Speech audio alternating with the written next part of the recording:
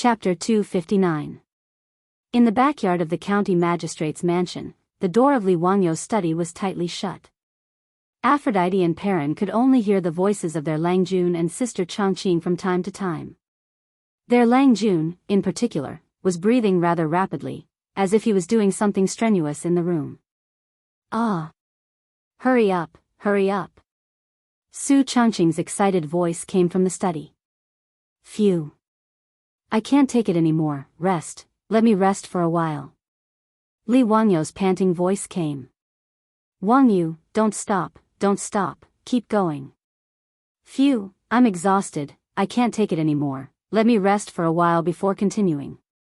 You're so useless, it's time to exercise. Cough, how can you say that? How can you say that men are useless? I've lasted long enough. It's been half an hour, right? Humph, you're so useless, 10 minutes at most. Perrin was confused and wanted to knock on the door of the study to see what sister Changqing and her Langjun were doing, but Aphrodite, who blushed, dragged her away. Although Aphrodite was a virgin, she seemed to have heard a lot of such voices in the taverns of the barbarians. However, there was naturally no scene in the study that Aphrodite had imagined, which was not suitable for children. Instead, it was Li Wangyou who was panting and constantly shaking the handle of the generator. At one end of the generator, 2 silver wires were wrapped around the beautiful boss's phone charger, and the data cable of the charger was connected to the phone, and the phone was showing the icon of charging. Obviously, Li Wangyou had succeeded in making the generator and was now charging the phone. Li Wangyou, who was a bad student, was stumped by Su Changqing's question. How to insulate metal wires was a very serious subject in the Tang dynasty. After pondering for a long time, Li Wangyou and Su Changqing still didn't know how to insulate metal wires. How could hand-cranked generators be so easy to make 1,300 years ago? The generator project, that he had been busy with for half a day, still ended in failure before it even started. This was a huge blow to Li Wangyou, and he was depressed for several days.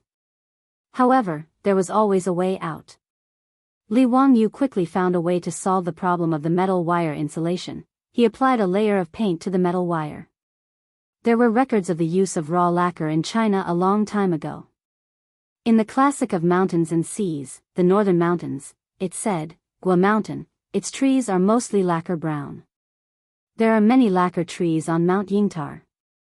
Raw lacquer is a kind of pure natural liquid paint harvested from the lacquer tree. Because of this, the production of raw lacquer in China was low since ancient times, and the price was expensive. Only the rich and powerful could afford it. Not to mention that it was impossible for ordinary people in the Tang dynasty to use raw paint to paint their furniture. Even in the houses of the rich and powerful of the Tang dynasty, there were not many who could use raw paint. Because raw lacquer was not poisonous, it was often used to make utensils. In Li Wangyou's mansion, there was a set of wooden tableware that had been painted with raw lacquer. It was a congratulatory gift from a rich and powerful person in Jianghu city after the news that he had been conferred the title of Baron of Hu County. Li Wangyou, who had been vexed over how to insulate the metal wire, suddenly had a flash of inspiration when he saw his servant girl serving him food using this set of lacquered wooden tableware. He remembered the good stuff of raw paint. Li Wangyou couldn't help but laugh. He didn't have time to eat and immediately asked Miao Wu to buy some raw lacquer for him. Where to buy raw lacquer? Of course, it was the all-purpose medicine shop. That's right, raw lacquer was also a kind of medicinal material. The Compendium of Materia Medica said, dry lacquer can be used as medicine. It is mainly used to treat fatal injuries, heal muscles and bones, fill the marrow cells, calm the 5 viscera, treat the 5 invasions and 6 acute diseases, and adjust the spleen when cold. It has the effect of repelling insects and relieving coughing. Chinese medicine was so awesome. Li Wangyou admired Chinese medicine very much. He had always wanted to know how they found out that these strange things could be taken as medicine. Moreover, the more awesome thing about the ancient Chinese was that they could keep the raw lacquer from hardening. The method was to throw a few crab shells into the raw lacquer. The raw lacquer could be kept liquid and would not dry up and harden. The raw lacquer cut from Shandong, Gansu, Guizhou, and other places was transported thousands of miles away to be sold in Cheng and city by relying on a few crab shells. It was very magical. After Niu Wu bought the raw lacquer from the medicine shop in the county, Li Wangyu soaked all the silver and copper wires in the raw lacquer. After taking it out and drying it, it became a simple version of lacquer wire. Finally, with the insulating silver and copper wires, Li Wangyu had a chance to restart the Tang dynasty generator plan that had been put aside for a few days. He carefully wound the lacquered silver wires around the stator and tightly fixed the magnet on the rotor. An extremely simple generator could be considered to be completed. However, whether this thing could generate electricity or not, neither Li Wangyu nor his beautiful boss was sure. If it was in the future, it would be clear if a small light bulb was connected and the light bulb lit up after shaking the handle. However, there was no such thing as a light bulb in the Tang dynasty. To test whether the generator could generate electricity or not, they had to rely on a human experiment. Li Wangyu called Niu Wu over with a sneaky smile and let him hold the two ends of the silver wires. "Lang Jun, what are you doing?" Niu Wu asked foolishly. Li Wangyu held back his laughter and said casually, "Nothing. I made a little thing and let you try it." "Niu Wu, hold the two silver wires tightly and don't let go." His beautiful boss rolled her eyes on the side, but she did not stop Li Wangyu from doing funny things. Anyway, now, except for the human body directly sensing it, she did not know whether the thing Li Wangyu fiddled with could generate electricity or not. Niu Wu was confused, but he did not feel that there was anything wrong. He held the two silver wires tightly with both hands and watched Li Wangyu quickly shake the handle. "Ah!" Niu Wu let out a scream and instantly threw away the two silver wires in his hands. "Lang Jun, why did the silver wires bite?" Niu Wu shook his hands and looked at the two silver wires connected to the hand-cranked generator with a frightened expression. Li Wangyu and his beautiful boss's eyes lit up and stared at Niu Wu. "Niu Wu, you really felt it?" "Yes, it hurts a lot." "Lang Jun, what kind of magic are you fiddling with? Why did the silver wires suddenly bite? Did you turn them into spirits?" Niu Wu stared with his bell-sized eyes and was inexplicably shocked. Li Wangyu ignored him and looked at his beautiful boss. "This should be a success, right?" Su Changqing nodded with uncertainty. "Maybe. It seems that the current is not small, otherwise, Niu Wu would not have been electrocuted like this." "Then let's try it?" "Yes, let's try it." Niu Wu was confused, but no one explained to him. Li Wangyu and Su Changqing picked up the hand-cranked generator and ran back to the study, once again slamming the door shut. And so, Perrin and Aphrodite heard the scene outside the study. In any case, Li Wangyu's extremely simple hand-cranked generator could be considered a success. Su Changqing's phone, which had run out of battery and automatically shut down, was now lit up with the charging icon. Chapter 260. Although Li Wangyu created a hand-cranked generator, it was a very deceptive thing to use it to charge a mobile phone. He and his beautiful boss took turns to crank the handle. Not long after, both of them were tired and out of breath. Using this method to charge a mobile phone was really unreliable. Without a multimeter, Li Wangyu and Su Changqing did not know the output power of this hand-cranked generator. Moreover, the output voltage of the hand-cranked generator was related to the shaking speed. If it was slow, the voltage would be low. If it was fast, the voltage would be high. It was very unstable. Later generations of hand-cranked generators would be installed with a speed-increasing device. A relatively heavy flywheel would be added to the rapidly rotating shaft, using its inertia to increase the stability of the rotation speed. However, Li Wangyu and Su Changqing did not know how to do this. Being able to make the hand-cranked generator generate electricity was already their limit. In order not to damage the mobile phone, Li Wangyu had to crank the handle at a constant speed to charge the mobile phone. And this task was impossible to complete without a few hours. I can't lift my hand." Li Wangyu cranked the handle for more than half an hour. He was so tired that he almost stuck his tongue out. The key was that his arm was sore and unbearable. He really could not continue. And the battery shown on the mobile phone screen was less than 10% charged. Su Changqing wrinkled his nose in dissatisfaction. Humph, at this speed, when can you charge it fully? Li Wangyu directly played dead. No matter what his beautiful boss said, he was not willing to crank the damn generator handle again. The matter of charging the mobile phone needed to be kept a secret. Except for the two of them, it was not convenient to ask Miao Wu and Miao Yong to help. Between slacking off and using the mobile phone, Li Wangyu persisted for half an hour and finally chose the former. The beautiful boss was angry at Li Wangyu's tired appearance, but there was nothing she could do. It was really too tiring to crank the generator manually. She persisted for 5 minutes and gave up. Naturally, she could not scold Li Wangyu anymore. Li Wangyu took the opportunity to slip out of the study and ran to the backyard. He sat on a recliner and ordered a maidservant to bring tea, acting like a master. While Li Wangyu was renovating the backyard of the Li residence, he asked Carpenter Lu's 2 sons to help him send a continuous stream of spring water into the backyard using bamboo. They even built a wooden frame with a huge clay pot on top of it. The spring water in the clay pot flowed like a small waterfall into the canal below. Li Wangyu was stunned for a while as he listened to the gurgling sound of the spring water.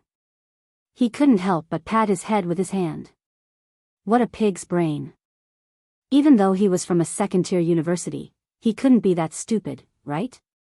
There was obviously a simple method, so why did he have to act like an idiot and frantically shake the controller for more than half an hour? Changqing, the two of us seem to have done something stupid. Li Wangyu looked at Su Changqing speechlessly. Su Changqing didn't understand what he meant. He asked in confusion, "What's wrong?"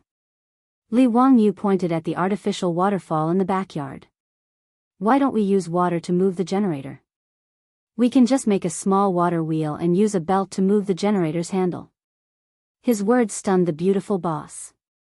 She glared at him fiercely. "Humph, I knew you were stupid.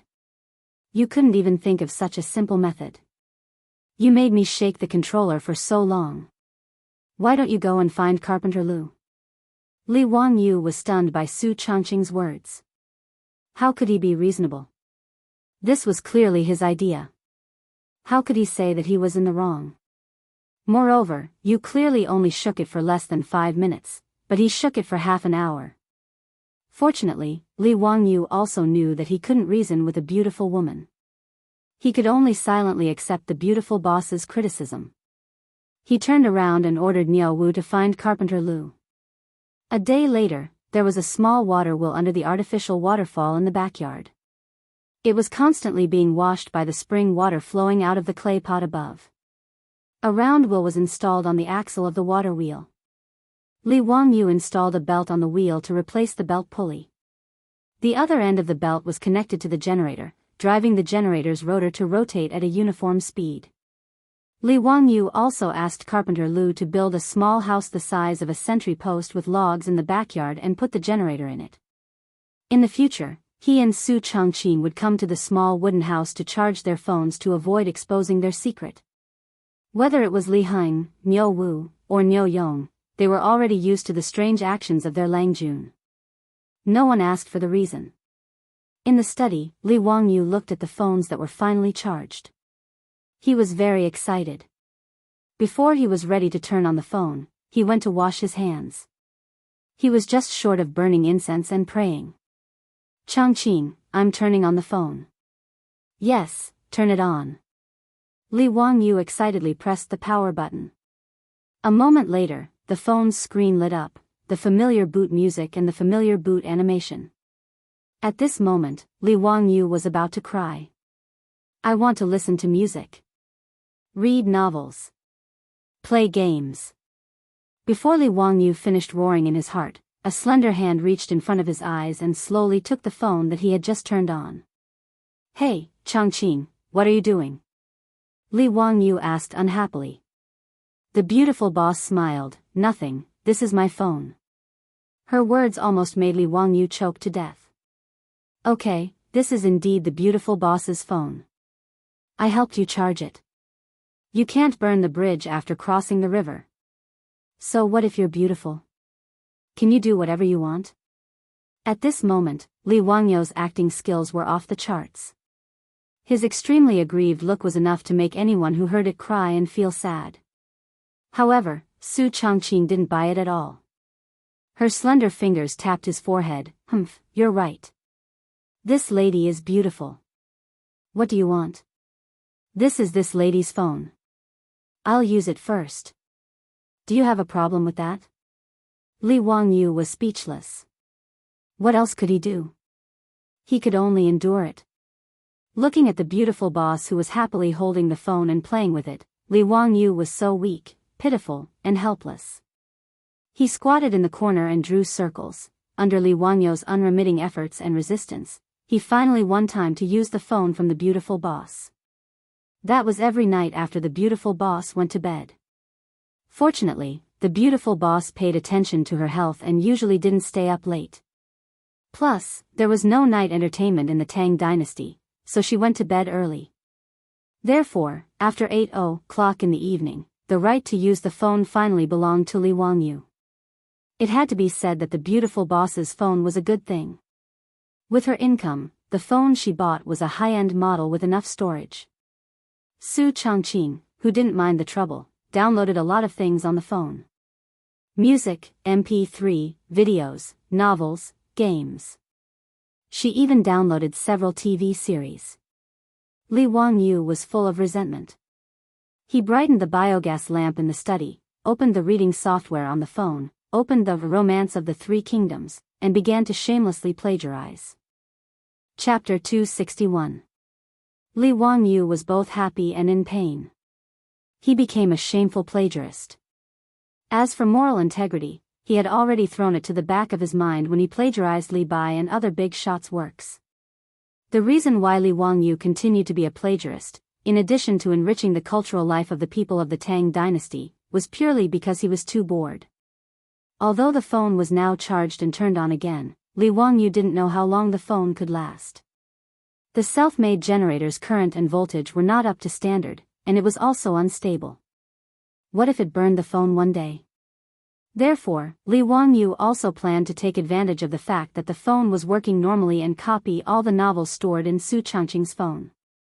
If the phone failed in the future, he wouldn't be so bored. Another reason for copying books was to continue to build his reputation. Although he couldn't bear the harassment after becoming famous, Li Wangyou now had to pinch his nose and continue to build his reputation. After these few incidents, Li Wangyou could also be considered to have understood. If he wanted to let himself and his beautiful boss live comfortably in the Tang dynasty in the future, he must build his reputation. Politics was too dangerous, and he didn't want to touch it. If he wanted to protect himself and not let those aristocratic families have ideas about him, he must have enough reputation. If he could build his reputation until everyone respected him, then the aristocratic families, including Pai Lupi, wouldn't dare to touch him easily. Only then could he continue to be a leisurely landlord. However, being a plagiarist wasn't that easy, especially in the Tang dynasty, where writing small words with a brush was even more painful. Li Wangyou started copying from 8:00 in the evening until 12:00 in the middle of the night when he got the phone. In addition to making his right wrist extremely sore, the reward was that he finished copying the first chapter of the Romance of the Three Kingdoms. Looking at the total 640,000 words of the Romance of the Three Kingdoms and the 120 chapters of the book, Li Wangyou suddenly felt that he had dug a huge hole for himself.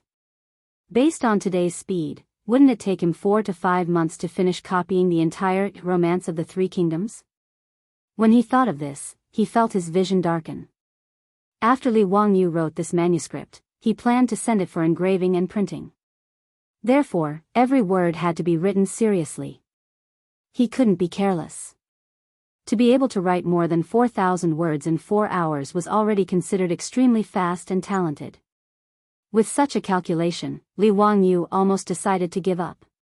He felt that his life was dark. However, this was a hole that he had dug himself, so he had to continue copying it even if he had tears in his eyes. Li Wangyou was full of resentment. He turned off his phone and went back to sleep. For the next week, Li Wangyou hid at home every day and became a poor copyist. It didn't take long for him to copy a thick stack of manuscripts for the Romance of the Three Kingdoms. In fact, it was not how fast Li Wangyu copied, but how few words could be written in a manuscript. Even if the words were small, in order to be engraving and printing, the words couldn't be too small. At most, there would be no more than 200 words on a page. He could copy more than 4,000 words a day, which was more than 20 manuscripts. After copying for nearly 5 or 6 days, he actually accumulated more than 100 manuscripts. It was a thick stack in his hand. Looking at the stack of manuscripts in front of him, Li Wangyu suddenly couldn't help laughing. The cynical man had a bad idea in his mind. Since it was so painful for him to copy, why not drag everyone down with him and suffer with him? Just at this time, the old housekeeper Li Heng came to inform him that Ma Zhou and Yan Liben had arrived. Today was the day of rest every 10 days. Since Ma Zhou and Yan Liben worshipped Li Wangyu as their teacher, they would come to Dingzhou village to learn from Li Wangyu during their rest days.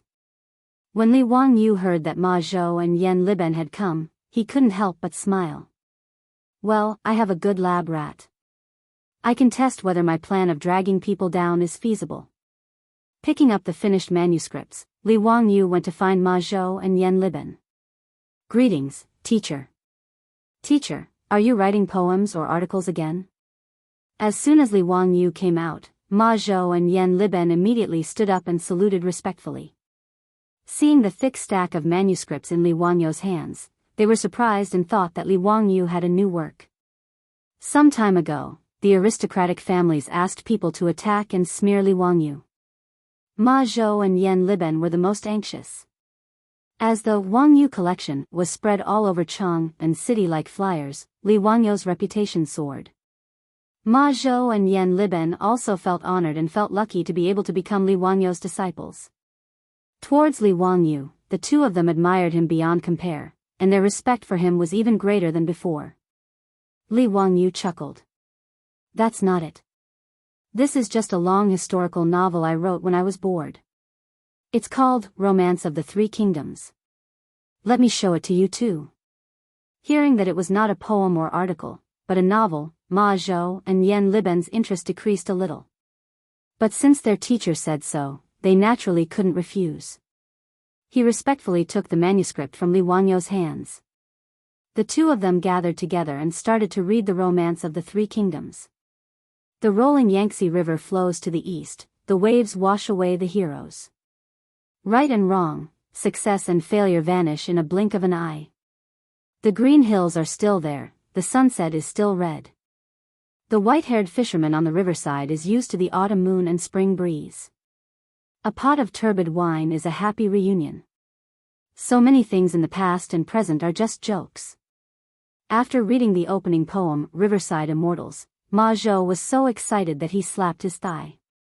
Teacher is really talented, to be able to write such a majestic long and short sentence in a novel. It's really soul-stirring and memorable.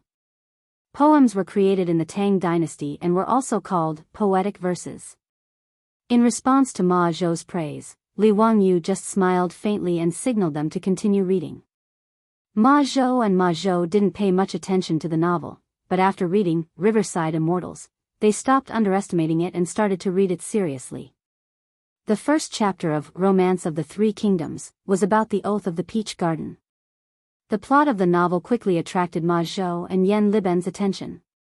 They stopped talking and just looked down at the manuscripts.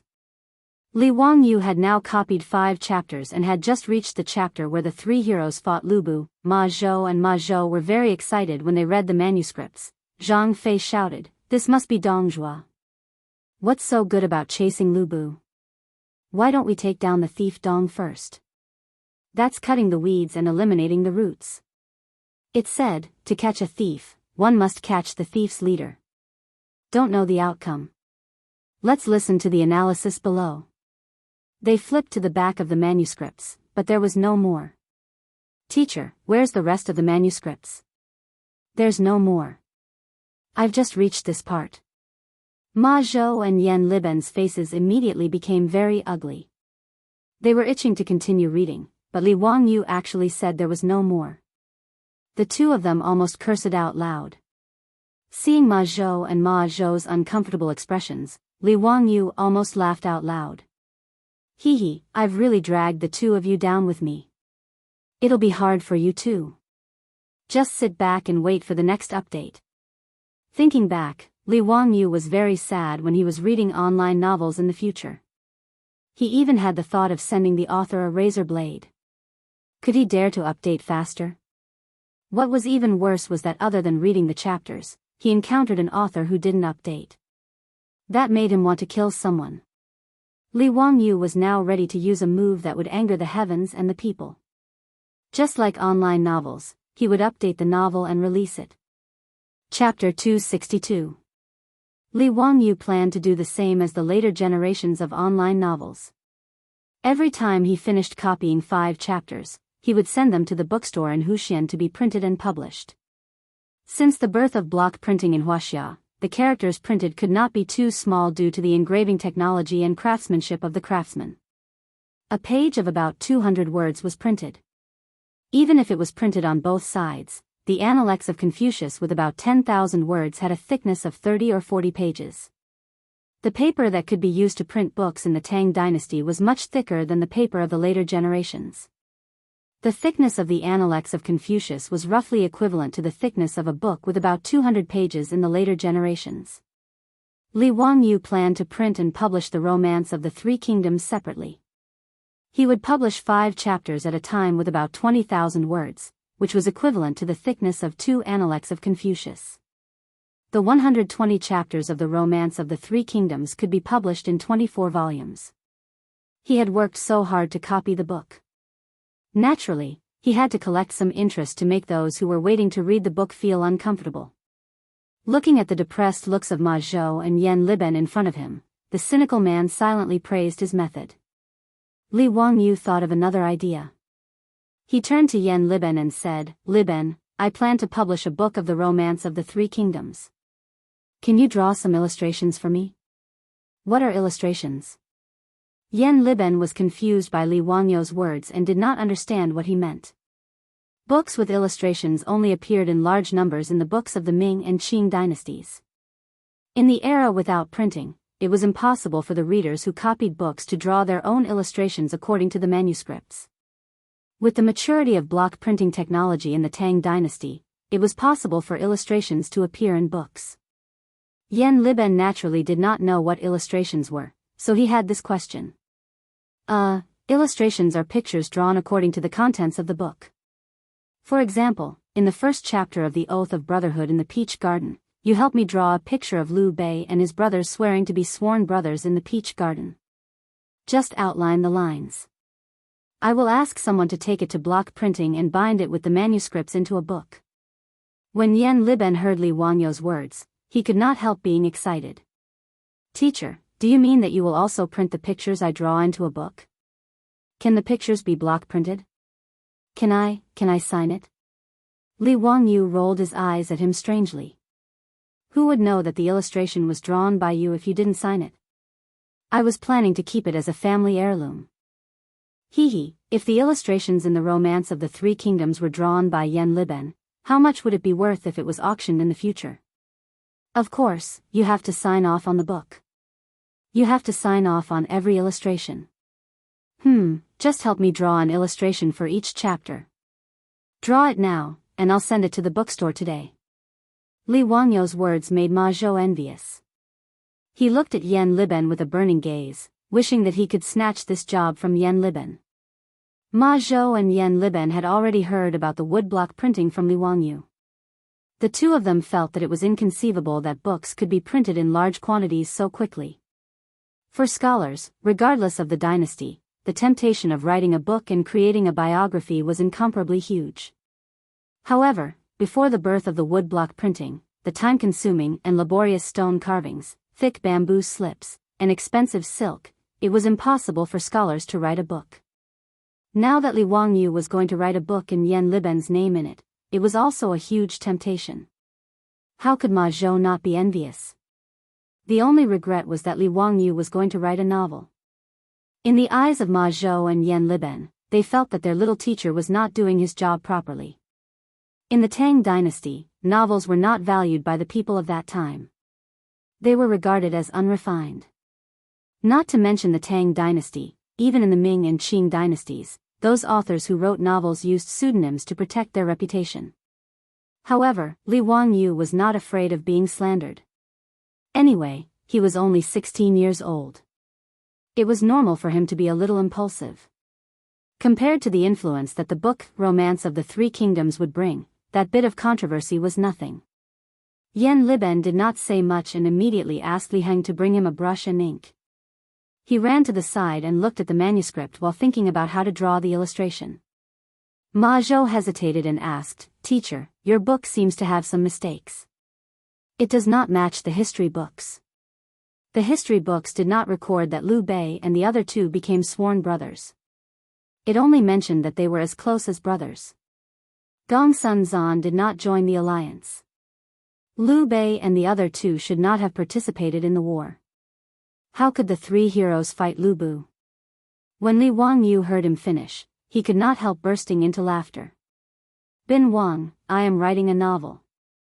It is a romance, not a history book. This is called artistic exaggeration. Some parts are made up by me. There is no need to take it seriously." With regards to this explanation, Ma Zhou could only nod and accept it. However, he picked up one of Li Wangyu's manuscripts and asked, "Teacher, what do these circles on your manuscripts mean?" Li Wangyu looked up and saw that Ma Zhou was pointing at the punctuation marks in the book. When he copied the book, he copied from right to left and from top to bottom according to the Tang people's habit. He also changed the simplified characters into traditional characters. However, he had copied the punctuation marks out of habit as well. In the Tang dynasty, there were no punctuation marks. There was only a mark called sentence reading. It indicated that a sentence had a complete meaning. Only in the Ming dynasty did the names of people and places appear. These were the early punctuation marks. What Li Wangyu wrote on the manuscript were the standard punctuation marks of the later generations. Naturally, Ma Zhou could not understand it. Li Wangyu pondered. Since he was used to copying, he might as well continue copying the punctuation marks. He was not in a hurry to answer Ma Zhou's question. Instead, he raised his hand and wrote a sentence on the paper. "This house can be lived in, and the person is not sad." "Bin Wang, what do these words mean?" "It means that this house can be lived in, and the person is not sad." Ma Zhou read it out. Li Wangyu smiled and shook his head. He raised the brush again and added punctuation marks in the sentence. "Read it again. This house can be lived in, and the person is not sad. The person is not sad. SSS. Teacher, the meaning has completely changed." Ma Zhou immediately reacted. Li Wangyu nodded. "Bin Wang, this is a symbol that I created to assist in reading. Yes, I call it punctuation marks. Look, this circle-shaped mark is called a period. It means that a sentence has ended. This tadpole-shaped mark is called a comma. It means..." Li Wangyu took a piece of paper and wrote down all the punctuation marks on it. He also wrote the meaning of these punctuation marks at the side. Since he had copied it, he might as well promote these punctuation marks when he printed the Romance of the Three Kingdoms. Wonderful. It's really wonderful. Teacher, these punctuation marks are really divine. With this, there will be no more punctuation mistakes. In the face of Ma Zhou's praise, Li Wangyu nodded calmly again, showing that he was such a genius. Chapter 263. Ma Zhou looked at Li Wangyu with a burning gaze. He no longer cared that Romance of the Three Kingdoms was just a story. This was the first book in the Tang dynasty to be engraved and printed, and the first book to use punctuation. Even Yan Liben could draw the illustration and sign it, so how could Ma Zhou not be envious? "Hee, teacher, what do you think your disciple can do for you? I also want to contribute to your book." Ma Zhou rubbed his hands and said embarrassedly. Li Wangyu looked at Ma Zhou with a smile, but in his heart, he suddenly had a plan. Such a good free labor, it would be a waste not to use it. The most tiring part of copying Romance of the Three Kingdoms was using a brush to transcribe stroke by stroke. Because this manuscript was to be sent to the bookstore for engraving, every word could not be sloppy. Therefore, he had to concentrate and write seriously, which was very tiring. If he accidentally wrote a word wrong, the entire manuscript would have to be rewritten, and he would not even have the chance to alter it. These few days, Li Wangyu was very impatient with copying. Although he could not give Ma Zhou his phone, if he could copy it without worrying about writing, and then let Ma Zhou help him rewrite the manuscript, it would save a lot of time. Bin Wang, are you willing to help me copy the manuscript? This manuscript will be sent directly to the bookstore for engraving, and in the future, Romance of the Three Kingdoms will be your pen and ink. How about it, are you willing? Ma Zhou nodded his head like a chicken pecking rice. I am willing, of course I am willing. It is my honor to be able to work for teacher. Li Wangyu was very happy. He patted Ma Zhou's shoulder and gave him a sweet date. On the cover of this book, I will write your name and indicate that it is your Ma Zhou's, Ma Bin Wang's, ink. These words made Ma Zhou even more excited. He could not wait to start copying. Not only would he be able to leave his name on the book, but he would also be able to see the updated content. Ma Zhou was very satisfied with this. When Yan Liben, who was concentrating on his painting, heard this, he couldn't help but raise his head and look at Li Wangyu with eyes full of anticipation. Li Wangyu saw the look in Yan Liben's eyes and immediately gave him a sweet date.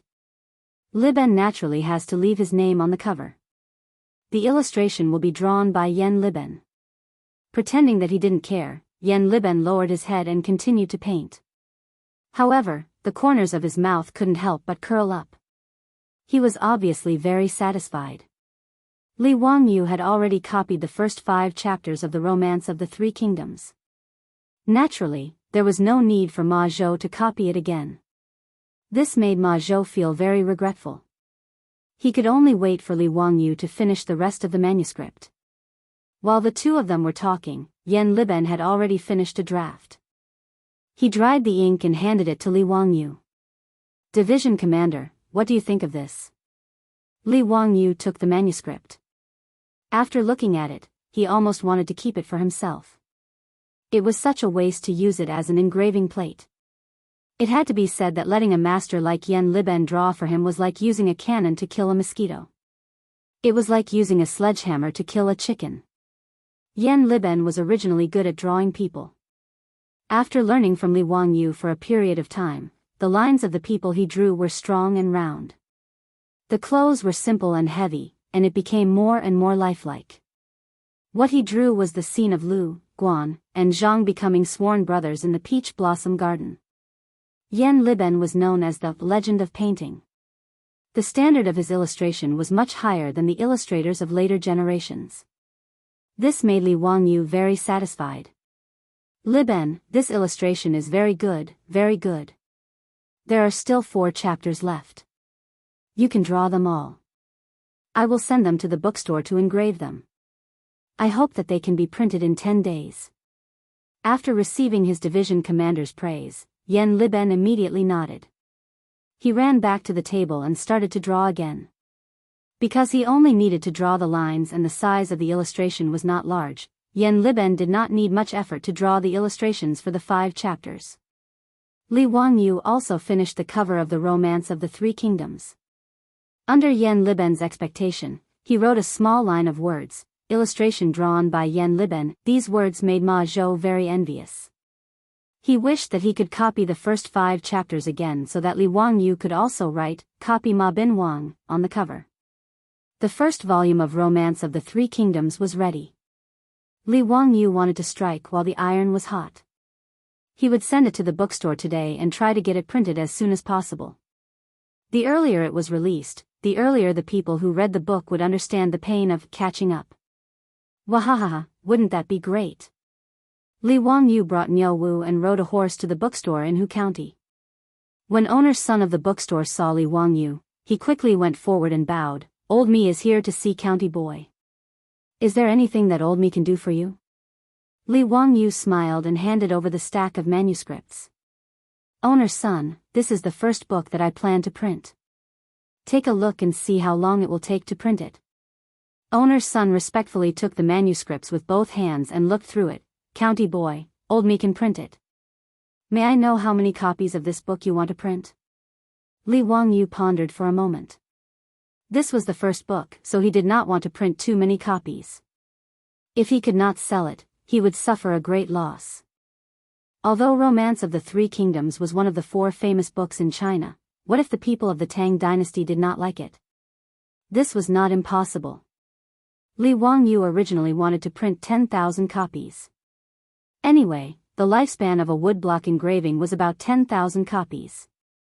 10,000 copies would complete the lifespan of the woodblock engraving. However, considering the cost, he decided to print less to test the waters. Let's print 1,000 copies first. If it sells well, we can print more. After owner's son heard this, he was a little hesitant. County boy, how do you think the wages will be calculated? Last time when he helped Li Wangyu print the flyers, owner's son was generous and did not charge Li Wangyu for the labor cost because he only engraved a few engravings. In addition, he wanted to obtain the engraving printing technology. However, the manuscripts that Li Wangyu took out now had about 100 pages. In other words, he needed to engrave more than 100 engravings. However, the labor cost of engraving was not cheap. The fees for the engravings in the bookstore were the same as the fees for engraving seals. They were charged according to the number of words. For every 100 words, owner's son had to pay the engraving craftsman 200 copper coins. The engraving of a page of manuscripts cost about 400 copper coins. For this thick stack of manuscripts with more than 100 pages, just the labor cost of the engraving craftsman alone would cost 40,000 copper coins, which was equivalent to 40 strings of coins. As for the other costs such as paper, ink, and printing, owner's son did not know how much labor he would need. Although he had obtained the engraving printing technology, he had never printed a book before. He could only make a rough estimate of how much capital he would need. However, after owner's son silently calculated in his mind, the number that he came up with gave him a shock. According to his estimation, not counting the cost of the engraving, just the cost of paper, ink, and other printing, Li Wangyu wanted to print this book would cost no less than 100 copper coins. In other words, if Li Wangyu wanted to print 1,000 copies of Romance of the Three Kingdoms, just the cost of the bookstore alone would be about 140 strings of coins, which was 140 copper coins per book. With such a large expenditure, owner's son could not help but be cautious. Chapter 264. Owner's son's mental calculation skills were not bad. His estimation of the price was not wrong. In ancient China, the cost of printing a book was indeed frighteningly high. During the Southern Song dynasty, a book called De Yi Kun Yen was printed. It recorded the cost in detail. Today, there are a total of 20 volumes of the De Yi Kun Yen. Number of sheets of paper used, printing costs, ink costs, a total of 1,300 sheets of paper used, 30 sheets of green paper used for printing, 30 sheets of green paper used for printing, 30 sheets of green paper used for printing, 30 sheets of brown paper, ink, paste, printing costs, and other costs, a total of 5 coins for printing, a total of 2 coins for printing board costs. Experts in later generations did the calculations and concluded that each volume of De Yi Kun Yen in the Southern Song dynasty cost 290 copper coins. On average, each volume was 160 copper coins. The purchasing power of 1 copper coin was equivalent to about 4 renminbi in modern times. In other words, the cost of printing a book was 640 renminbi. It was simply a sky-high price. However, compared to manual copies, the price was at least 10% cheaper. Li Wangyu naturally knew that the cost of printing a book was not low. However, he was not short of money now. He could afford to spend a few hundred coins to print it. Besides, he was planning to sell this book. He might even be able to earn some money back. He waved his hand generously. Owner's son, just name the price. I only have one request. The sooner the better. Of course. County man, your manuscript has too many words. It will take some time for the craftsman to carve more than 100 plates. Old me estimates that it will take about 5 days to carve all the manuscripts. After 7 days, it can be printed and bound. In owner's son's bookstore, there were only 2 or 3 skilled craftsmen. After all, these craftsmen were originally engravers. His bookstore could not afford to keep too many craftsmen. Sure.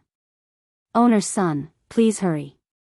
Oh right, these 5 illustrations also need to be engraved and printed together. We need to add an illustration to the front of each chapter. Is there a problem?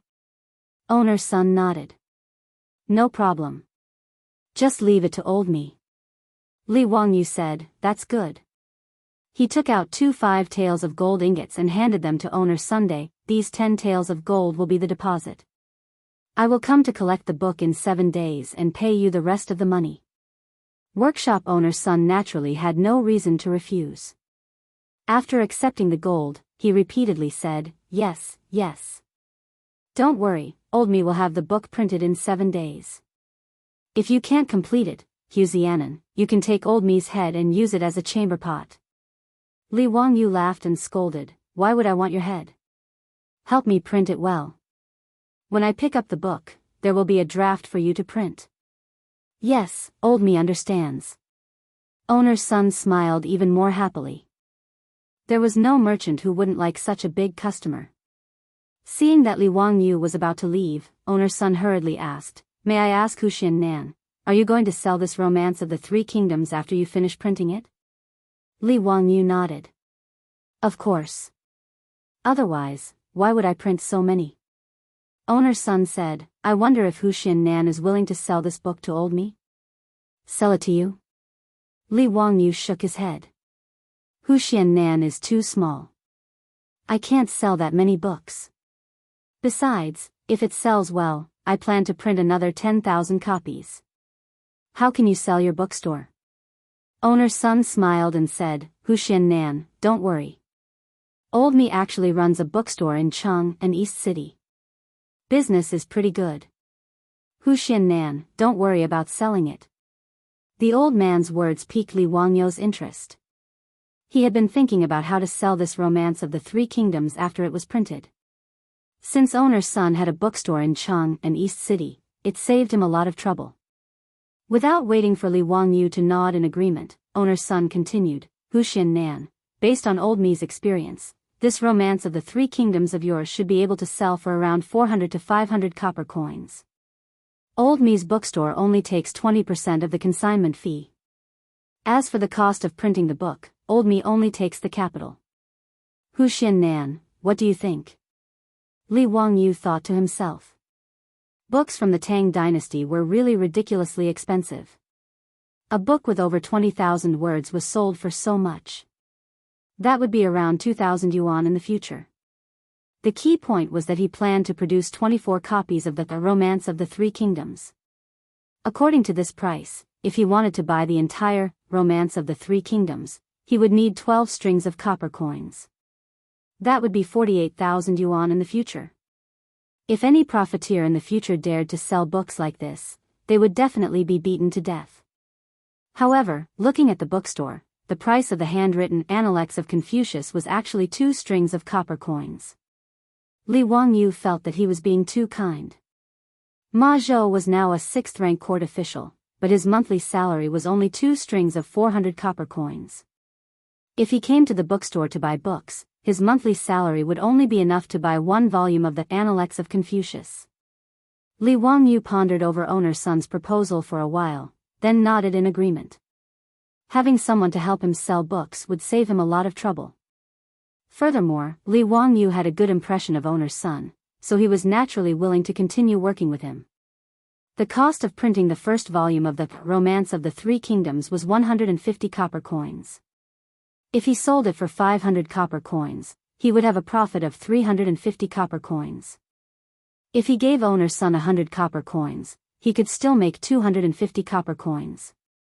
1,000 copies would be 250 strings of copper coins.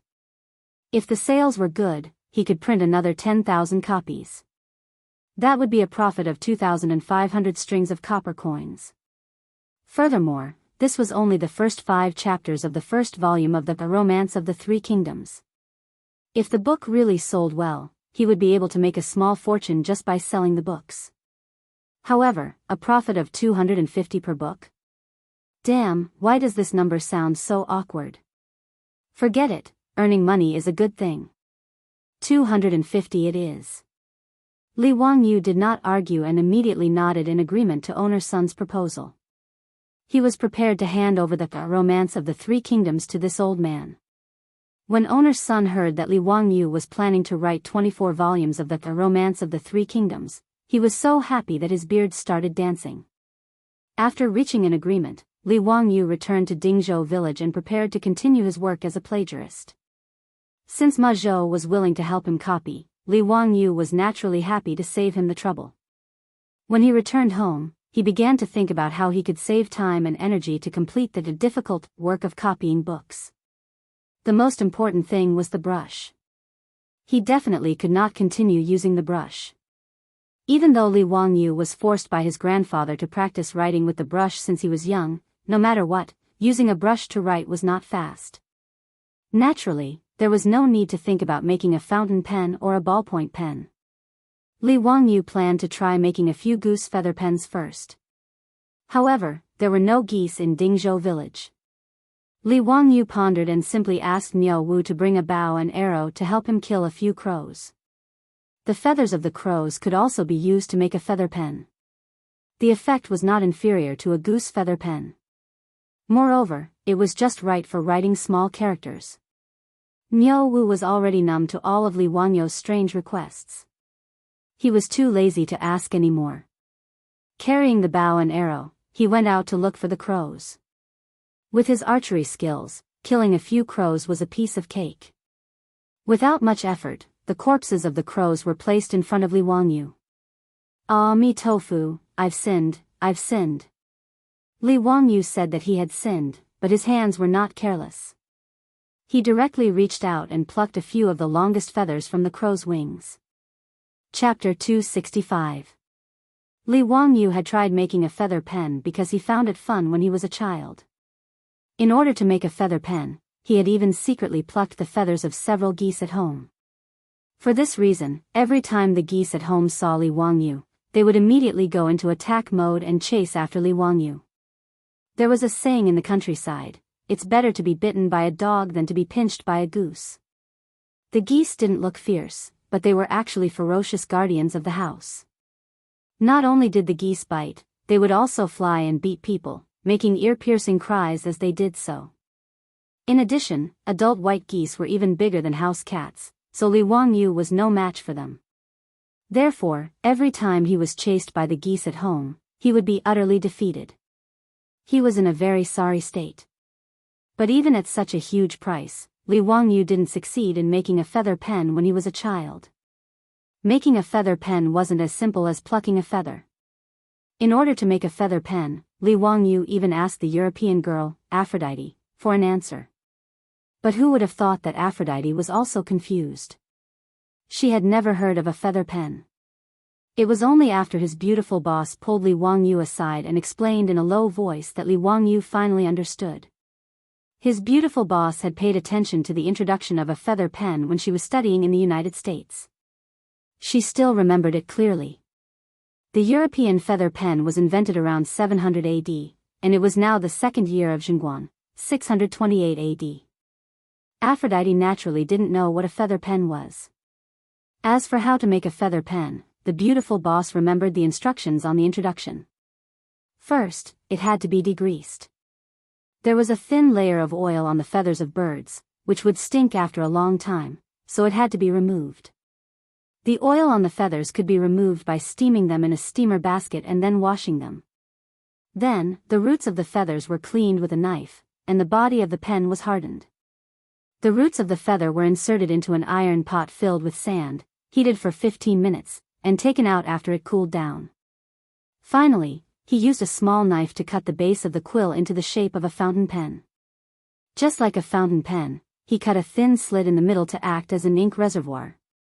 Li Wangyu experimented a few times and damaged a few crow feathers before he finally succeeded in making 2 or 3 quill pens.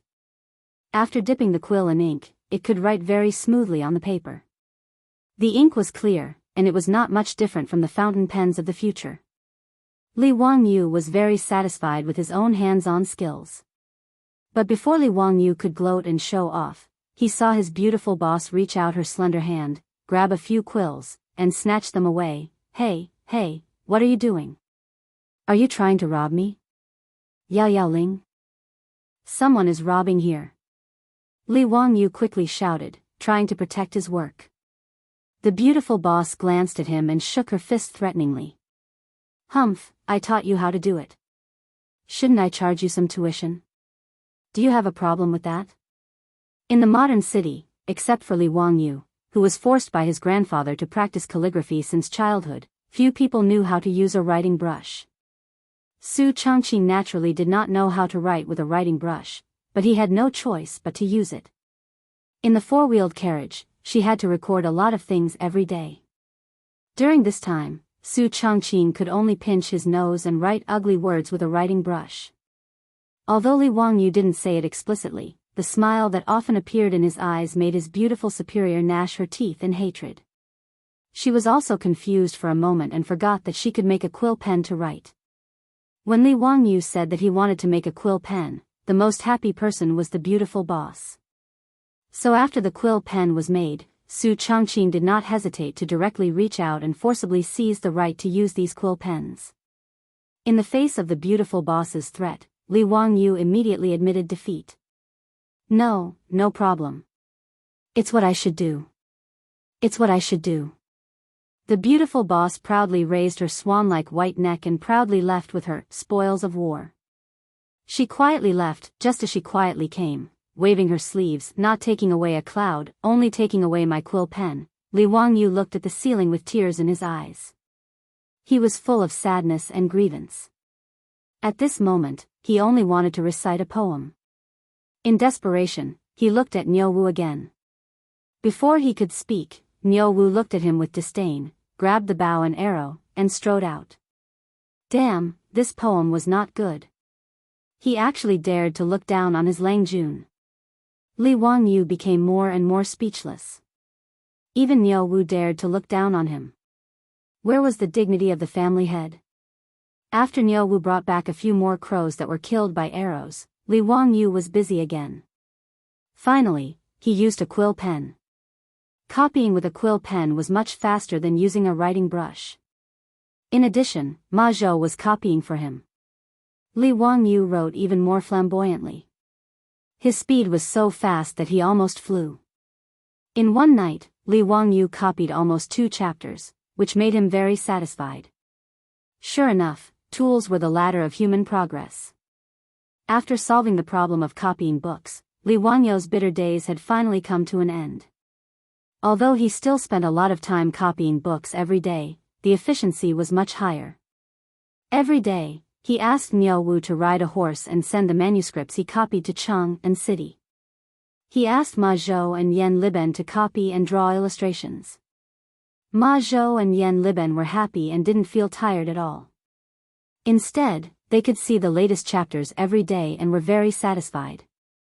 Sometimes, Niu Wu was delayed by something and was late. Ma Zhou and Yan Liben complained. Niu Wu could only silently roll his eyes. Sure enough, like teacher, like disciple. One day, because Li Wangyu was lazy and didn't want to copy books, he gave himself a day off. As a result, Ma Zhou and Yan Liben waited in Chang and City for a long time, but Niu Wu didn't come to deliver the manuscripts. In a moment of anxiety, they rode a horse to Dingzhou village to rush the manuscripts. Li Wangyu was speechless at this kind of behavior of urging him to update his novel. He could only comfort them and repeatedly promise that he would let Niu Wu deliver the manuscripts to them tomorrow. Finally, he sent the 2 disciples who were eager to see the next chapters back. 7 days later, Li Wangyu finally received the freshly printed Romance of the Three Kingdoms, sent by owner Sunday. He also told Li Wangyu that the first volume of Romance of the Three Kingdoms would be officially sold at Sun Ji bookstore in the East Market of Chang and City tomorrow. Li Wangyu also had high hopes for this. He planned to personally go to the East Market the next day to see how the 4 great classical novels he painstakingly copied were received in the Tang dynasty. Chapter 266. In the afternoon, Li Wangyu was standing outside Sun's bookstore in the East Market of Chang, and with a gloomy face. He came to Chang and today to see the sales situation of the Three Kingdoms novels that he had painstakingly copied. However, he did not expect that it would be completely different from what he had imagined. Sun's bookstore was not considered small in the East Market. There were 3 storefronts that sold all kinds of hand-copied scrolls, rubbings of steel inscriptions, paintings, brushes, ink, paper, and inkstones. They also accepted businesses such as seal engraving. The business was quite good. In the bookstore, there were many scholars dressed as scholars going in and out. Li Wangyu observed for a moment and saw that there were several transactions in the bookstore. However, there were people who bought the scrolls that cost 2 copper coins, but few people were interested in the romance of the Three Kingdoms that cost 500 copper coins. The engraved and thread-bound romance of the Three Kingdoms was quietly placed on the counter in the bookstore. It was not eye-catching at all. There were no advertisements, no publicity, and no shop assistants shouting to promote it. Occasionally, there were scholars who were curious and picked up the book to flip through it. When they saw that it was a novel with chapters, they put it back. However, there were scholars who read it carefully and their eyes lit up. They took out their copper coins and bought the book. However, before Li Wangyu could smile, the scholar who bought the book immediately hid the book in his arms like a thief. He was afraid that others would see it. This scene made Li Wangyu's temples throb. I'm writing the 4 great classical novels, not a romantic novel like Jean Ping Mei. What the hell do you mean by looking like you bought a pornographic film on the street? He thought. Seeing their junior teacher gnashing his teeth, Ma Zhou and Yan Liben, who had accompanied him to the bookstore, both comforted him. Teacher, this scholar is also afraid that people will see him buy the novel and criticize him for not doing his job and neglecting his studies. Yes, teacher. Although we know that your novel is majestic and is not written in a game, in the eyes of the people, novels are not elegant. After being comforted by Ma Zhou and Yan Liben, Li Wangyu became even more depressed. This was exactly the same as what he had imagined.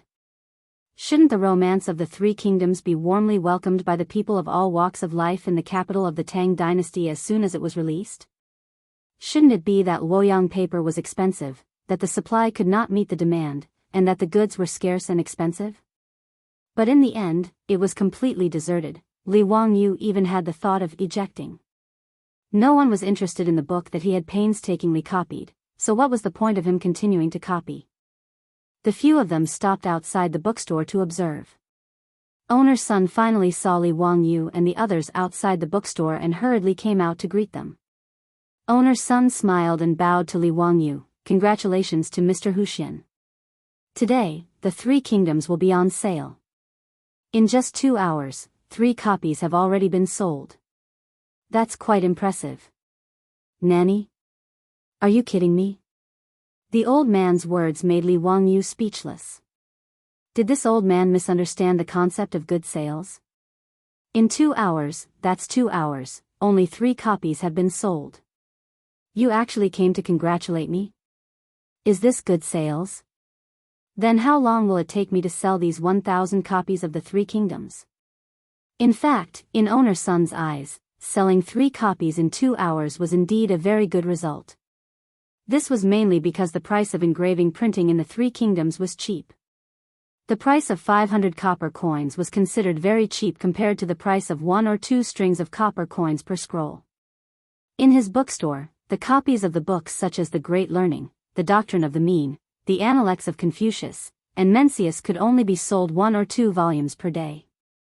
Before the invention of engraving printing, due to the high price of books, bookstores did business a bit like the antique shops of the modern era. They paid particular attention to not opening a business for a year, but opening a business for 3 years. Therefore, in owner son's eyes, selling 3 copies in 2 hours was already a very good business. However, Li Wangyu was getting more and more annoyed. This was too different from what he had imagined. The East and West markets were not open for business early in the morning. The Tang dynasty's rule was that the market was in the middle of the day. In other words, the East and West markets could only start trading at noon and end in the afternoon after the drums sounded. There was only half a day of business every day. According to today's sales speed, 10 copies of the Three Kingdoms would not be sold in a day. Owner's son had printed 1,000 copies of the first volume of the Three Kingdoms. Based on the current sales, wouldn't it take more than 3 months to sell all of them? This was only the first volume of the Three Kingdoms. There were still 23 volumes after that. How long would it take to sell all of them? Moreover, Li Wangyo's goal was not only to sell 1,000 copies. He was also thinking of selling 10,000 copies, or even more. Although the literacy rate in the Tang dynasty was not high, there were at least hundreds of thousands of scholars in the Tang dynasty. In an era without any entertainment, was it difficult to write a novel and sell tens of thousands of copies? However, he did not know that if he could sell 1,000 copies of the Three Kingdoms in 3 months, he would make owner's son laugh his head off. In Son's bookstore, the books that were originally the best-selling had only sold 40 or so in a month's time. In fact, owner's son was not the only one who thought so. Even Ma Zhou and Yan Liben felt that selling 3 copies in 2 hours was already considered a big hit. Seeing that they all had such a matter-of-fact expression, Li Wangyu was speechless. He could only ponder on how to increase the sales of the book. If his beautiful boss knew that he had sold 3 copies of the Three Kingdoms that he painstakingly copied in 2 hours, she would laugh herself to death. "Brother Ziqiao, let's go to the bookstore and see if there are any new paintings." Li Wangyu was pondering when he heard a voice behind him. He turned his head and could not help but show a look of disdain. Chang'an city was so king small that he could meet these troublemakers everywhere. The one who spoke was Cui Daogu of the Cui clan in Jianghu.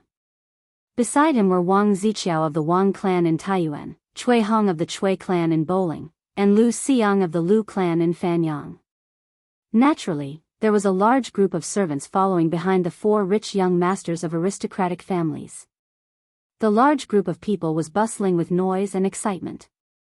Li Wangyu was too lazy to meet these foppish sons. He pulled Ma Zhou and Yan Liben to the side and avoided the sight of Wang Ziqiao and the others. When this group of silk pants entered Sun's bookstore, the troops behind them immediately became extremely overbearing and chased away all the customers who were buying books and looking at paintings. Owner's son could only pretend that he did not see such behavior of driving out his customers. He smiled and greeted them. "Gentlemen, may I know what you want to buy?" "Shopkeeper, do you have any new books?" Yes, this novel, Romance of the Three Kingdoms, was just put on sale today. It was written by a man from Hu County. "Gentlemen, are you interested?" Owner's son naturally did not know of the conflict between Li Wangyu and these foppish sons. He even enthusiastically picked up a copy of Romance of the Three Kingdoms and respectfully handed it over. "Which man from Hu County?" Wang Ziqiao asked in an unfriendly tone. Owner's son did not know and smiled. "Li Zio of Hu County, Baron of Hu County." Just as he finished speaking, Wang Ziqiao angrily tore the Romance of the Three Kingdoms in his hand into 2. Chapter 267. Now, the name that these aristocratic families, including the Wang clan of Taiyuan, the Cui clan of Bowling, the Lu clan of Fanyang, and the Cui clan of Jianghu, least wanted to hear about Li Wangyu of Hu County. In his previous life, these aristocratic families had wanted to vent their anger by spreading rumors in an attempt to smear Li Wangyu's reputation. However, Li Wangyu had displayed his works in Chang, and for several days in a row, ruthlessly slapping the aristocratic families in the face. Not only did they fail to achieve their goal, but they also made Li Wangyu even more famous. This was like making a wedding dress for someone else, making the aristocratic families feel very sullen. In order to discuss these aristocratic families, Pai Lupi did not care about their reputation at all.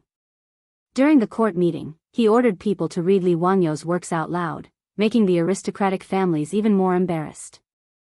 Although he did not mention any names, in Chang'an, anyone with some ability would know that the aristocratic families had made a big mistake because of Li Wangyu. In the court, the officials who did not come from aristocratic families looked at the officials who came from aristocratic families with ridicule in their eyes. Zheng Yuanshou and the others gnashed their teeth in hatred, but there was nothing they could do. As for Wang Ziqiao, Cui Daogu, Lu Xiang, Cui Hong, and the others, they saw Li Wangyu as a thorn in their side. They could not wait to eat his flesh and skin, burn his bones, and scatter his ashes. Owner's son actually took Li Wangyo's books to recommend to them.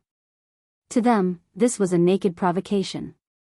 After Wang Ziqiao tore the three kingdoms in his hand, he did not wait for owner's son to react. He raised his hand and slapped owner's son across the face. The old man almost fainted from the slap. He took a few steps back and fell to the ground. "Old man, how dare you humiliate us?" Wang Ziqiao cursed angrily after slapping him. This sudden turn of events stunned owner's Sunday. How could he not know why he was slapped? Did he say something wrong just now? Wang Ziqiao and the others came into the bookstore. Although he did not know Wang Ziqiao and the others, he knew that these young people were from the aristocratic families in Chang and could not be offended by a businessman like him, just by looking at their overbearing manner of driving away the guests. Therefore, even though the guests were chased away, no matter how unhappy he was, he did not show it in the slightest. Instead, he welcomed them with a smile.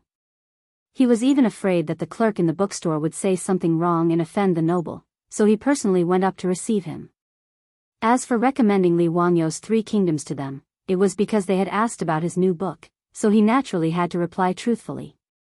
Secondly, Li Wangyo's Romance of the Three Kingdoms was indeed a good book. Although it was only the first 5 chapters, with over 20,000 words, owner's son loved it so much that he couldn't put it down and studied it repeatedly. If it weren't for the huge difference in status between him and Li Wangyu, he would have urged Li Wangyu to write a manuscript. The first volume of the Three Kingdoms only had a short 20,000 words. It really wasn't enough to satisfy him.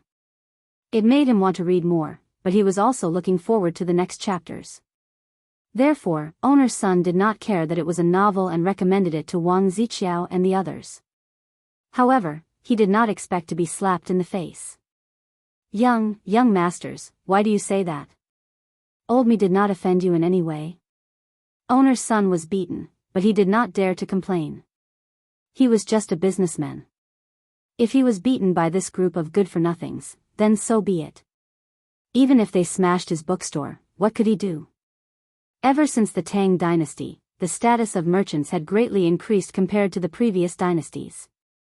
However, the so-called scholars, farmers, businessmen, and businessmen were always a respectable and inferior profession. "Old man, do you think that the Taiyuan Wang clan is easy to bully?" "Taiyuan Wang clan? Young master, why do you say that? Old me does not dare to humiliate the Taiyuan Wang clan." "Young master, are you mistaken?" Owner's son said innocently. He really did not understand what was going on. "Pooey, old man, you still dare to say no? What's the meaning of this?" Wang Ziqiao scolded, unwilling to let this matter go. "Li Wangyu, this bastard's book, is it?"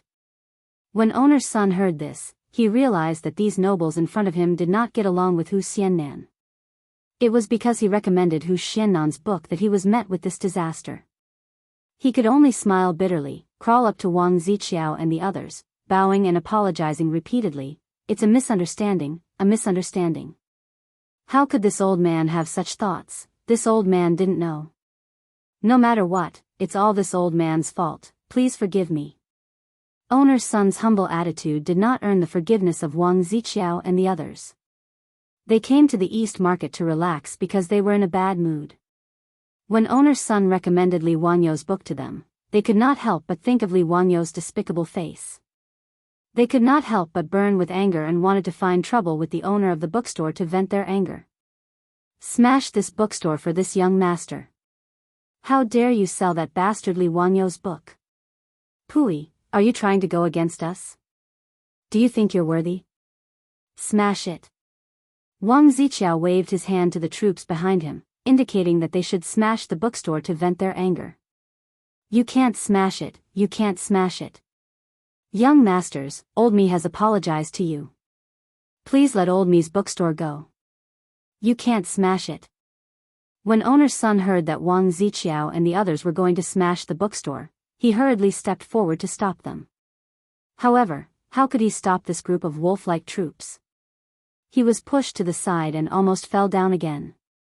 The commotion in the bookstore, in addition to Wang Ziqiao's troops forcefully driving away the customers, had already attracted the attention of the crowd in the East Market. Outside Sun's bookstore, there were many people gathered to watch the commotion. Due to the deterrence of the fierce troops blocking the bookstore, no one dared to help owner Sunday. There were a few patrolling East Market Marshal Marquis. Seeing so many people gathered here, they hurriedly ran over. But after seeing the situation inside Sun's bookstore, these Marshal Marquis did not say a word and turned to leave. What happened to Sun's bookstore? Why was he blocked by someone? Owner Sun is so young, how could he be beaten up? Why doesn't the East Market Marshal Marquis do anything? Shoo, be careful with your words. Do you know who those people are? I don't know. Brother, please give me some advice. Those are all young masters with 5 surnames and 7 looks. The one who beat up owner Sun is the son of Taiyuan Wang clan's first wife. Who do you think dares to meddle in their business? TSK, 5 surnames and 7 looks.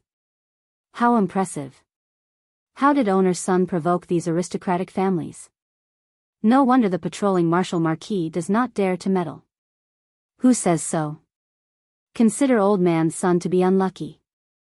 Today, Sun's bookstore, I don't think he can keep it. Sigh, how pitiful. Just as owner Sun felt that the end of the world had arrived, he heard a loud shout, "Stop!" In broad daylight, do you still have the laws of the land? Wang Ziqiao, Cui Daogu, and the rest immediately glared at the source of the voice. They wanted to see who was so blind as to meddle in the business of their aristocratic families. Li Wangyu. You, why are you here? After seeing the person who spoke, Wang Ziqiao and the rest could not help but feel a little guilty. Although they hated Li Wangyu to the extreme, when Li Wangyu stood in front of them, the 4 of them felt a little guilty. The one who pushed the crowd aside and stood up to stop them was Li Wangyu. Behind him, Ma Zhou and Yan Liben also had angry looks on their faces. He, as expected of 5 surnames and 7 looks. How impressive. Li Wangyu said with ridicule. Chapter 268. Li Wangyu was too lazy to pay attention to Wang Ziqiao and the others. He felt that talking to these aristocratic families was polluting the air. Therefore, Li Wangyu pulled Ma Zhou and Yan Liben to the side. He did not want to see these people face to face, so as not to affect his mood. Who would have thought that just because owner's son recommended the 3 kingdoms that he copied to Wang Ziqiao and the others, he was implicated for no reason and even wanted to destroy the old man's bookstore. Wang Ziqiao and the others were so arrogant and despotic. Even if his uncle could tolerate it, his aunt could not. Li Wangyu naturally would not stand by and watch. 5 surnames and 7 hopes, how impressive. You want to destroy other people's shops at the slightest provocation. Does the saint know that you are so awesome? Li Wangyu mocked. Li Wangyu, don't talk nonsense. It was the owner of this bookstore who humiliated us. We were just teaching him a lesson. Cui Daogu hurriedly explained. He did not want Li Wangyu to mention this matter to Pai Lupi. Li Wangyu showed a look of disdain. Humiliate you? Are you worthy? You, don't be so arrogant. Do you want to be enemies with the 5 surnames and 7 hopes? Do you want to stand up for this insignificant merchant? How can we not teach such a disrespectful merchant a lesson? Insignificant merchant? May I know what your official positions are? What are your titles now? Li Wangyu asked. His words made Wang Ziqiao and the others speechless. They did not know how to answer. The aristocratic families led by the 5 surnames and 7 hopes mainly relied on the local areas.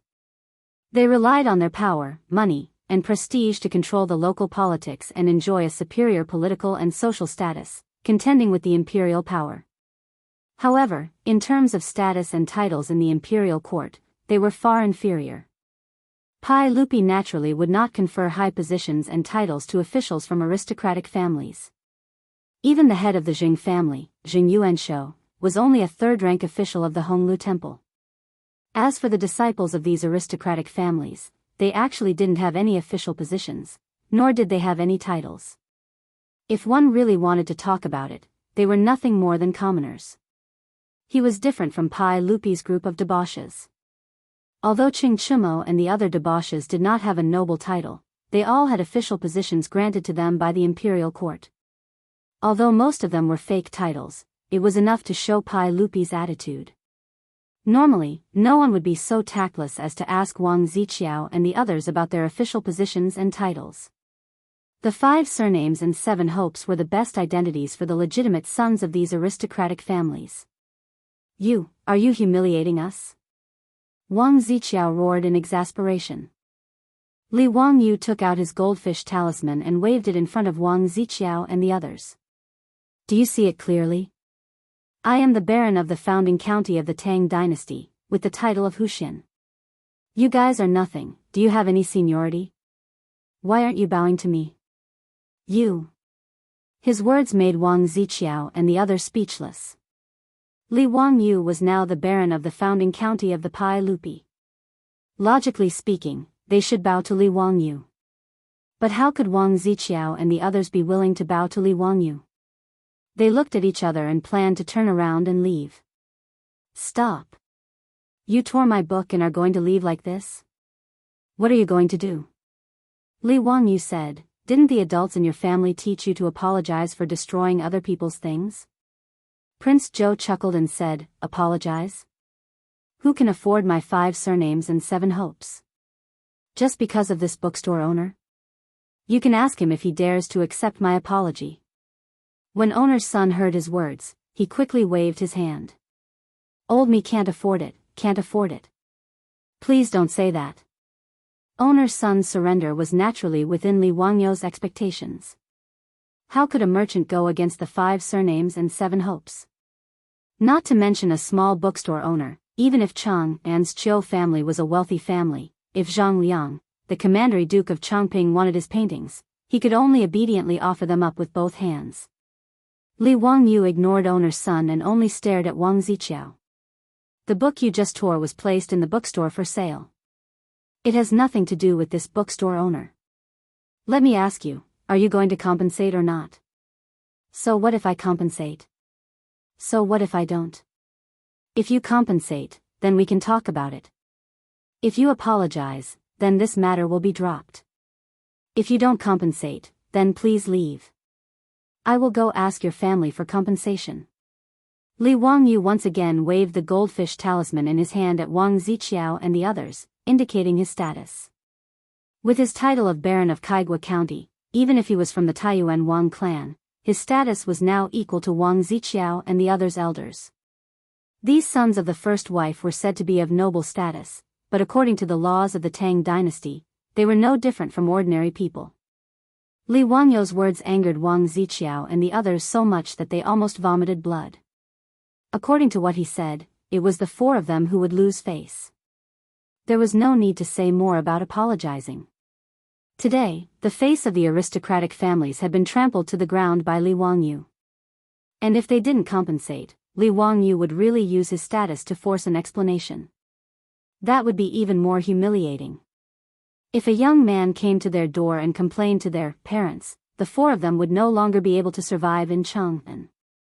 At this time, Wang Ziqiao, Cui Daogu, Cui Hong, and Lu Xiang were forced into a corner by Li Wangyu and were in a dilemma. Just when they were at a loss, Cui Daogu inadvertently caught a glimpse of the pile of 3 kingdoms and the torn book on the ground by Wang Ziqiao. Thinking of owner's son's introduction, he couldn't help but turn his eyes and quibble. Huxian man, this is the book you wrote? As the founding Huxian man of the Tang dynasty, instead of thinking of repaying the saints, you wrote such unorthodox stories. It's really a disgrace to the educated. A gentleman wouldn't do such a thing. We were thinking of the saints, so we tore this book. We just don't want you to lose your mind and go astray. Novels had always been in a bad position in ancient Huaxia and were in a suppressed position. The Han Shu Yi Wenji said, the novelists came from Yuguan. The street talk was created by those who listened to the talkers. It meant that what the novelists did was to record the street talk and hearsay of the people. They were seen as unorthodox people who didn't do proper work. Although Cui Daogu was quibbling, what he said was the common understanding of the scholars of the Tang dynasty about novels. Li Wangyu was not moved at all. He rolled his eyes. So what? Why do you care what I wrote? What does it have to do with you? What do you want? Ma Zhou also said indignantly, even if my teacher wrote a novel, it's still a work passed down from generation to generation. How can it be called unorthodox? This Romance of the Three Kingdoms is a work that both refined and popular can appreciate. It's a rare masterpiece and will definitely be passed down for generations.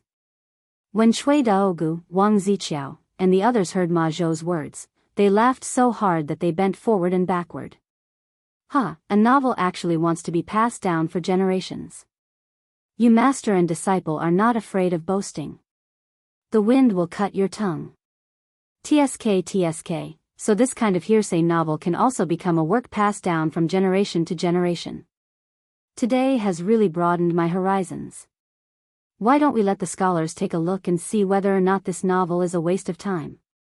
Wang Ziqiao and the others mocked and ridiculed, but Li Wangyu was too lazy to even lift his eyelids. I'll ask you one more time. Are you going to compensate or not? Chapter 269. Faced with Li Wangyu's interrogation, Wang Ziqiao threw caution to the wind and stubbornly replied, "What if I tear up a book that no one cares about?" Li Wangyu looked at him with contempt. No one cares about it? Do you think you have the qualifications to evaluate my book? Why can't I say it? Why were there so many of these novels piled up in the bookstore? Li Wangyu, are you planning to sell it as cleaning paper? Wang Ziqiao mockingly pointed at the pile of Romance of the Three Kingdoms in the bookstore.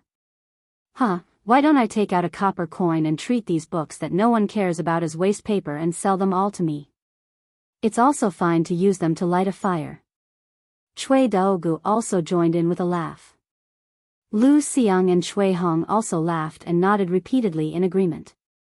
Ma Zhou and Yan Liben were so infuriated by this group of rich young masters that they almost went berserk. Humiliating Li Wangyu like this was equivalent to humiliating them both. However, Li Wangyu stopped the two who were about to go berserk. Facing the ridicule of Wang Ziqiao and the others, he only smiled contemptuously. Since you all keep saying that no one cares about my book, why don't we make a bet? Bet? What do you want to bet? Hearing the word bet, Wang Ziqiao and the others suddenly had a bad feeling. Whether it was in the Zhan Temple or in the brothel of Peace Square, they had lost both bets with Li Wangyu. Wang Ziqiao's face was even more unsightly. He remembered the bet he made with Li Wangyu, saying that he had to avoid him at all costs.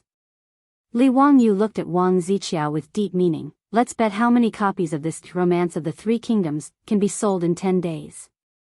How about it? Okay, we'll bet that your book can't be sold in 10 days. How about it? Do you dare to bet? Upon hearing Li Wangyu's words, Wang Ziqiao's eyes lit up, and he immediately proposed an extremely difficult and impossible bet condition. After he finished speaking, Cui Daogu and the others also laughed loudly and agreed, "That's right, we'll bet that you won't be able to sell 10,000 copies in 10 days. How about it, Huxian man?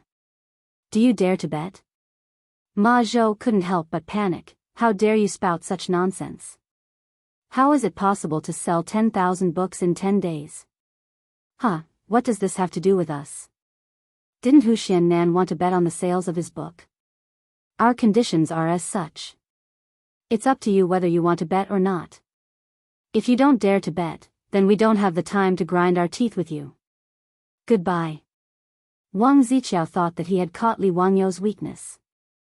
After ridiculing Ma Zhou for a while, he was ready to call the others to leave. Wait. You haven't said what the stakes are. Li Wangyu suddenly called out to them. What stakes? Wang Ziqiao and the others didn't understand Li Wangyu's meaning. Li Wangyu continued to ask, didn't you want to bet that I won't be able to sell 10,000 copies in 10 days? Why don't you tell me what the stakes are?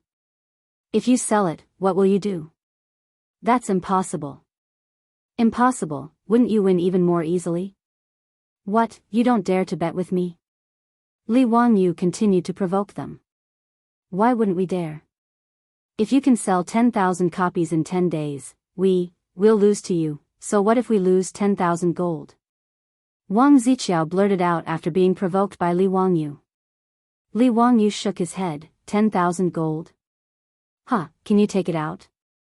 Why don't we bet 1,000 gold taels, how about it?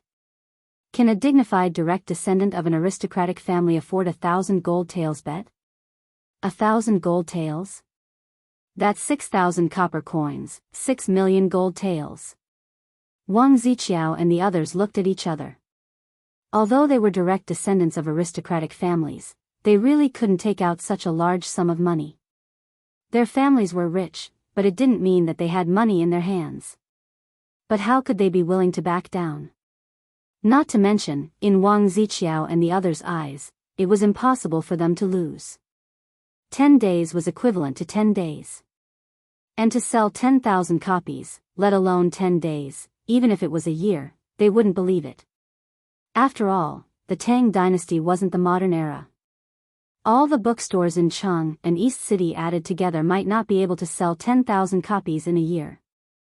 Although Li Wangyou's novel looked strange and wasn't a common book, so what?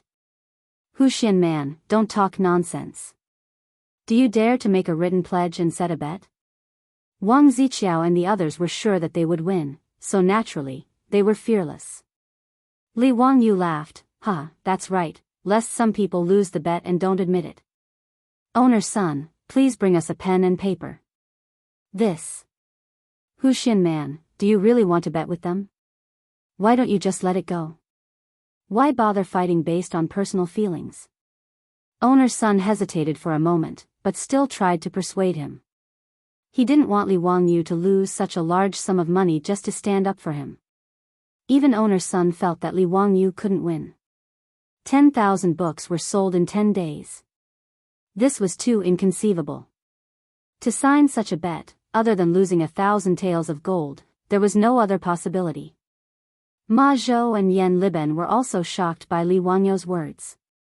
Although they felt that Romance of the Three Kingdoms was a good historical novel, it was impossible to sell 10,000 copies in 10 days. Division Master. Ma Zhou wanted to persuade him, but Li Wangyu reached out and stopped him. Owner's son, I only have my own opinion. Just go and bring me a pen and ink. Seeing Li Wangyou's resolute attitude, owner's son could only helplessly shake his head and bring over a pen and paper. Li Wangyu wrote down 2 bets on the paper and signed them. Okay, it's your turn. Sign. Li Wangyu put down the pen and raised an eyebrow as he looked at Wang Ziqiao and the others. Wang Ziqiao, Cui Daogu, and the other 3 were rather dumbfounded. They hadn't expected Li Wangyu to agree to such an absurd bet. Did he really have the confidence to sell 10,000 books in 10 days? How could this be possible? In the eyes of the Tang, the contents of this bet were no different from the modern era's demand to paint the Great Wall in 10 days. Sign. I don't believe that he can win. Wang Ziqiao coldly snorted as he wrote down his name on the bet. Cui Daogu and the other 2 glanced at each other and nodded, signing their bets. Li Wangyu chuckled as he picked up a bet, dried the ink, and put it away. That's good. With the contract in black and white, we'll see who's the winner in 10 days. Remember, prepare the gold. Otherwise, I'll ask the saints to collect the debt from your clan. Wang Ziqiao and the others only sneered. Wuxia man, you should prepare the gold yourself. If you can't produce the gold in 10 days, be careful that we don't sue you at Taiji Palace. After saying this, they didn't stay any longer. After putting away the bet, they called out to their troops, and the crowd retreated like the tide. Wuxia man, what should we do?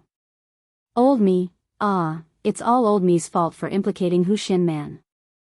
Owner's son bowed to Li Wangyu in fear and trepidation. Li Wangyu waved his hand. It's fine. I have my ways. Chapter 270.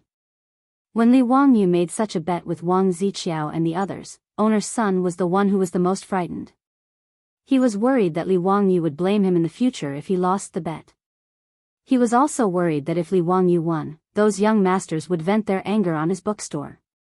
What should he do then? For the old man, today's matter was in a dilemma. But no matter what, owner's son still hoped that Li Wangyu would win the bet. After all, Li Wangyu had only made such an unfair bet with the young master of an aristocratic family because he wanted to stand up for him. If Li Wangyu lost, owner's son would definitely feel guilty. The merchants of the Tang dynasty were very honest. The word unscrupulous merchant had not yet appeared. In fact, the word unscrupulous merchant had evolved from the word unscrupulous merchant, and the original meaning was unscrupulous merchant. In ancient times, when merchants did business, other than filling the bucket full, they would also scoop more to make the rice in the bucket full. In other words, as long as they did business, they would always add something to the customer. However, because of the changes in people's hearts, later generations slowly became unscrupulous merchants. It was also a kind of moral regression. Old me, if there is anything old me can do, I will not refuse. Owner's son patted his chest and promised Li Wangyu. Li Wangyu nodded and smiled. There is indeed something that I need your help with. Old me, please tell me. Inform the bookstore to quickly start printing. There are only 1,000 books of the Three Kingdoms in this bookstore. If there are no books printed, even if all these books are sold out, I will be the one to lose. Owner's son nodded and promised, Old me, rest assured. Old me will immediately return to Huxian and arrange for the bookstore to start printing. Old me guarantees that within 5 days, the remaining 10,000 books will all be printed. That's good.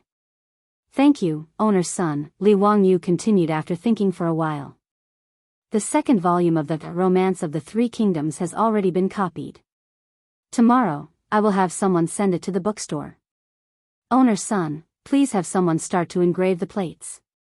We will strive to have the second volume on the market in 7 days.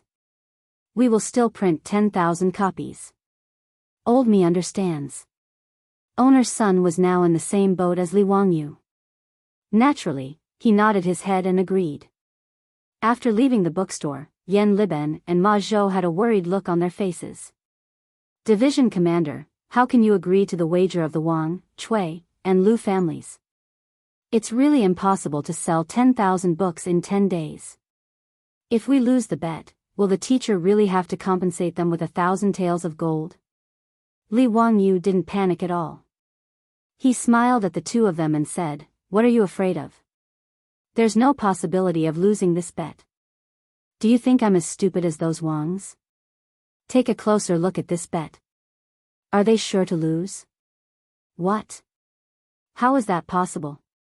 Ma Zhou and Yan Liben were stunned when they heard this. They hurriedly reached out to take the signed agreement and read it carefully a few times. After looking at the bets several times, the two were still confused. They didn't know what Li Wangyu meant. Division Commander, forgive us for being slow-witted, but why can't we see anything wrong with this bet? Li Wangyu chuckled and said, This bet only stipulates that the bookstore will sell 10,000 copies of the Romance of the Three Kingdoms in 10 days. Is that right? Ma Zhou and Yan Liben looked at each other and nodded. That's right. You still don't understand? You two should just die of stupidity. Let me ask you, if Ching Chumo and the others go to the bookstore and buy all the books, does that count as completing the bet?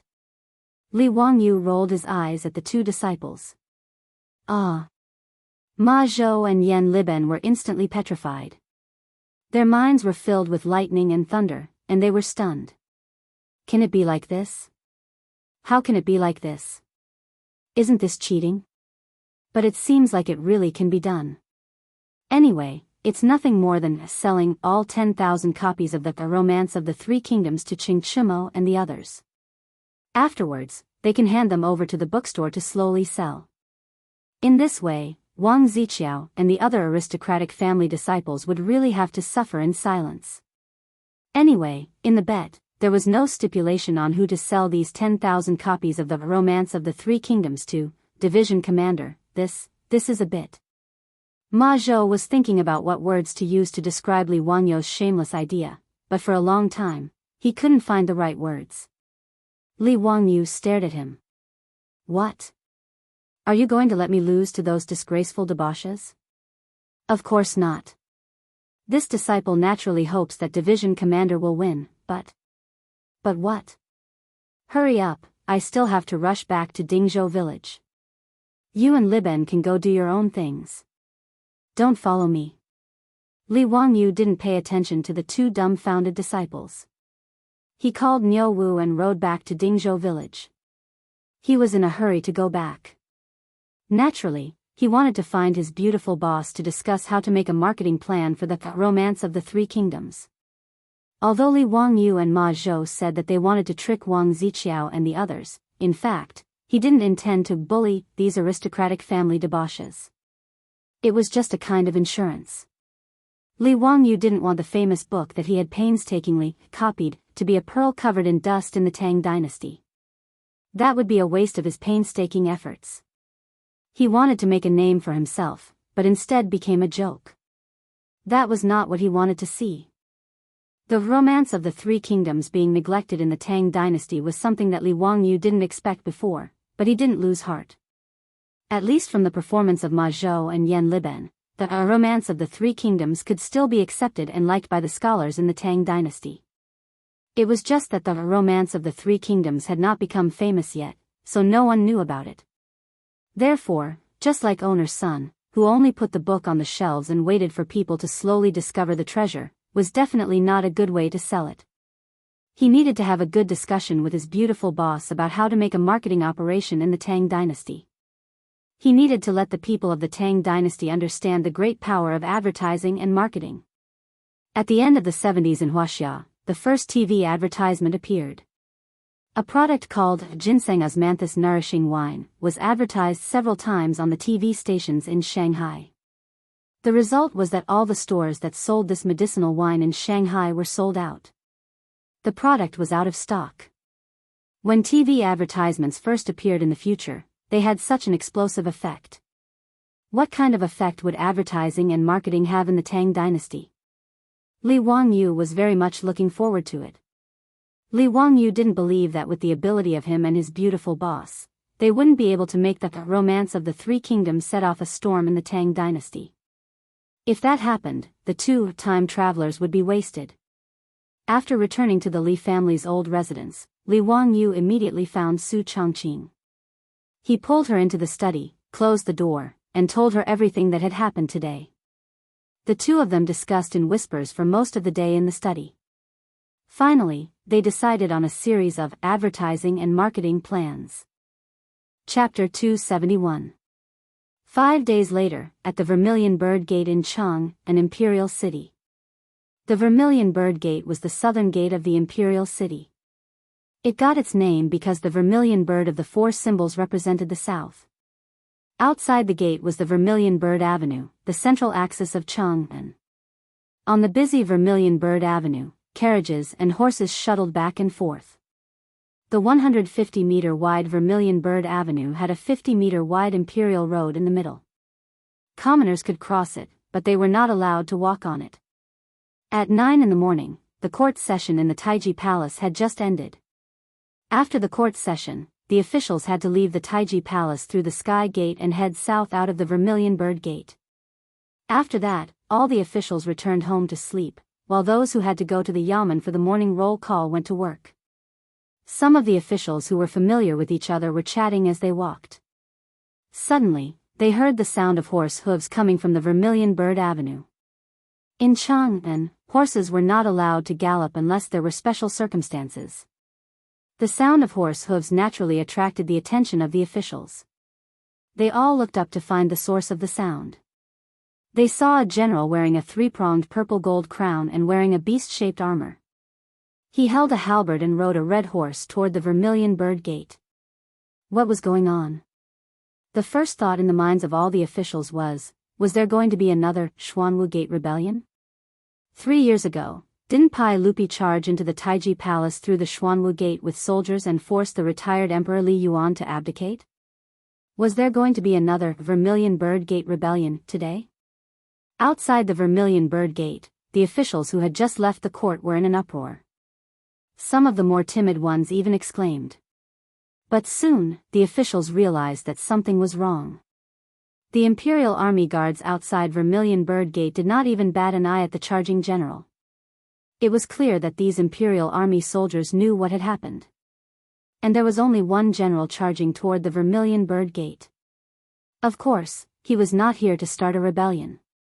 Otherwise, it would be too childish. That general galloped his horse to the Vermilion Bird Gate and pulled on the reins. He brandished his halberd and shouted. I am Lu Bu, Lu Fengxian. Who dares to fight with me? When the officials and generals of the Vermilion Bird sect saw who it was, some of them immediately burst into laughter. Isn't this the legitimate son of Duke Qiao, Chai Lingwu? Why are you dressed like this? He even said that he was Lu Bu, Lu Fengxian. Lu Fengxian was a general of the Three Kingdoms, right? That's right, the so-called Lu Bu among men, red hair among horses, is precisely Lu Bu. In the records of the Three Kingdoms, it was said that Lu Bu had the courage to fight a tiger, and was unparalleled in battle. But what exactly is Chai Lingwu doing? Duke Qiao, what is your young master doing? An official familiar with Chai Xiao couldn't help but make fun of him. In the crowd, Chai Xiao's eyes were twitching. If it weren't for the fact that they were in public, he would have dragged this bastard over to beat him up.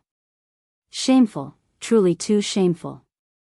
Just as the crowd was laughing and enjoying the show, they saw a handsome horse charge out from not far away. On the horse was a dark-faced general with round eyes and a serpent spear in his hand. The horse shouted, Slave of 3 surnames, don't run. Zhang Fei of Yen is here. The officials roared with laughter. If this wasn't Qing Yaojin's legitimate son, Qing Chimo, who else could it be? Qing Yaojin, that old bastard, was also in the crowd. When he saw this scene, he wasn't angry at all. Instead, he laughed heartily.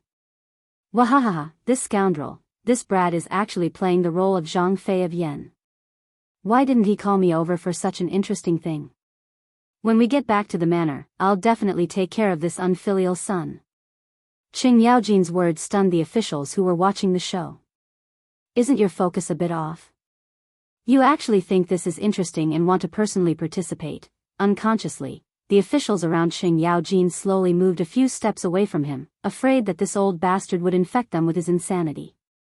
Qing Chimo and Chai Lingwu, these two people, began to fight on the main street of Vermilion Bird Gate. It was very lively. This caused more and more people to gather around Vermilion Bird Gate. They applauded and cheered, making these two people even more excited. The two people fought for dozens of rounds. Then they saw a red-faced man, holding a green dragon crescent blade, rush over on his horse. I am Guan Yu, Guan Yunchang. This time it was Yuqi Jingda, that old bastard, who began to cheer loudly. He shouted with his broken voice, It's my family's child. Dog, you even painted your face red. Yuqi Baolin, if you can't beat them, don't go home.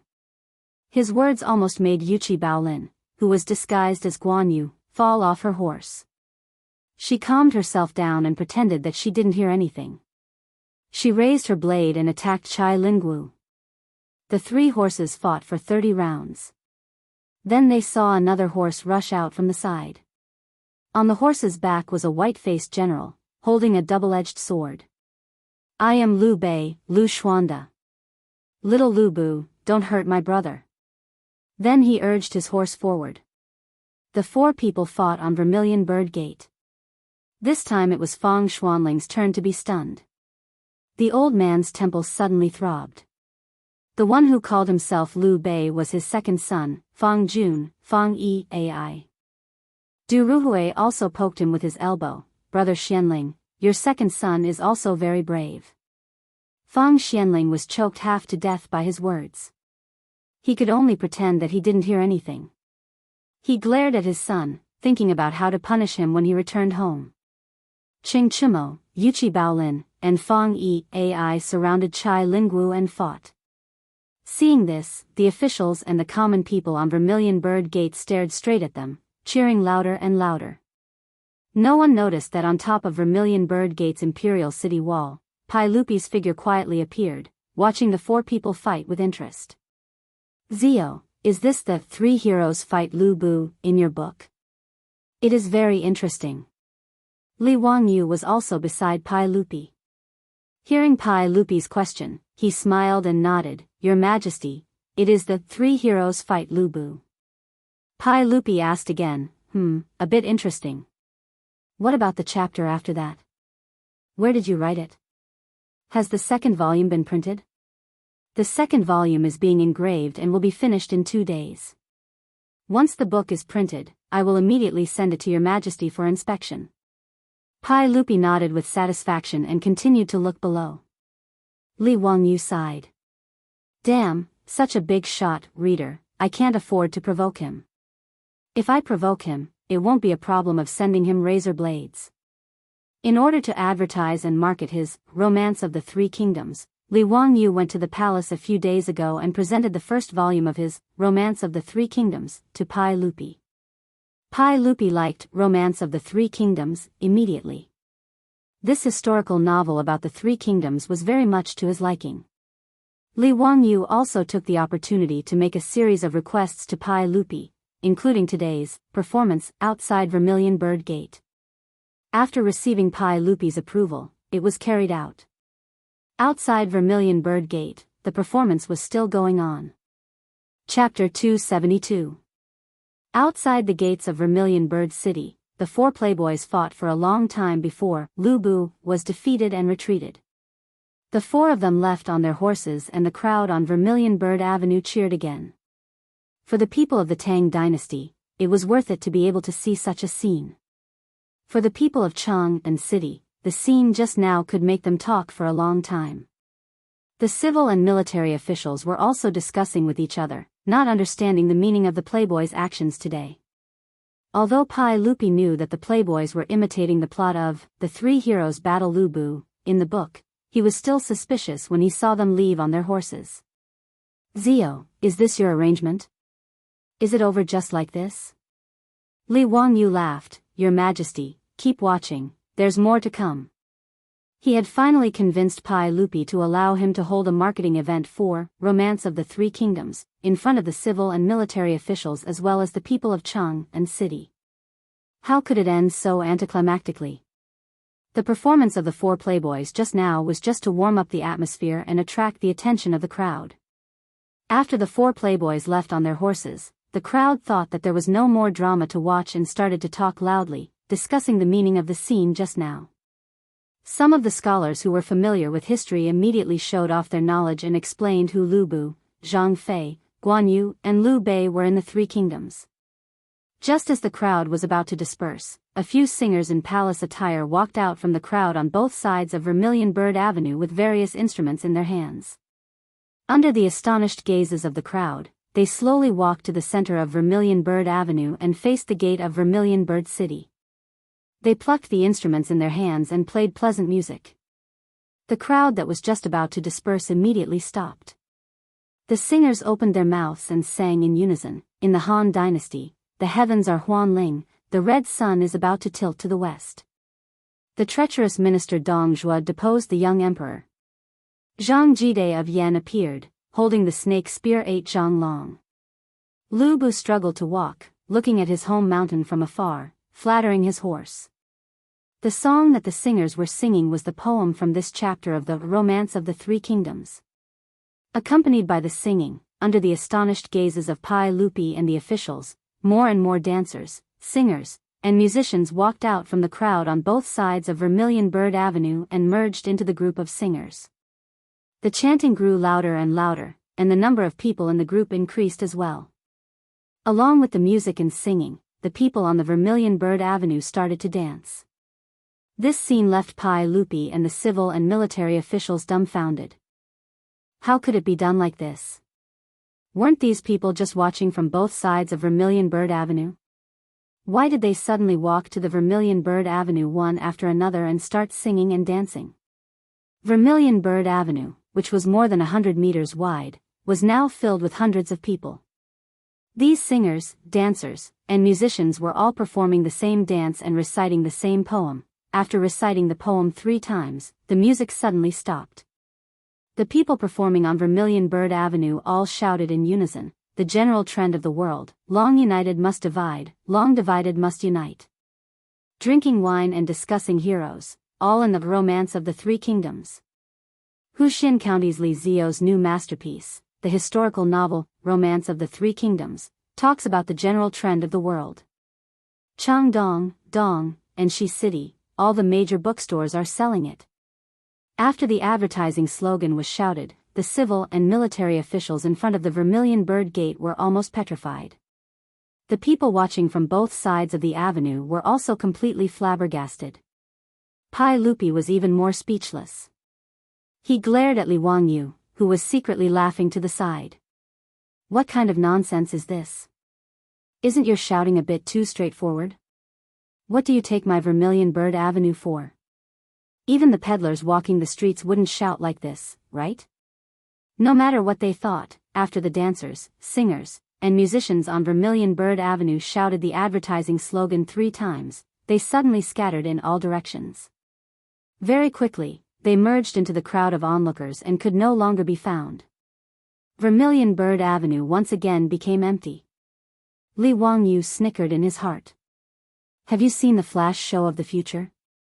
Flash show refers to a lot of people in a specific place, at a specific time, unexpectedly doing a series of specific songs, dances, or other actions at the same time, and then quickly leaving. After Li Wangyu and his beautiful boss discussed it, they moved the flash show to the Tang dynasty's Chang'an. They did this to advertise the book, Romance of the Three Kingdoms. It could be said that they had put in a lot of effort. These people who were performing the flash show on Vermilion Bird Avenue were all found by Li Wangyu from Pingkongfang.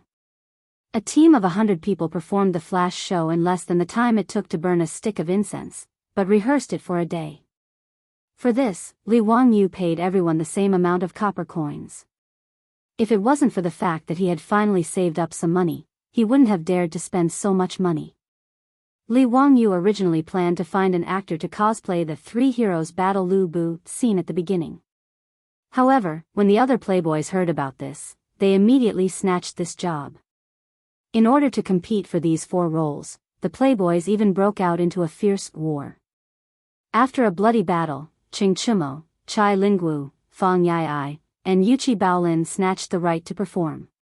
Chai Lingwu originally didn't want to cosplay Lu Bu and wanted to exchange roles with Qing Chumo, but Li Wangyu dissuaded him. Zio, why don't you let me cosplay Zhang Fei? Li Wangyu looked him up and down for a long time. He only said one sentence, which made Chai Lingwu give up on the idea. Qing Chumo's face is black. The playboys who didn't get the role were very dissatisfied. Li Wangyu repeatedly assured them that there would be more opportunities for them in the future, which temporarily dispelled their resentment. In this regard, Li Wangyu could only shake his head. The Tang dynasty was seriously lacking in entertainment. Look at this group of playboys, they even wanted to snatch the opportunity to cosplay, which almost led to a bloodbath. TSK, how pitiful. Naturally, the rich playboys had also read the Romance of the Three Kingdoms. Thus, Li Wangyu had another group of followers, who would use force to threaten him. Faced with the threat of the playboys, Li Wangyu began to consider whether to put up a sign at the entrance of Dingzhou village, "Playboys and dogs are not allowed to enter." However, considering that it would be unfair to the dogs, he reluctantly dismissed the idea. The cosplay performance in front of the Vermilion Bird Gate in the Imperial City, as well as a flash advertisement, immediately spread throughout Chang'an City at the speed of light. At the same time, Li Wangyu's leaflet publicity began again. Leaflets full of slogans and introductions of the Three Kingdoms were once again scattered all over Chang'an City by 4-wheeled carriages. Fortunately, there were no urban management officers in the Tang dynasty. Otherwise, this kind of littering would definitely be punished until Li Wangyu went bankrupt. In any case, Li Wangyu's Romance of the Three Kingdoms suddenly broke into the sight of the people of the Tang dynasty. Chapter 273. The flyers that Li Wangyu had people throw around in Chang'an were picked up by the scholars. When they saw the content, their expressions changed drastically, and they carefully hid the flyers away like thieves. If there were transmigrators in the future who saw the titles of these flyers, they would definitely curse Li Wangyu for being shameless. The titles on these flyers were truly the essence of the news shock department. Shocking. 3 men did this in the peach garden. Yes, this was the oath of the 3 in the peach garden. Shocking. Men will be silent when they see it, women will cry when they see it. Shocking. A woman actually dares to do such a thing in broad daylight. This was the story of Diao Chan's honey trap at the Fengyi Pavilion. Shocking. This kind of shocking headline was what people in the future hated the most. In short, the headline was hateful, but it was enough to attract attention. Li Wangyu shamelessly copied this trick and openly printed it on the flyers. In this regard, the beautiful boss could only roll her eyes to express her admiration for Li Wangyu's shamelessness. Even in the future, netizens who had experienced the baptism of countless headlines were still attracted by these shocking headlines time and time again. They clicked on them and were fooled, not to mention the people of the Tang dynasty who had not experienced the baptism of headline baiting. In short, these flyers had the effect they were supposed to have. In Chang'an, all literate scholars had a strong interest in Romance of the Three Kingdoms after receiving the flyers. As for whether they could find the content they wanted to read in the book, that was none of Li Wangyu's business. The effect of the flash advertising outside the Vermilion Bird Gate was naturally explosive. In addition to the shocking publicity effect of the flyers, the various bookstores in Chang'an welcomed a large number of customers who wanted to buy the book. After the eastern and western markets opened at noon, countless curious scholars poured into the markets and went straight to the bookstores. Even the civil and military officials outside the Vermilion Bird Gate asked their servants to go to the bookstores and buy Romance of the Three Kingdoms for them. The book written by the Crown Prince's imperial tutor, Pai Lupi's favorite, and the new Baron of Hu County, naturally had to be praised. Regardless of whether the book was good or not, everyone was curious about it. To be able to cause such a huge commotion outside the Vermilion Bird Gate, he had to read this book no matter what. Owner's son didn't go back on his word. His bookstore in Hu County worked for several days and finally printed all 10,000 copies of the Romance of the Three Kingdoms. However, with such a large number of books, it was obviously not possible to rely on his bookstore to sell them. Therefore, with Li Wangyu's approval, owner's son contacted dozens of bookstores in the eastern and western parts of Chang'an City and asked them to sell the books on his behalf. Each copy of the Romance of the Three Kingdoms was priced at 500 copper coins, and those bookstores could earn 100 copper coins from selling them. Naturally, no one would refuse such a good deal. Without much effort, all the bookstores in Chang'an City had been placed in the Three Kingdoms. What the owners of the bookstores had not imagined was that a huge colorful poster was sent together with the bookstores. The life-sized portrait was unprecedentedly realistic and shocking. In the portrait was a lovely and moving beauty. Beside her was a powerful general holding a halberd. This beauty was so realistic that it was as if a real person was sealed in the painting. Her figure was beautiful, her ears were thin and her smile was captivating. What was even more unbearable was that the beauty in the painting had a voluptuous body and a slender waist. It instantly made the bookstore owners feel a little impulsive. On the huge portrait were the words, Romance of the Three Kingdoms, which spoiled the mood. The bookstore owners were so distressed that they beat their chests and stamped their feet. How could such a great painting be wasted like this? At the top of the poster were the words, Honey Trap, and below the characters were the names of Diao Chan and Lu Bu. These colorful posters were all hand-drawn by Li Wangyu and Yan Liben in a few days. The two of them had drawn a total of 10 posters, and they were also very tired. Li Wangyu was very resentful about this. This damned Tang dynasty, why didn't they invent a color printer? The scholars and servants who went to the bookstore to buy books were all shocked by the colorful posters hanging in front of the bookstore. Such a soul-stirring portrait of a beauty made the men who had not been destroyed by the various movies of the later generations feel that it was somewhat difficult to control themselves. The woman named Diao Chan in the painting, that figure, that curve.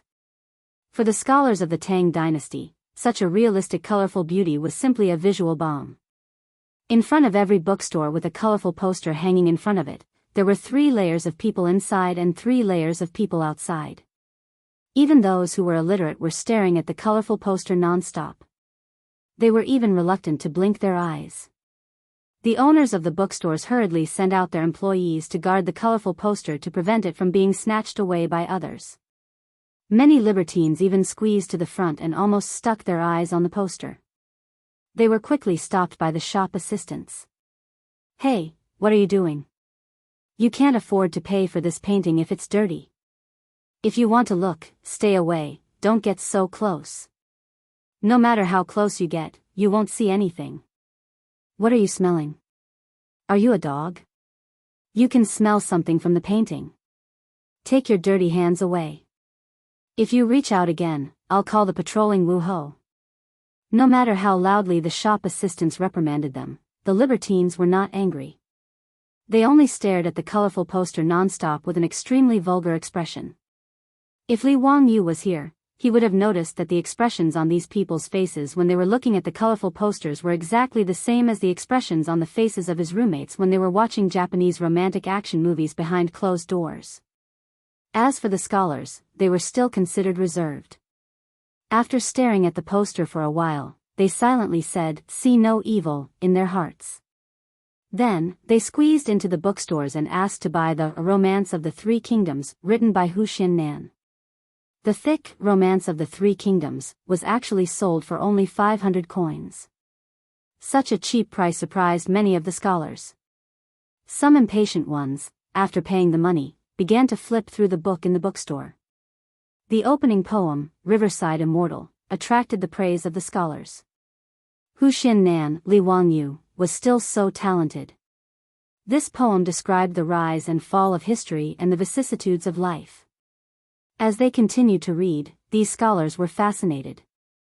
The Three Kingdoms era at the end of the Eastern Han was like a vast historical scroll that slowly unfolded in the book. After flipping through a few pages, all the scholars only had one thought in their hearts. This Romance of the Three Kingdoms was a peerless book. Chapter 274. The Romance of the Three Kingdoms was one of the four classics of Wuxia. Naturally, it was extraordinary. What was even rarer was that it happened to suit the tastes of the current Tang dynasty's officials and scholars. This book described the general trend of, from chaos to governance, at the end of the Han dynasty. It had a lot in common with the chaos at the end of the Sui dynasty and the replacement of the Sui dynasty by the Tang dynasty.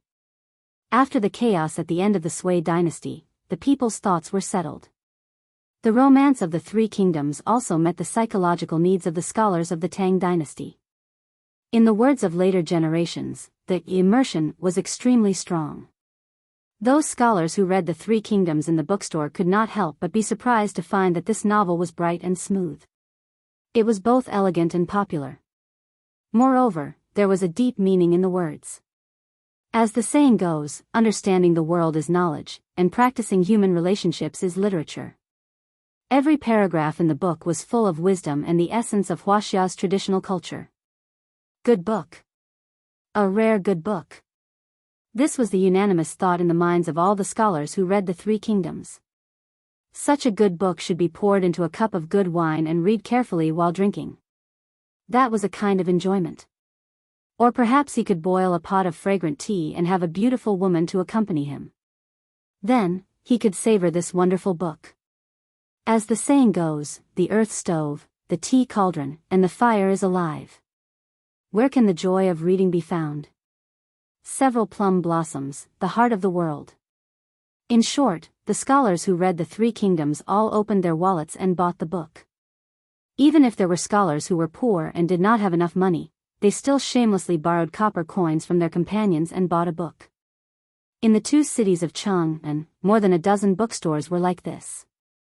It was unprecedentedly popular. The scene of selling books even scared the owners of the bookstores. No one had ever seen books sold like this. Those scholars gave away a lot of copper coins just to get a copy of the Three Kingdoms. The Three Kingdoms plagiarized by Li Wangyu was completely popular. Seeing that the stock in each bookstore was decreasing, the owners of the bookstores hurriedly called their shop assistants and asked them to quickly go to Suanji bookstore in the East City to replenish the stock. Due to the fact that Romance of the Three Kingdoms was a story, most of the bookstore owners didn't ask for too many books when owner's son sent them over. They thought that the books would take up too much space. The books in these bookstores ranged from 100 to a few dozen books. Now, with so many scholars rushing in to buy the books, many bookstores were sold out.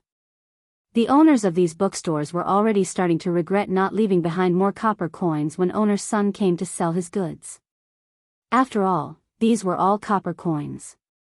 If he sold 1 book, he would earn 100 copper coins. If he sold 10 books, he would earn 1 copper coin. Looking at the customers who squeezed into the bookstore with strings of copper coins in their hands, the owners of the bookstore sighed in their hearts. This money was too easy to earn. Owner's son, I'm an employee from the Ma family bookstore in Shi City. Our bookstore would like to make up for 500 copies of the Three Kingdoms. Owner, I'm from Liuji bookstore in East City. Please send another 600 books of the Three Kingdoms to our bookstore. Owner's son, all the books in our bookstore have been sold out. Please give us the books first. Our bookstore is full of customers waiting to buy books. It's the same for our bookstore. All the books are sold out. Owner's son, please send the books to our bookstore first. Similarly, son's bookstore was packed with scholars who wanted to buy books. When owner's son heard the words of these employees, he was so happy that his beard trembled. He hurriedly agreed and began to arrange for his employees to deliver the books. Li Wangyu, on the other hand, had already anticipated this situation. He had arranged for several four-wheeled carriages to wait near son's bookstore and informed owner's son that these carriages could help him deliver books to various bookstores. Originally, owner's son didn't think much of it and thought that Li Wangyu was too optimistic. He had sent more than 1,000 books of the Three Kingdoms to the bookstores in Chang and City. Could it be that they were all sold out? It was impossible to sell 1,000 books in a day. However, owner's son naturally couldn't say much about Li Wangyu's arrangement. He just smiled and thanked him, and didn't think much of it. Now, owner's son realized that he had underestimated the influence of the Three Kingdoms. He was also full of admiration for Li Wangyu's foresight. He hurriedly called for the four-wheeled carriages to come over and ordered the employees to start moving the books out of the warehouse. Stacks of books that emitted the fragrance of ink were moved onto the carriages. Under the guidance of the employees of the bookstore, they were sent to the bookstores in Chang and City. More and more people rushed to buy the books of the Three Kingdoms. Many of them were just passing by the bookstores. They were either attracted by the colorful posters or the flood of people rushing into the bookstores to buy the books. Out of curiosity, they unconsciously squeezed into the bookstores to see what kind of book it was that so many people were rushing to buy it. After flipping through a few pages, these people who didn't know about the Three Kingdoms also opened their wallets and bought a book, preparing to go back and study it carefully. The books were selling faster and faster. In just half a day, the evening drum sounded in Chang and City. The customers in the market had no choice but to leave. The bookstores also sent in the sales statistics for the day. Owner's son almost had a heart attack when he saw the numbers on top of it. More than 4,700 books sold. It had only been half a day. For the Tang dynasty, such a terrifying sales volume was comparable to a stormy sea. It set off a huge wave in Chang and City. Owner's son suddenly felt like laughing. Those young masters from aristocratic families actually wanted to bet with the men from Hu County. Wasn't it obvious that they were prepared to give away money? There were still 5 days before the bet, and nearly half of the 10,000 books in the bet had been sold today. What was the point of this bet? He had forgotten that back then, he had also thought that Li Wangyu would be the loser of the bet. Owner's son was amused for a long time. Then he immediately called his shop assistant and rode out of Chang and City, ignoring his old body. He was going to tell Li Wangyu the good news and inform the craftsmen in the Hu County bookstore to continue printing the Three Kingdoms. According to today's trend, 10,000 books of the Three Kingdoms would not be enough. Not to mention how happy owner's son was, Wang Ziqiao and the others naturally received the news that Li Wangyu had made such a big scene in Chang and City. His troops and servants went to the bookstores in the east and west to inquire about the news. When they came back, they described the scene of the rush to buy the books. Wang Ziqiao, Cui Daogu, and the other two could not help but feel their hearts skip a beat. If Li Wangyu's book continued to sell like this, there was a chance that they would lose that ridiculous bet. The 4 people who received the news looked at each other. If they really lost 1,000 taels of gold, each of them would have to pay more than 200 taels of gold. Although 1,000 taels of gold was just a small amount for aristocratic families like the Wang clan of Taiyuan, It was not a small amount for the four of them. It would even make them feel the pinch. Even as the legitimate sons of aristocratic families, they could only get a fixed amount of money from their families every month. They could get 200 to 300 strings of copper from their families every month. This was enough for them to indulge in wine and women every day, lingering in the various brothels of Peace Square. One had to know that a first-rank big shot in the imperial court only had a monthly salary of 600 to 800 strings of copper. From this, one could see how extravagant aristocratic families were. It was no wonder that old Du would write such an indignant poem, "Meat stinks at the Vermilion Gates, bones frozen to death on the road." Wang Ziqiao and the others did not have much savings. Usually, they would spend all the copper they had every month. If they really lost the bet with Li Wangyu, they might not be able to pay the money. "Everyone, we can't just sit and wait for death. We can't let that little bastardly be so arrogant." Inside the Peace Square, Wang Ziqiao hugged a prostitute and said fiercely. Chapter 275. Wang Ziqiao and the others naturally did not want to lose 1,000 gold taels to Li Wangyu for nothing. They originally thought that the bet with Li Wangyu was purely because Li Wangyu was out of his mind and wanted to give them money. Especially a few days ago, in Sun Ji bookstore, the book Romance of the Three Kingdoms sold lukewarm. The bookstore sold less than 10 books of the Three Kingdoms every day, which made Wang Ziqiao and the others laugh even more, ridiculing Li Wangyu for being kicked in the head by a donkey. But now, Li Wangyu did such a thing, which was out of their expectations, making them panic. "What do you think we should do?" I asked the servants to ask around. "That stupid book sold a few thousand copies today," Cui Daogu asked. Cui Hong straightened his neck. "What can we do? Can you force others not to go to the bookstore to buy books? If you ask me, so be it if we lose. Can Li Wangyu come to us to collect the debt? I won't give it to him." Lu Xiang said, "Bullshit. This is a written bet. Can you go back on it? If he really takes the bet to the residents to collect the debt, what will you do? If he dares to come, I will let the troops beat him out. Then what if he goes to the Taiji Palace to find the saint?" This, if they really lost the bet, there was no need to consider reneging on the debt. This time, the bet was written on paper. It was different from the previous verbal agreement. In black and white, both sides signed the bet. If they refused to give it up, Li Wangyu would really dare to go to the Taiji Palace and ask Pai Lupi to collect the debt for him. Li Wangyu was now the founding county man. In terms of status, he was the same as these few silk pants elders. How could the few of them, who relied on their family's power, refuse to pay the bet? It's neither right nor left. Then what do you think we should do? Are we really waiting to lose the bet and obediently hand over the gold with both hands? Cui Hong was also angry.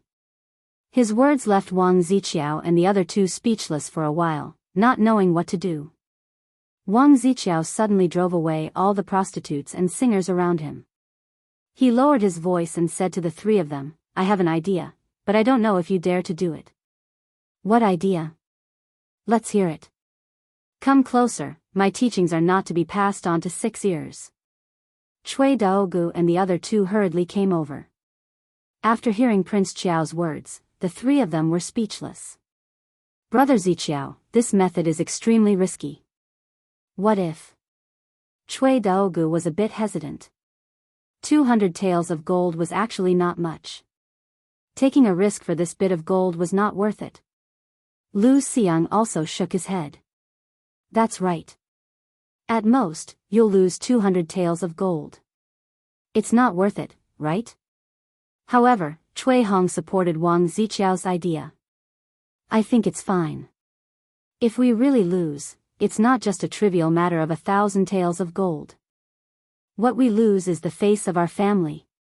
When he said this, it made Cui Daogu and Lu Xiang hesitate. Just as Cui Hong said, losing a bit of gold was nothing. But to lose the face of the family, that was not okay. Wang Ziqiao advised again. "Let's each send a capable troop to do this. After the matter is done, give them a sum of money and send them back to Taiyuan, Bowling, and other places. How much trouble can they cause? Cui Daogu and Lu Xiang silently looked at each other and nodded in agreement. It was night. Chang and City East Market. Suddenly, an ear-piercing copper whistle sounded. In the city square, a raging fire erupted. The intensity of the fire was so great that it lit up the night sky of Chang and City. The flames soared several zhang high and the momentum was terrifying. East Market Wuhou shop's Colonel Qin Xian led his Wuhou subordinates and desperately squeezed water bags in an attempt to extinguish the fire. But not only was the fire not extinguished, it was instead becoming more and more intense. Colonel, someone must have set the fire and used kerosene to ignite the fire. Otherwise, why would the water bags not be able to extinguish the fire? The Wuhou subordinates who were trying their best to extinguish the fire loudly shouted to Qin Xian. On this point, Qin Xian had already seen through it. The fire came so suddenly and the water could not extinguish it. Other than someone maliciously setting the fire, there was no other explanation. His face was already covered in black soot. After being soaked in sweat, his face was covered in black marks. But Qin Xian did not care about this. He could only continue to urge his subordinates to extinguish the fire.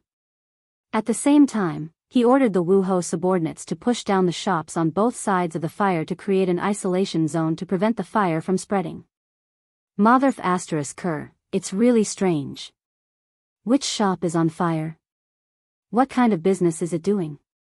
Colonel, this is a family bookstore, Sunji bookstore. When Qin Xian heard that it was a bookstore, he did not care too much. But during the day, he also knew that many scholars came to the bookstore to buy books. It seemed that they were all trying to buy a novel written by a county man. He did not know if the bookstore being set on fire tonight was related to this matter. But after all, Qin Xian was only a colonel of the Wuhou shop. He was not responsible for the arrest case. So this thought only circled around in his mind and he did not delve into it. He only focused on directing the Wuhou subordinates to extinguish the fire. As the most important market under the jurisdiction of Wanyan County, the news of the fire in the East Market was immediately reported to Wanyan County Magistrate Lu Dehang. Lu Dehang, who was woken up, broke out in a cold sweat. He hurriedly broke out from the arms of the concubines on the bed. He hastily put on his clothes and led a group of yamen runners to the East Market. By the time he arrived at the East Market, the sudden fire had almost been extinguished. Sunji bookstore and the shops next to it were all burned to the ground. The embers were not extinguished, and from time to time, dark red sparks would appear in the night. Colonel Qin, why did it suddenly catch fire? Lu Dehang wiped the sweat from his forehead and asked Qin Xian. Including the Tang dynasty, the dynasties of Wuxia all attached great importance to fire fighting. Although the Tang dynasty would not punish officials for a fire, it still had a big impact. So when he heard the fire alarm, Lu Dehang could not sleep well for the past 10,000 years. Lu Ming House, according to this official speculation, it should be arson. We have to wait until the fire is completely extinguished before we go in to investigate. Hearing that it might be arson, Lu Dehang could not help but gasp again. Arson was a serious crime. According to the Tang dynasty's law, arson was sentenced to death by hanging. If the fire killed people, it would be considered as death by reason.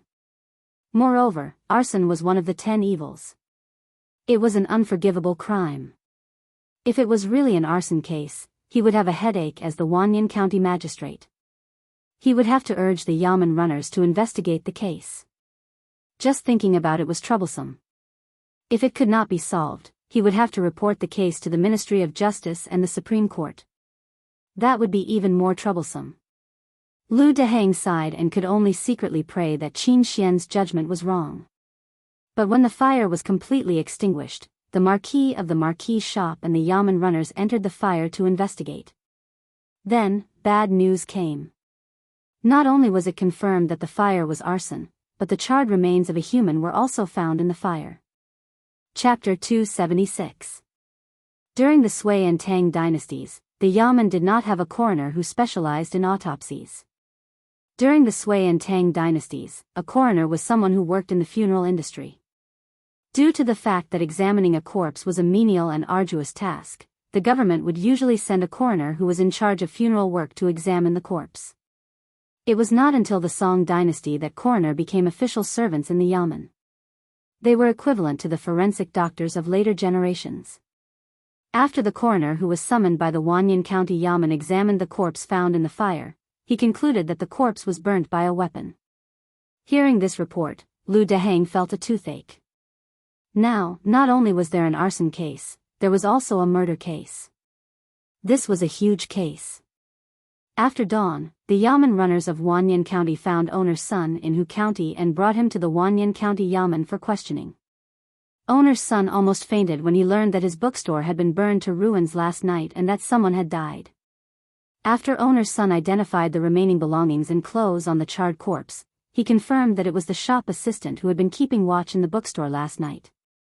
His own shop assistant had died an unnatural death, and his bookstore had been set on fire. The old man wept and kowtowed to Lu Dehang, begging Lu Mingfu to help him get justice. He had to catch the culprit who had committed murder and arson. Lu Dehang naturally had a headache about this. After asking owner's son in detail whether he had any grudges with anyone recently and whether he had any enemies, Lu Dehang sent the old man out. Putting aside how Lu Dehang urged the Yamen runners to handle the case, owner's son walked out of the Wanyan County Yamen in a daze and was numbly brought to the Eastern Market by his shop assistant. Looking at the bookstore that had been burned to the ground, the old man could not help but shed tears. This bookstore was not worth much and could be rebuilt with just a few dozen strings of coins. However, there were a large number of books in the bookstore, especially those handwritten copies and famous paintings. They were all priceless treasures. With a rough estimate, the value of the burned books, paintings, paper, ink, brushes, and inkstones was no less than 500 strings of coins. Now that all of them had been burned down, owner's son even had the thought of committing suicide. When the shopkeepers of the surrounding shop saw owner's son suffer such a disaster, they all shook their heads and sighed. They all comforted the old man. Owner's son, my condolences. Sigh, this is truly a sin. How dare a murderer commit murder and arson in Chang, and in broad daylight? Damn it. Owner's son, if there's anything you need, just tell this old man. This old man will help you get through this difficult time. Owner's son is such a nice person. He has never argued with anyone and is always honest in his business dealings. How could someone be so cruel? The group of merchants all spoke up to console the old man, causing owner's son to feel slightly comforted. He cupped his hands in thanks to everyone and began to make arrangements for the aftermath. He ordered people to clean up the ruins of the bookstore and take stock of the losses. He also arranged for someone to report the news to the shop assistant who was killed. He also had someone send copper coins to express his condolences. After busying himself for half a day, owner's son suddenly recalled something and his face warped in shock. He had no time to care about anything else. He pulled over a shop assistant and hurriedly gave him a few instructions. Then, he hurriedly mounted his horse and ran out of Chang and city. Owner's son suddenly remembered that there were still thousands of copies of the Romance of the Three Kingdoms in the bookstore. He had to go to Dingzhou village to inform Li Wangyu about this matter. As he galloped on horseback, a thought flashed through owner's son's mind. Could this sudden fire have something to do with those aristocratic families? After thinking carefully, the old man could not help but break out in a cold sweat. He had no quarrel with anyone. Apart from those books and paintings, there was nothing valuable in the bookstore.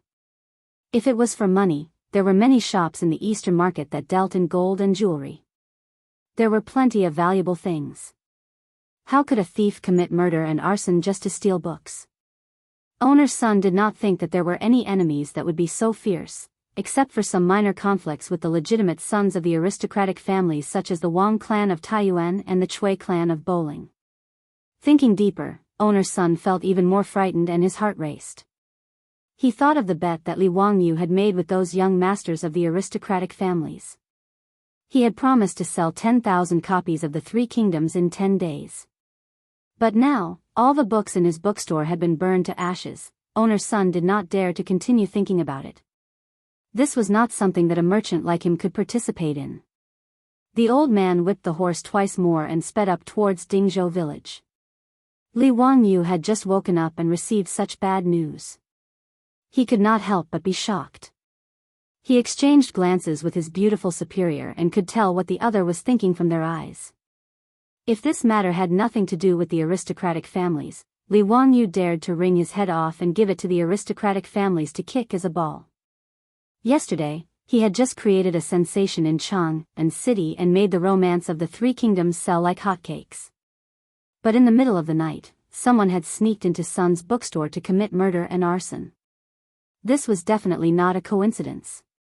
With the books burned, it was naturally impossible to sell 10,000 copies of the Romance of the Three Kingdoms. A few days later, he would be considered to have lost the bet and would have to pay Wang Ziqiao and the others 1,000 taels of gold. Li Wangyu did not expect that Wang Ziqiao and the others would be so crazy. For a bet of 1,000 taels of gold, they dared to commit murder and arson. This was truly outrageous. Li Wangyu naturally did not know that these aristocratic families dared to do anything for their own reputation. If he had not been conferred the title of meritorious noble by Pai Lupi, the aristocratic families would have already made a move on him. Whether it was the Zheng clan of Xinjiang or the Wang clan of Taiyuan, they had been unhappy with him for a long time. Now, it was only because they were afraid of Pai Lupi that these aristocratic families did not dare to openly deal with Li Wangyu. Li Wangyu's face was gloomy as he asked, "Owner's son, can your bookstore in Hu County print more books urgently?" "Of course. Old me thought yesterday that 10,000 copies might not be enough to sell, so I have already informed the bookstore to start printing more. I estimate that in another 2 or 3 days, we should be able to rush out 5,000 copies." "That's good. Owner's son, then I'll have to trouble you to arrange for the printing as soon as possible. As for the murder and arson case, I will give you an explanation," Li Wangyu said in a low voice. Owner's son nodded repeatedly. "Old me understands. Once the books are printed, old me will immediately have people send them to the bookstore in Chang and city to sell. Don't worry, there are still 4 days left. We will definitely sell 10,000 copies." Li Wangyu did not say anything else after arranging things. He let the old butler, Li Hang, send owner's son out of the door. The murder and arson case in the East Market gave Li Wangyu a great shock. At this moment, he realized that this was not a legal society of the future, but the Tang dynasty of 1,300 years ago.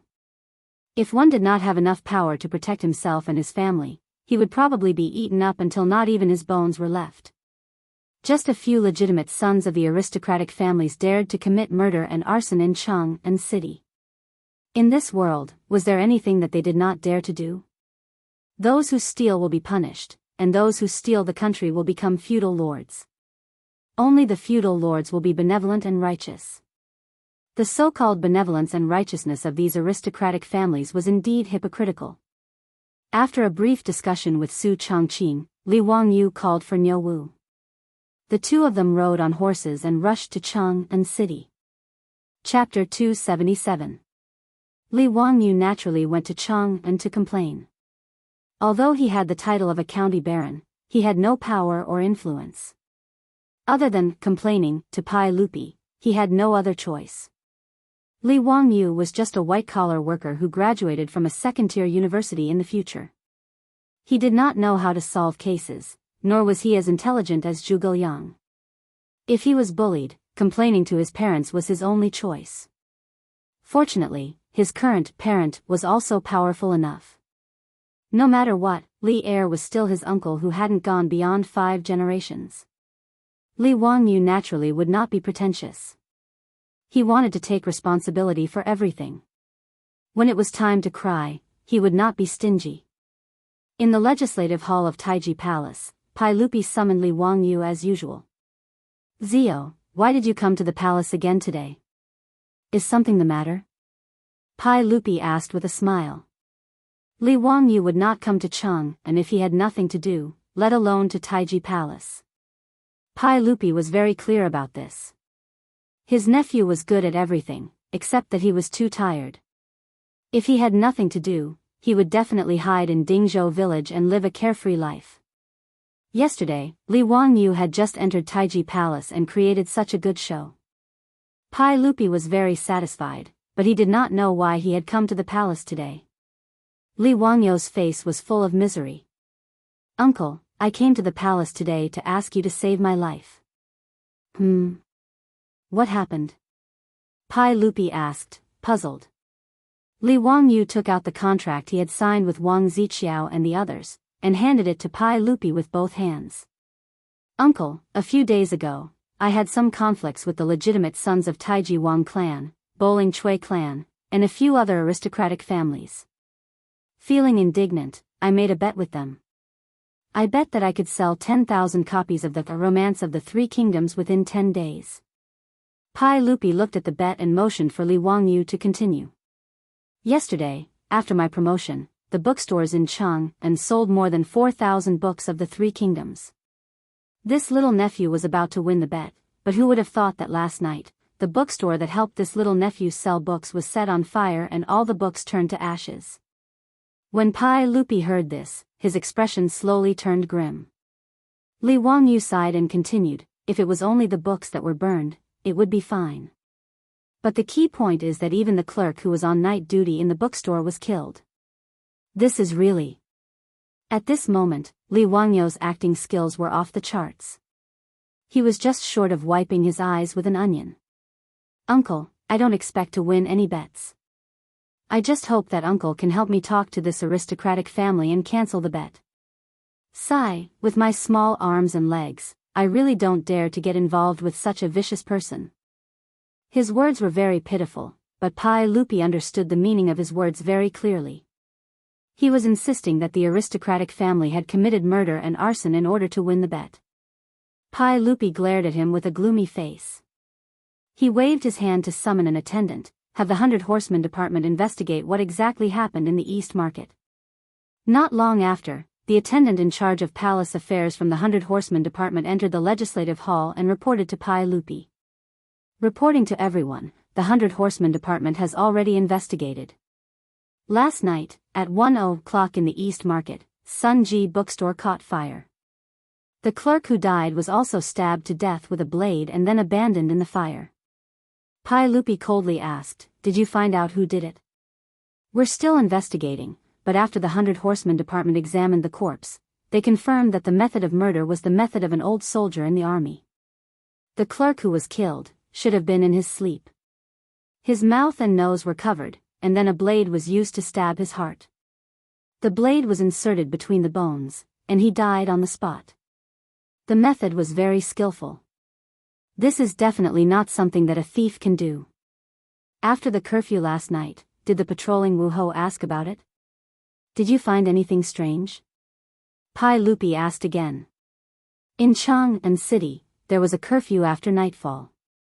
The streets, which were more than 100 meters wide, were like natural barriers that separated the various markets. And on the streets, there were patrolling Wuho at any time. Wanting to quietly climb over the high walls of the market, then pass through the 100-meter wide streets, and climb up the wall to enter the East Market was not an easy task. No, the patrolling Wuho have already interrogated, but did not find anything. But the 100 Horsemen Department can confirm that there are 4 murderers. After carefully inspecting the walls of the East Market, the 100 Horsemen Department found the footprints of 4 people on the wall near the Peace Square. And the same footprints were also found on the other side of the Peace Square. To be able to avoid the Wuho, and quietly climb over 2 walls, it's not easy. Reporting to everyone, the 100 Horsemen Department also deduced that the murderers must be fierce soldiers from the White Army, or else they would not have succeeded so easily. Pai Lupi heard this and could not help but look at the bet in his hand again. The murderers went from the Peace Square to the East Market. Last night, Taiyuan Wang clan, Bowling Chui clan, these aristocratic families, did anyone stay at the Peace Square to drink?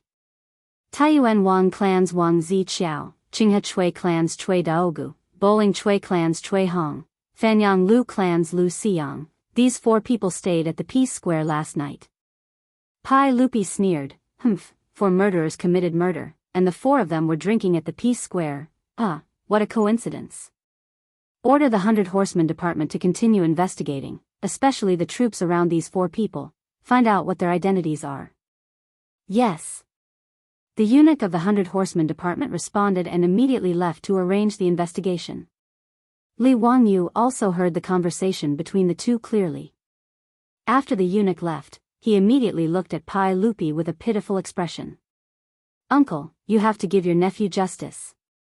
Pai Lupi glared at him. All right, stop acting, I will give you an explanation for this matter.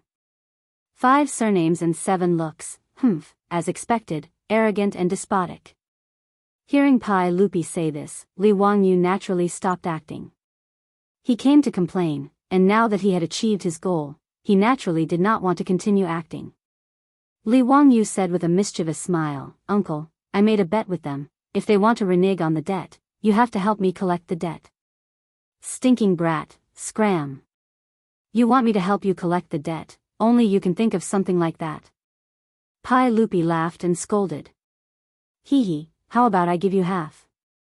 Pai Lupi was so angry that he almost kicked him. The more he spoke, the more shameless he became. Your books have all been burned, how are you going to win this bet? I have already asked the bookstore to hurry up with the printing. Today, we will continue to send books to the bookstore. It won't delay matters. Pai Lupi nodded. Ziyu, the engraving printing that you came up with is really good, it can be considered beneficial for the country. With this engraving printing, books can be printed on a large scale, and it will not be so easy for those aristocratic families to monopolize knowledge. This is another merit you have made, I will remember it for you. Li Wangyu had already reported the engraving printing matter to Pai Lupi. Pai Lupi immediately saw the effect of breaking the aristocratic family's monopoly on knowledge, so he had already asked Li Wangyu to hand over the engraving printing technology to the work supervisor. Now, the work supervisor had already begun to copy the books stored in the palace, and was preparing to print them on a large scale and distribute them to the world. While Li Wangyu was complaining in Taiji Palace, Taiyuan Wang clan was not having a peaceful time. Chapter 278. Chang'an City, Fuxing Square, Wang Mansion. Taiyuan Wang clan's head Wang Renyu slapped Wang Ziqiao's face, leaving a red mark on his face. Bastard, who allowed you to be so daring? Wang Ziqiao covered his face with his hands, looking at his father in disbelief. What did I do? Didn't I just let my subordinates burn down a bookstore? Don't tell me I have to watch that bastardly Wang Yu humiliate me. Wang Renyu said angrily, just burn down a bookstore. You even killed a waiter in the shop with your troop. Just a lowly commoner, what's the big deal? Wang Ziqiao did not care at all. Burning down the Sun bookstore in the East Market, destroying Li Wangyu's books, and winning the bet, was his idea. Cui Daogu and Lu Xiang, under his and Cui Hong's encouragement, and after drinking a lot of wine, under the stimulation of alcohol, they also nodded in agreement. The 4 of them each sent out a highly skilled troop. Taking advantage of the night, they climbed over the Peace Square, and entered the East Market. Those few troops were also ruthless people. Originally they did not need to harm people's lives, but as a precaution, they directly stabbed the shop assistant who was on night duty in the bookstore to death. After pouring oil on the bookstore, and blowing on the fire, the 4 of them burned the bookstore clean, and then took advantage of the chaos when Wu Ho was busy putting out the fire, climbed over the wall, and slipped back into the Peace Square. After dawn, Wang Ziqiao and the other 3 woke up, and after sobering up, they started to feel a little scared. They were the rich young masters of aristocratic families, they bullied and dominated the market, and even snatched women, and they were not any better than that bastard Jianghu. But things like murder and arson, they had never done it before, and at this moment they could not help but feel their hearts palpitate. The 4 of them pretended to be calm, as if nothing had happened. After the Peace Square opened, they each led their subordinates back to the mansion. Wang Ziqiao was somewhat regretful, so he found his father Wang Renyu, and explained everything in detail, but did not expect to get a slap from his father in exchange. Wang Renyu snorted, foolish beyond compare. Do you think that Li Shimon's 100 Cavalry Department are all useless? You're just giving him something to use against you. There are many ways to deal with that Li family child, but you chose the stupidest way. Wang Ziqiao was a little confused. He forced himself to say, so what if it's the 100 Cavalry Department? Could it be that they would come knocking on his door to arrest him? I have already come to an agreement with Cui Daogu and the others. We will send those troops back to Taiyuan, Bowling, Fanyang, and other places. So what if Li Shimon's hands are long? What's more, these 4 troops won't betray us. Wang Renyu looked at the red mark on his son's face and let out a long sigh. Suppressing the anger in his heart, he explained, Ziqiao, you've underestimated Li Shimon and the 100 Cavalry Department. If he really dares to let the 100 Horsemen Department come to our door and arrest people, as long as we torture them, once your troops confess, do you think Li Shimon will let go of this good opportunity to humiliate our aristocratic families? At this moment, Wang Ziqiao was also scared. He asked in panic, don't tell me that Li Shimon won't give any face? Ah Nyang is his aunt. Idiot, do you expect Li Shimon to let our Wang clan go because of your mother? Wang Renyou's wife, Wang Ziqiao's mother, was Li Wangyou's only aunt, retired Emperor Li Yuan's younger sister, Princess Tang. When Li Yuan was guarding Taiyuan and had yet to rise up against the Sui dynasty, the 2 sides had become relatives by marriage. Wang Renyu was Pai Lupi's uncle. Logically speaking, the Taiyuan Wang clan and Li Tang's imperial family had a close relationship. The 2 sides should not be fighting openly and covertly. But aristocratic families and imperial power, the 2 sides had loved and hated each other for thousands of years. This was not a conflict that could be resolved just by marrying a few women to each other. Wang Ziqiao did not agree with his father's words. So what? Don't tell me that Li Shimon dares to kill us aristocratic families? Why should we be afraid of him? We are a 1,000-year-old aristocratic family. Wang Renyu only sneered at his son's words and did not say much. The aristocratic families had always been the core power behind the imperial power. They held power similar to the imperial power and could even shake the foundation of the imperial power. This was something that no emperor could tolerate. However, an emperor needed the support of the aristocratic families to sit on the throne. Hence, the imperial power and the aristocratic families were always in a situation where they used and opposed each other. Flourishing for thousands of years, there were aristocratic families with 100 years of history. However, there were no dynasties with more than 400 years of history. This was also the reason why aristocratic families like Wang Ziqiao looked down on the imperial power. Wang Mang wanted to change the situation of the Western Han's land annexation. In the end, the aristocratic families rebelled and overthrew Wang Mang's rule. The aristocratic families in Guangzhou supported the Nanyang Lu clan to establish the Eastern Han. At the end of the Eastern Han, the 3 kingdoms fought for hegemony, and the aristocratic families were the ones supporting them. The aristocratic families of the West Jin moved south, causing the treasury of the West Jin to be empty. The chaos of the 5 barbarians had a lot to do with the aristocratic families moving south. When the aristocratic families reached their peak in the East Jin, their power even surpassed that of the imperial power. During the Sui dynasty, Yang Jian created the imperial examination system in hopes of using it to keep the aristocratic families in check. However, it did the opposite, increasing the power of the aristocratic families. The aristocratic families made use of the imperial examination system to push the power struggle between the aristocratic families and the imperial power into the imperial court. When it came to the Tang dynasty, how could the battle between the aristocratic families and the imperial power be peaceful? Just a few days ago, the aristocratic families used the locust plague to force Pai Lupi to issue an edict. From this, one could see the relationship between the 2 sides. Wang Renyu waved his hand at Wang Ziqiao. Okay, I'll deal with this matter myself. You don't have to worry about it. Go take a look at your mother. She caught a cold recently and is not feeling well. After sending his son away, Wang Renyu closed his eyes and thought for a while. Then, he summoned the housekeeper and gave him a few instructions. The housekeeper lowered his head and left to carry out Wang Renyou's orders. Within the Taiji Palace governing hall, Pai Lupi and Li Wangyu were playing chess while waiting for the 100 Cavalry Division's report. The eunuch from the 100 Cavalry Division tiptoed into the hall with an embarrassed look on his face. Pai Lupi looked up at him. Speak, what's the news? Just now, the 100 Cavalry Division sent news that the Wang clan of Taiyuan beat a soldier to death for stealing property. After the Wang clan beat him to death, they sent someone to Chang and County to report. Pai Lupi and Li Wangyu were stunned. They didn't understand what the eunuch meant. The Wang clan beat a soldier to death for stealing property.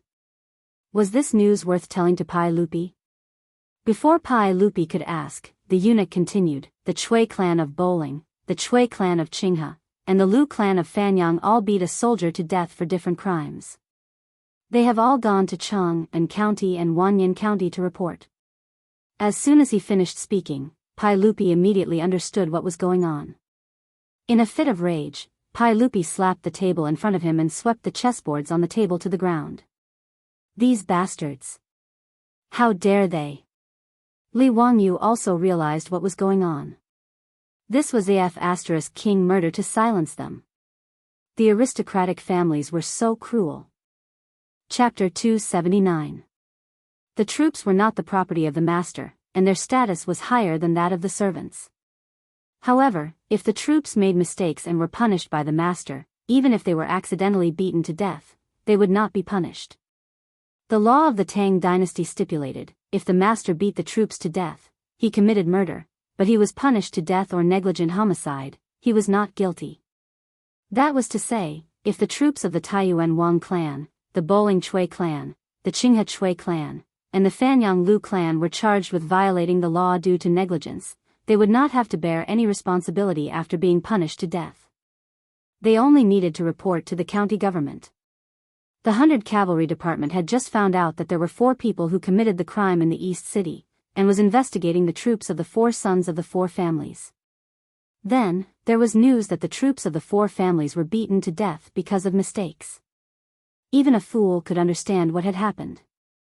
This kind of merciless method of silencing witnesses made Li Wangyu shudder. These aristocratic families did not care about human lives at all. Even the troops who worked for the aristocratic families were killed just like that. Li Wangyu could not understand or accept this kind of ruthless decision and the practice of treating human lives as grass. Pai Lupi's anger was more because he was played by the aristocratic families. The 4 troops were beaten to death without any disguise. They were clearly laughing at him, the emperor of the Tang dynasty. There was no evidence, and no evidence. Even if Pai Lupi was dead, what could he do to them? Wang Renyu was not a playboy like Wang Ziqiao. Sending the troops back to their hometowns would only leave behind hidden dangers. If the 100 Cavalry Department could find clues, the aristocratic families would naturally know. Last night, the 4 playboys hurriedly ordered their troops to attack and had already left a lot of clues. If the 100 Cavalry Department found out that it was the aristocratic families who did it, it would probably be a big trouble. Since they had already done it, they would do it to the end. Only the dead could keep an absolute secret. Therefore, Wang Renyu was merciless. He found a random reason to beat the troops of his family to death. The other 3 aristocratic families naturally would not be merciful. After receiving the news, they also chose to kill to silence. After venting his anger, Pai Lupi finally managed to control his temper. He waved his hand and dismissed the servant. Li Wangyu was also filled with helplessness and fear. Uncle, these aristocratic families are truly unscrupulous. Humph. Sooner or later, he would teach them a lesson. Ziyu, you will go now and urge the bookstore to quickly print the books for sale. You must not lose the bet. I want these aristocratic families to obediently lower their heads and hand over the gold with both hands. Pai Lupi said through gritted teeth.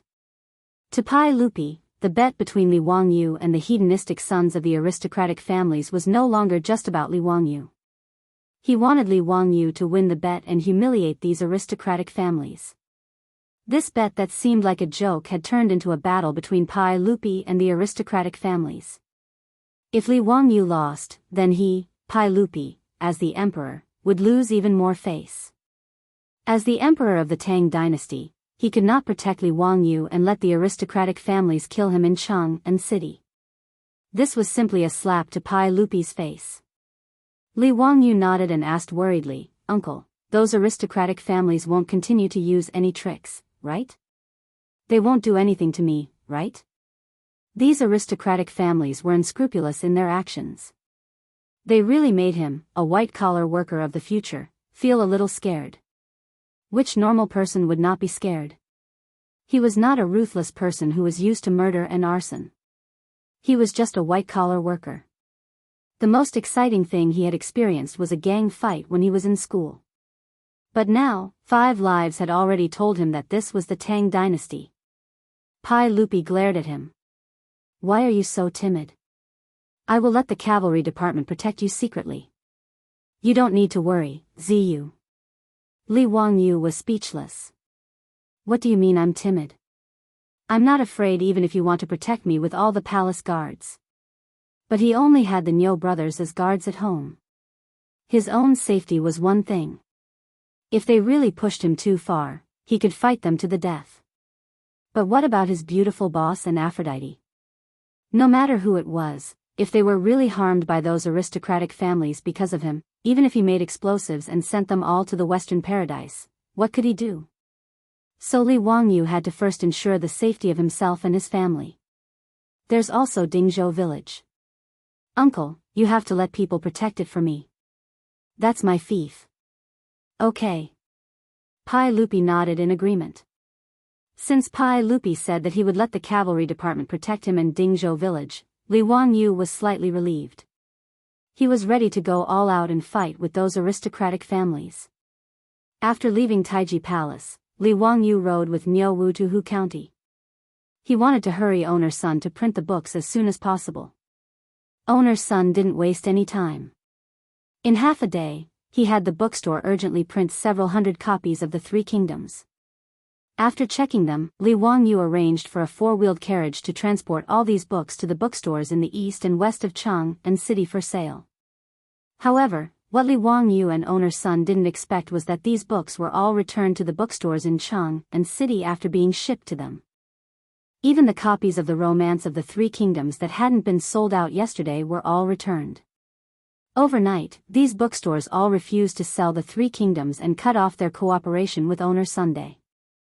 This sudden turn of events shocked both Li Wangyu and owner Sunday. Li Wangyu came to a realization. This was definitely the doing of the aristocratic families, directly cutting off his sales channels. This method of removing the firewood from under the cauldron was even more vicious than Wang Ziqiao's methods of murder and arson. Given the influence and power of the aristocratic families, it was all too easy for them to force the 10-odd bookstores in Chang and city to bow their heads. Moreover, the fire at Sun's bookstore yesterday had also frightened the owners of the other bookstores. Everyone had their own guesses as to why Sun's bookstore had been burned down. But today, the aristocratic families of the 5 surnames and 7 gazes had sent people to warn them that they were forbidden from selling the Three Kingdoms. Everyone immediately understood. No one was a fool. Putting the two together, the owners of these bookstores all understood that owner's son had offended someone he shouldn't have offended, and that the root of the problem was the Romance of the Three Kingdoms. As merchants, no matter how much they sympathized with owner's son and how much they despised the actions of the aristocratic families, the owners of these bookstores had no choice but to obey. Without hesitation, they removed all the Three Kingdoms books from their bookstores and returned them to owner Sunday. They also carefully put away the colorful posters, no longer daring to openly hang them outside the bookstore. The methods of the aristocratic families had caught Li Wangyu by surprise. Sun's bookstore had been burned down and they had lost their sales channels. Even if the subsequent books were printed, where could they sell them? Just as Li Wangyu was racking his brains for a solution, another piece of bad news came from Chang and city. Chapter 280. Within a day, more than 4,000 copies of the Romance of the Three Kingdoms were sold in Chang'an, which was terrifying. For a while, everyone in Chang'an was talking about the Three Kingdoms. But when this famous book began to spread widely in Chang'an, it was criticized by many sour scholars. The Romance of the Three Kingdoms was a historical novel, unlike the Records of the Three Kingdoms, which was a historical book. When Luo Guanzhong wrote the Romance of the Three Kingdoms, he made a lot of references to the Records of the Three Kingdoms. This was the so-called 30% truth and 70% romance. In the future, because the Romance of the Three Kingdoms was so famous and spread so widely, many people even regarded it as the official history. But since it was a novel, it naturally had elements of artistic exaggeration and processing. It also had the imagination of the author, which was understandable. It was also Luo Guanzhong's processing and modification that made the Romance of the Three Kingdoms become a model and masterpiece of history. But many sour scholars, after reading the first 5 chapters of the first volume of the Romance of the Three Kingdoms, criticized this book. These sour scholars thought that the Romance of the Three Kingdoms distorted historical facts and was full of loopholes. It was an inferior work that misled people. It was normal for some people to criticize. As the saying goes, everyone has their own preferences. Even if it was a famous book like the Romance of the Three Kingdoms, it was impossible for everyone to like it. Li Wangyu did not care about this at all. But what made Li Wangyu speechless was that the shop assistant of the Sun's bookstore in Chang and City to deal with the aftermath hurried to report. The group of bored sour scholars actually gathered together and ran to the Vermilion Bird Gate to kneel down. They wanted to report to Pai Lupi and request that the Romance of the Three Kingdoms be sealed. These sour scholars even piled up the books they had bought outside the Vermilion Bird Gate and burned them all, which attracted a lot of people to watch.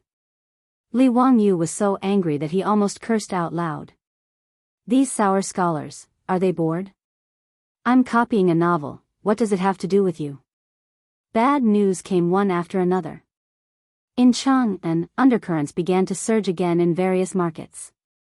They accused the Book of the Three Kingdoms of harboring evil intentions and reflecting the current sage. The rumors were very vivid. Some people even took out Li Wangyu's Three Kingdoms and pointed to the contents, describing vividly to the crowd how this place reflected the saints and so on.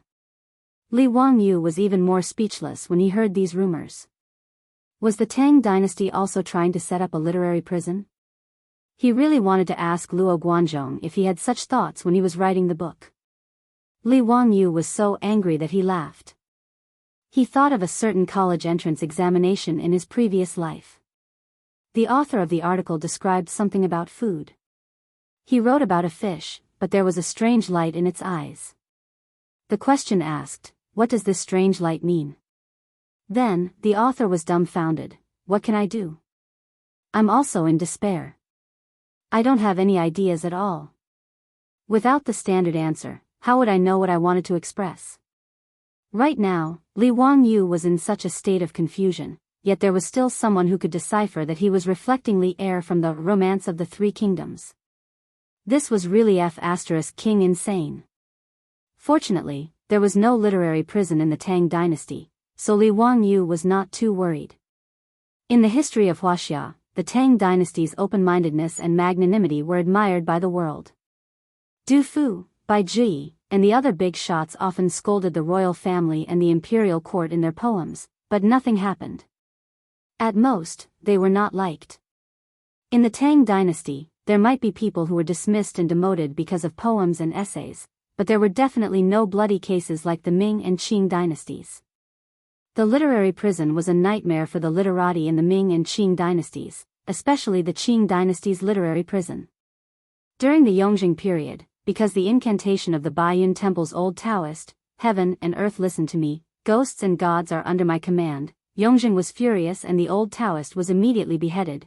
Yongjing's Hanlin officials wrote, "Qing Feng is illiterate, why are you randomly flipping through books?" Slandering the imperial court, beheading. Qianlong's assistant minister of the Ministry of Rights wrote, "Seizing the vermilion bird is not righteous, even a mutant is called a king, beheading a coffin and filing a corpse." Qianlong's cabinet scholar wrote, "A heart that talks about turbidity and purity, insulting the Qing dynasty, beheading at the waist." The literary prison of the Ming and Qing dynasties could be said to be unprecedented and at the peak of perfection. Fortunately, it was the Tang dynasty now, and Pai Lupi was his backing. Therefore, Li Wangyu only felt angry and amused about these unreliable rumors, but he was not worried at all. After all, Pai Lupi had already read his Romance of the Three Kingdoms, and he was one of the people who urged him to update. However, this ruckus made Li Wangyu smell a thick scent of conspiracy. This series of methods could be said to be sinister and ruthless. Cutting off the sales channels of books, spreading rumors, slandering, Li Wangyu naturally knew who did these things. Except for those aristocratic families, there was no one else. However, this method was obviously not something that Prince Qiao and other aristocratic families could come up with. In comparison, the murder and arson in the East Market last night seemed simple and crude, without any technical content. Today's action was a conspiracy to kill without spilling blood, and it made Li Wangyu a little anxious and at a loss. More troublesome things continued. Before Li Wangyu could come up with a solution, Pai Lupi sent an eunuch to Dingzhou village to tell him to go to Taiji Palace tomorrow to attend the regular court meeting. The reason was very simple. Li Wangyu was impeached. Li Wangyu was flabbergasted. He only understood what had happened after the chamberlain explained to him. Someone from the censorate jumped out and impeached Pai Lupi, saying that Li Wangyu's book contained evil intentions and slandered a saint. The censorate was loyal and devoted, wholeheartedly protecting Pai Lupi's dignity, which made Pai Lupi speechless. Pai Lupi was unable to reprimand this censorate. After all, it was their duty to censor rumors. He also could not say that the man from Huxian, Li Wangyu, did not slander him, so he did not need to worry about him. Therefore, Pai Lupi could only summon Li Wangyu to the court meeting and have him confront the censorate. Li Wangyu only felt that he was cursed in his heart. He originally thought that the Tang dynasty did not have such a thing as a literary prison, but in the end, there really was an censorate impeaching him because of this. He pulled over the eunuch who had come to pass on the message and asked him who the censorate was. This eunuch had already received Pai Lupi's orders, so he naturally told him everything he knew. He clearly explained the situation of the censorate named Huang Fu-yi. Pai Lupi was even afraid that Li Wangyu would be careless and suffer losses, so he had someone pull out Huang Fu-yi's information from the Ministry of Appointments and secretly had the eunuch give it to Li Wangyu. In this regard, Li Wangyu could only look up to the sky and sigh. This aristocratic family was really willing to go all out to deal with him. Chapter 281. Early the next morning, Li Wangyu hurried out with Niu Wu and rode to Chang'an City to attend the court session. He was now used to traveling between Chang'an City and Dingzhou village. Anyway, it was only 100 miles away, which was about 50 kilometers. It would only take about an hour to ride a horse, so it was not a big deal. Although the distance between his rented house and his company was not far, the time he spent commuting was close to 3 hours, so he did not feel that it was inconvenient. The only problem was that the court session was too early. He had to leave at dawn, otherwise he would be late. Li Wangyu was not worried about the possible problems he might face in the court session today. After the eunuch left yesterday, he took Huang Fu-yi's information and studied it with his beautiful boss for a while, and the two of them came up with a solution. With Pai Lupi silently supporting him, Li Wangyu did not feel any pressure. He wanted to cause a ruckus in the court session today and teach the aristocratic families a lesson. As for the sales obstacles that the Romance of the Three Kingdoms was facing, he and his beautiful boss came up with a solution. They would start implementing it after the court session today. When he arrived outside the Vermilion Bird Gate, the officials waiting for the court session were already waiting. The court session was different from the Shua Wang Imperial Conference that Li Wangyu attended before. There were much fewer people attending the court session. Only officials above the 5th rank, censors, and doctors in charge of sacrificial ceremonies were required to attend the court session every day. Li Wangyu hurriedly greeted Zhang Sun Wuji, Fang Xianling, and the other big shots that he knew. Before they exchanged greetings, the palace doors opened, and the officials entered the court session. The court session did not have any ceremonial guards, nor did it have any extravagance. It was just a daily court session that dealt with the administrative matters of the court. Li Wangyu followed the crowd into the main hall. After bowing, he sat in his seat, bored, and listened to the officials of all levels report to Pai Lupi and discuss state affairs. He had no interest in these things at all. Moreover, he woke up early today, and his ears were filled with the so-so voices of the officials. He could not help but doze off. His head drooped, and his eyelids grew heavier and heavier. Li Wangyu dozed off in the Taiji Palace's main hall. Speaking of sleeping while sitting down, that was Li Wangyu's specialty. When he was in school, he had never been caught sleeping in class by the teacher. He placed his left hand on his forehead and pretended to be in deep thought. Then, he lowered his head and began to sleep.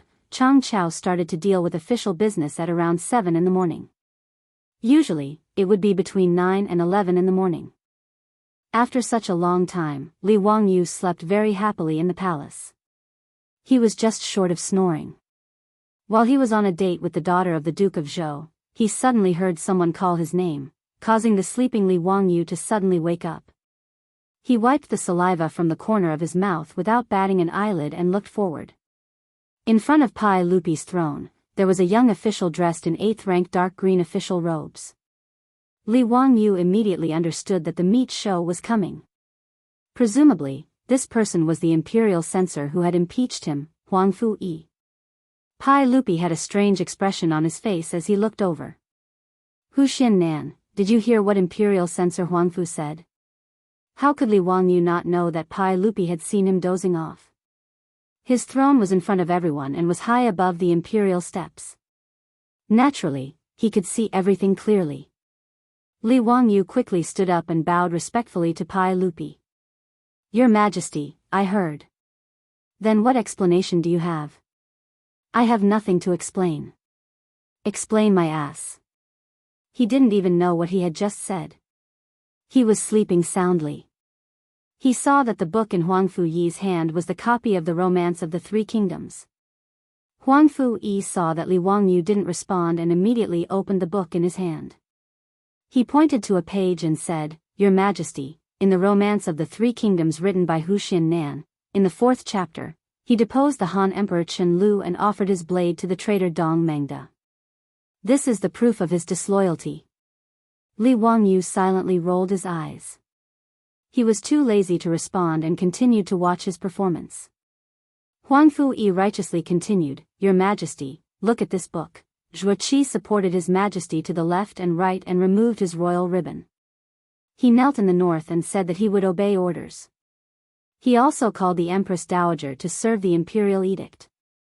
The Empress Dowager cried, and all the officials were miserable. This is clearly a reflection of the abdication of the retired emperor in the 9th year of Wu De. Hu Xiannan referred to His Majesty as Dongjue.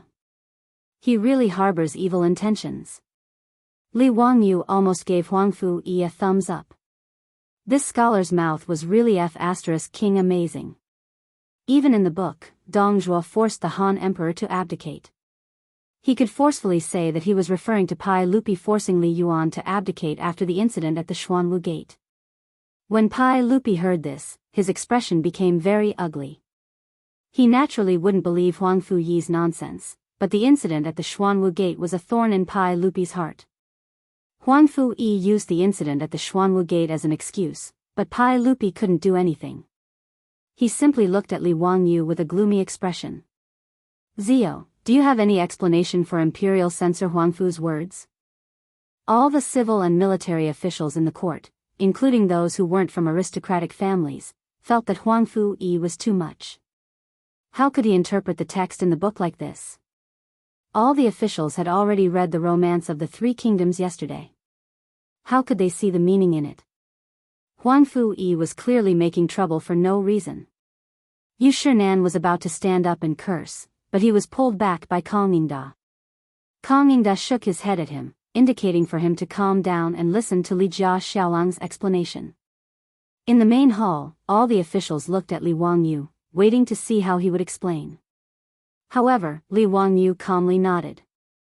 Your Majesty, this is what this official meant. It is as Imperial Censor Huang Fu said. His words were like a clap of thunder, shocking all the civil and military officials in the main hall. Was this Li Wangyu from Huxian crazy? What did he just say? He said that he was referring to Pai Lupi. Referring to the incident at the Xuanwu Gate? After a moment of silence, the main hall of the Taiji Palace was instantly filled with buzzing sounds. The officials whispered to each other, asking if they had heard wrongly. Pai Lupi touched his ears in disbelief, wondering if he was hearing things. Ziyu, what did you say? Say it again. Your Majesty, the meaning in my book is that Imperial Censor Huang Fu is slandering Your Majesty. That's right, that's exactly what this subject thinks, Li Wangyu replied slowly. Yu Shinan, Fang Xianling, and the others couldn't help but exclaim in horror. Ziyu, don't talk nonsense. Answer properly. However, Huang Fu-yi was pleasantly surprised. He didn't expect that Li Wangyu would admit it in front of Pai Lupi. Originally, Huang Fu-yi just wanted to discuss Li Wangyu and smear the romance of the three kingdoms.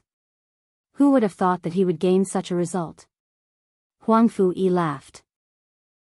Since Imperial Censor Huang Fu-yi admitted it, that's for the best. Your Majesty, this official asks Imperial Censor Huang Fu-yi to punish him for slandering the sage and talking about the court. Before he finished speaking, he heard Li Wangyu say loudly, Your Majesty, this official is guilty. This official has an accomplice and is willing to confess. Chapter 282. Li Wangyu's words caused a commotion in the hall. Even Wang Renyu, Jing Yuanshou, and the other big shots of the aristocratic families were dumbfounded by his words. Was this Huxian man crazy? These big shots of the aristocratic families vaguely felt that something was wrong, but they couldn't figure out what the problem was. Yesterday's series of actions against Li Wangyu had been discussed by Wang Renyu, Jing Yuanshou, and the other big shots of the aristocratic families.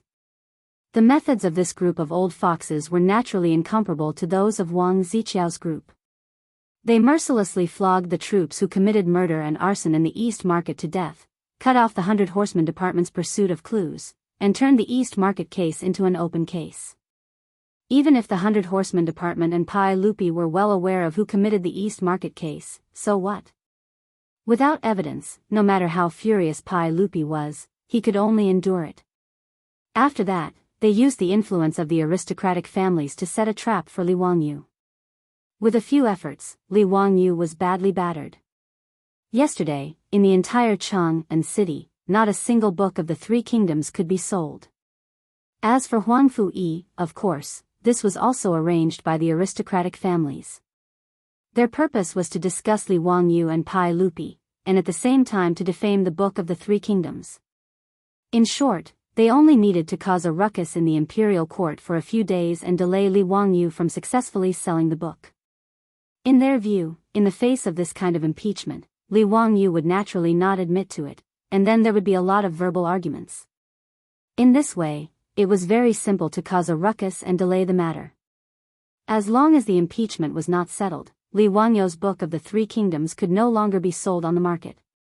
If the bet was delayed for 10 days, the aristocratic families would win the bet. It was very simple and easy. The reason why these big shots of the aristocratic families began to interfere in the bet between Li Wangyu and Wang Ziqiao was not because they were unwilling to part with the 1,000 taels of gold.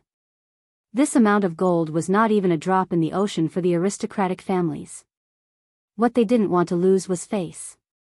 The foolish sons of the aristocratic families had drunk too much and let their underlings commit murder and arson. This was simply stupidly giving Pai Lupi something that could be used against them. For the sake of the aristocratic family's reputation, Wang Renyu had no choice but to kill his family's troops to cover up the truth. Although they did not care about killing a troop, the act of killing a troop of their own family in order to protect themselves made the aristocratic families feel that they had lost face. Thus, they became more and more jealous of Li Wangyu. As a result, Wang Renyu and the others took the bet seriously. No matter what, they could not afford to lose the bet. Otherwise, the reputation of their aristocratic families would be worthless. If Li Wangyu lost the bet, the aristocratic family's face would be saved, and they would be able to give Pai Lupi a slap in the face. So what if you, Li Shimen, are the emperor of the Tang dynasty? So what if you protect Li Wangyu? In the end, you could only watch your nephew lose the bet and obediently hand over the gold with both hands. But today, in the Chang dynasty, Li Wangyu actually nodded and admitted Huang Fu-yi's impeachment. He even said that he had accomplices. What was going on? After the shock, Pai Lupi immediately realized that something was wrong. Not to mention whether Li Wangyu really had such thoughts, even if he did, he was not crazy, right? How could he admit it in front of everyone? Looking at Li Wangyu's faint smile, Pai Lupi could not help but breathe a sigh of relief. This bastard must have a backup plan. In the main hall, Li Wangyu said loudly, Your Majesty, this subject is guilty. This subject also has accomplices and is willing to confess. This imperial censor Huangfu is this subject's accomplice. The reason why this subject slandered your majesty in the book was all because of imperial censor Huangfu's instructions. As soon as he said this, everyone was stunned again. And Huangfu Yi, like a cat whose tail was stepped on, immediately exploded. Nonsense. Your Majesty, Hu Xiannan is speaking nonsense.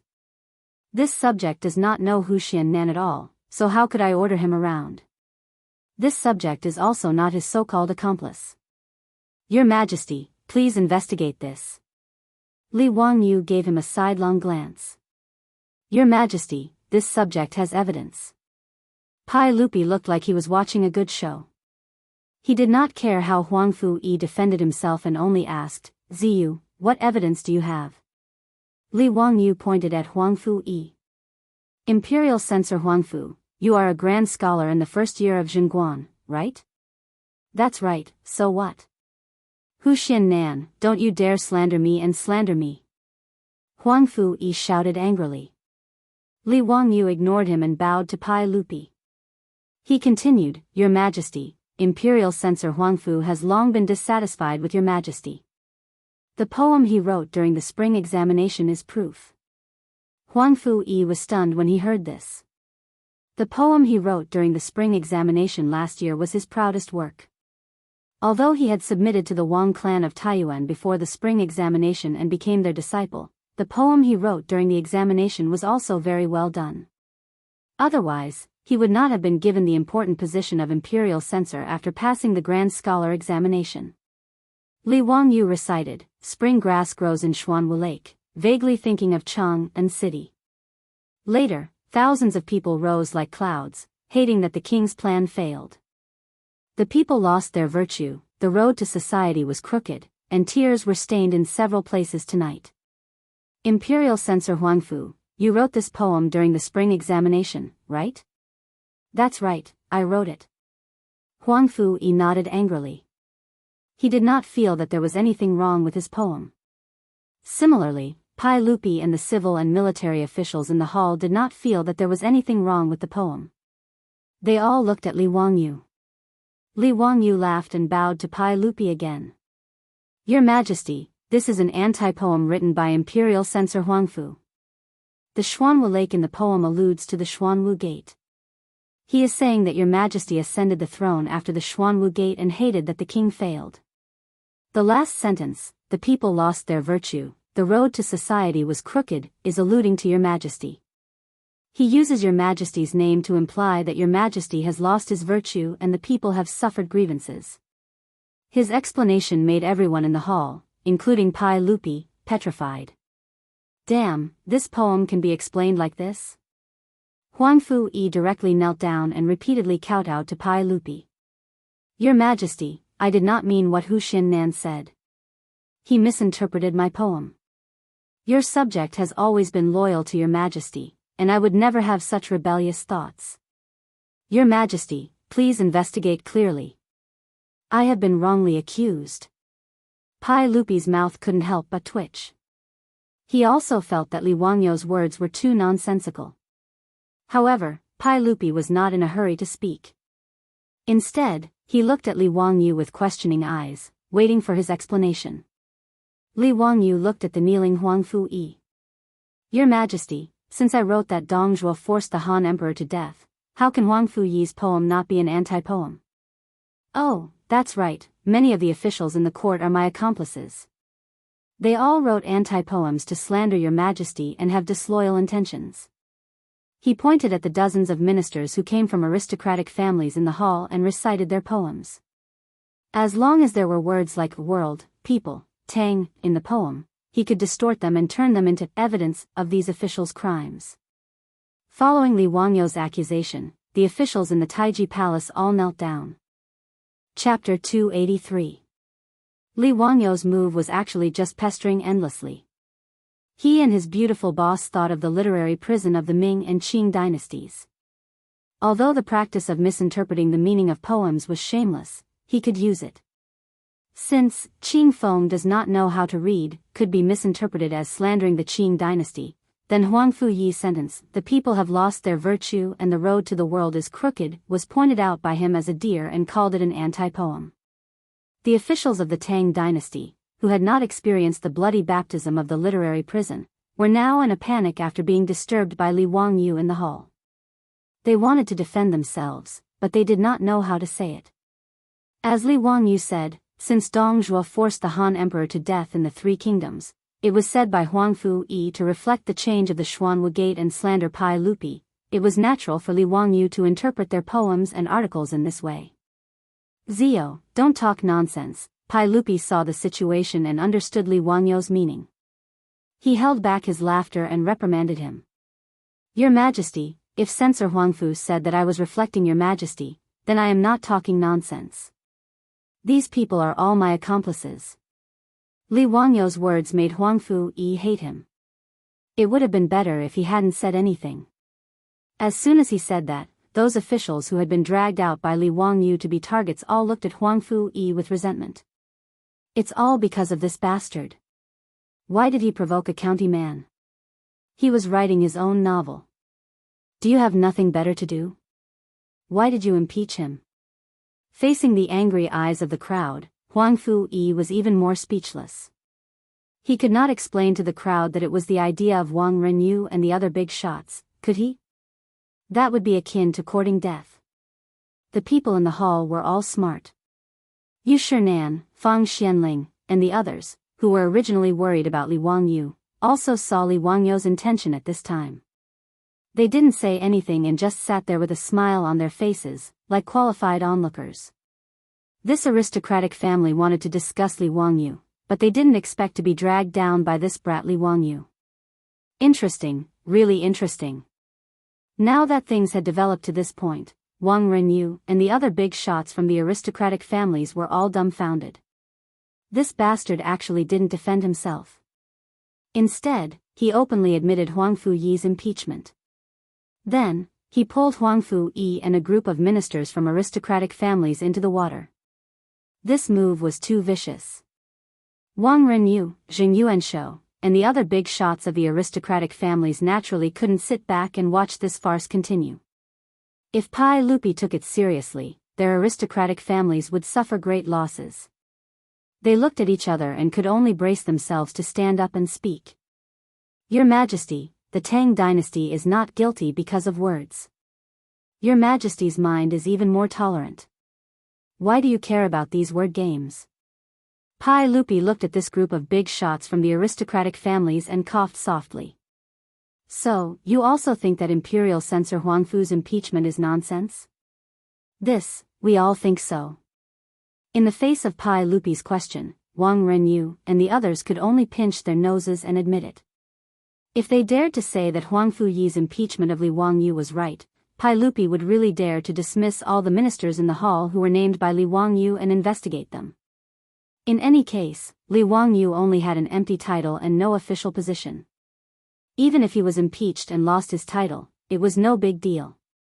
However, Li Wangyu had just dragged more than a dozen officials from aristocratic families into the water.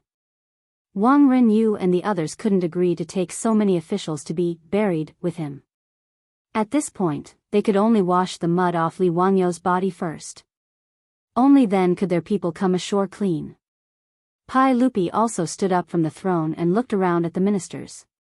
After a while, he opened his mouth and said, "The Tang dynasty is not guilty because of words, but it is also not allowed to slander others. I am not the first emperor, and I will not burn books and bury Confucians. You all must not make mistakes. Few people in the world read the history of the Three Kingdoms. Only Li Zio's romance of the Three Kingdoms is known. I like Li Zio's Three Kingdoms very much. This matter ends here. Don't mention it again. We will follow your Majesty's instructions." The ministers knelt, and the farce ended. Li Wangyu chuckled and said, "Your Majesty, I was wronged for no reason at all. I hope your Majesty can help me out. Didn't I say that this matter ends here?" Pai Lupi didn't understand Li Wangyu's meaning and asked in confusion. Li Wangyu pointed outside the hall and said, "But the people in Cheng and don't know." "Your Majesty, why don't you write me a note to prove my innocence? Pai Lupi was speechless and said, what are you trying to do now? What do you want me to write for you? Hee, Your Majesty, just write the sentence you just said. It's I like Li Zio's 3 kingdoms very much. These few words will do. Pai Lupi began to have a toothache. This bastard, what is he trying to do now? He wanted to refuse, but the ministers in the hall were watching, so he couldn't bring himself to do so. He asked the servant to grind the ink, picked up the brush, and wrote down the sentence. Then he threw it to Li Wangyu. Court is dismissed. Pai Lupi wrote down the sentence shamefully. He didn't want to continue talking nonsense, so he turned and left. Li Wangyu came forward with a smile and picked up Pai Lupi's calligraphy. He carefully dried the brush and ink and put it away.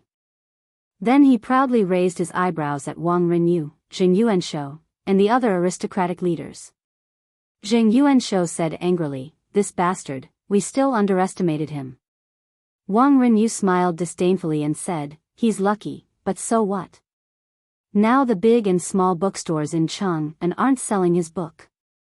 Can this guy make Pai Lupi issue a decree and force the bookstores to sell his book? There are still 2 days left. I'd like to see how he can sell a few thousand books. Zheng Yuanshou thought about it and agreed.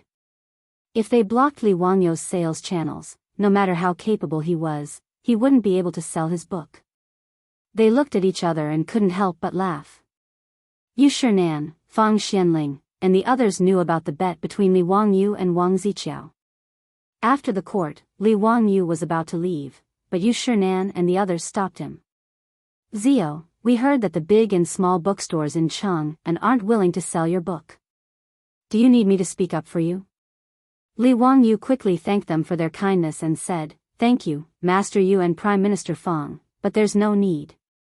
I know that they were forced, so there's no need to put these merchants in a difficult position. Then how are you going to sell your book? Yu Shinan asked worriedly.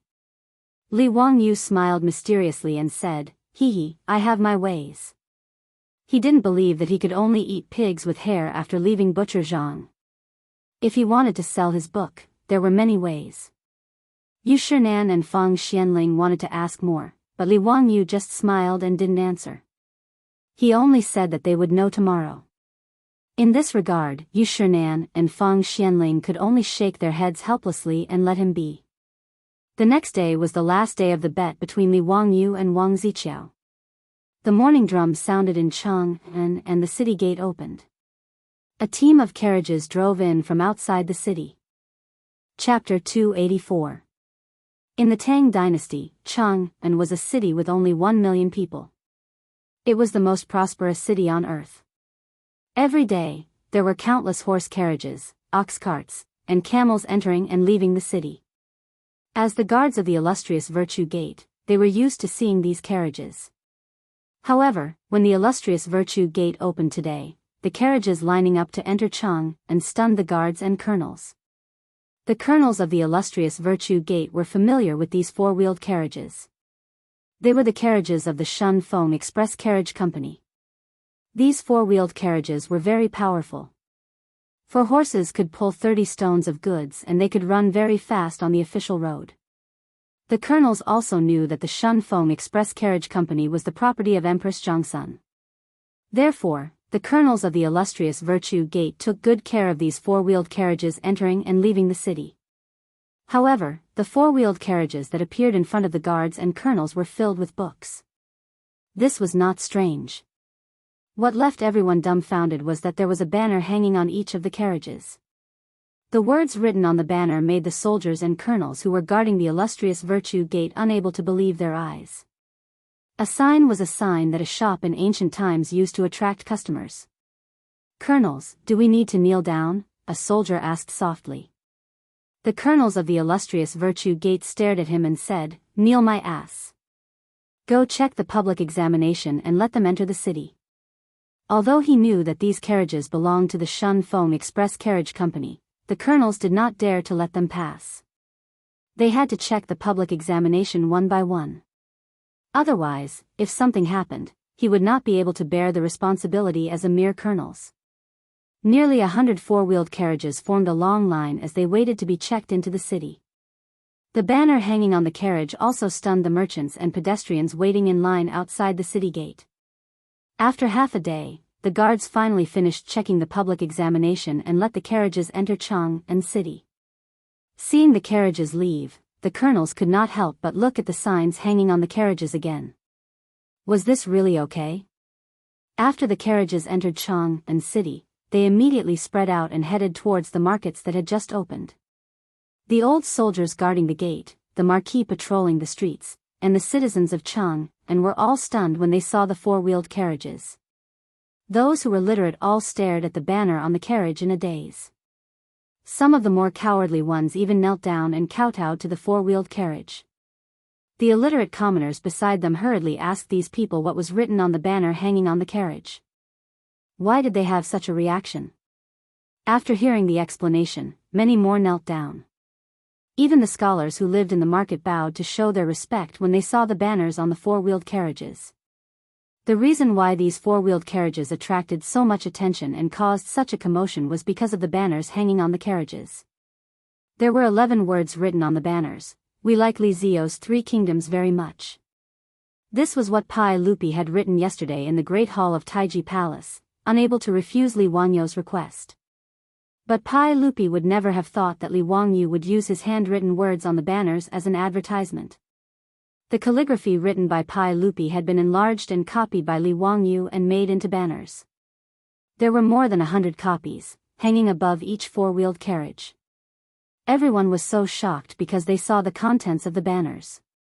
Using the calligraphy of a saint to advertise was an unprecedented feat in the market. The onlookers did not know what the words written by the saint meant, so they asked each other.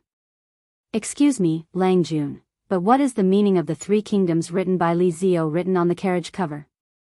A passerby dressed as a scholar was stopped and asked.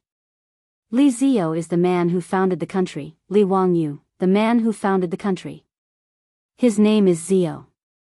He is now very famous, and even became the royal tutor of the crown prince at the age of 16. Hiss. There was a sound of people sucking in cold air. The royal tutor of the crown prince, the man who founded the country, these titles were very important to the people. Lang Jun, what is the meaning of the 3 kingdoms? Don't you know what happened outside the Vermilion Bird Gate the day before yesterday? The 3 Kingdoms is a novel written by the man who founded the country. It is called The Romance of the 3 Kingdoms. This book is amazing. Look, everyone, the banners are written by the saint himself. Even the saints like it." The scholar replied with great admiration. "TSK, TSK, even the saints praise the book. I have to buy one." Someone in the crowd immediately said. "You can't read, why buy it?" Someone knew that the speaker was illiterate and could not help but make fun of him. "Nonsense, I can't read, but will my son not be able to read in the future?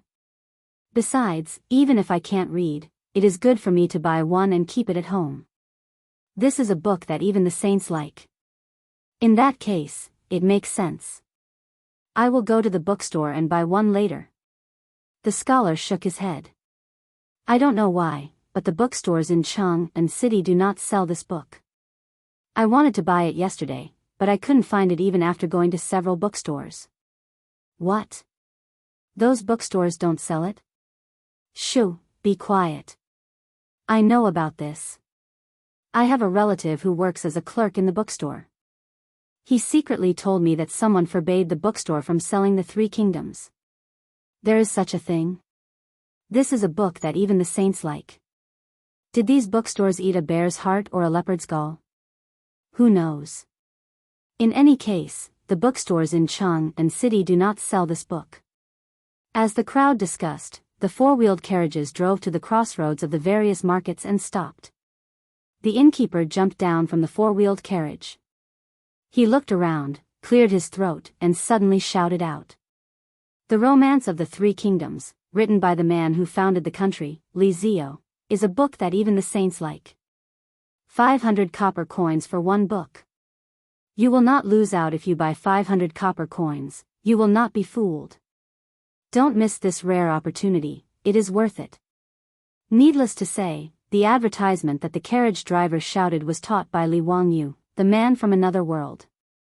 In the future, the advertisements in the $2 stores on the streets were plagiarized by Li Wangyu to poison the ears of the people of the Tang dynasty. This kind of extremely straightforward shouting made the crowd around the carriage stunned. It took them a while to react. These carriages were actually here to sell books. The Wu Ho in the market heard the carriage drivers shouting and hesitated. He did not know if he should go forward and stop them.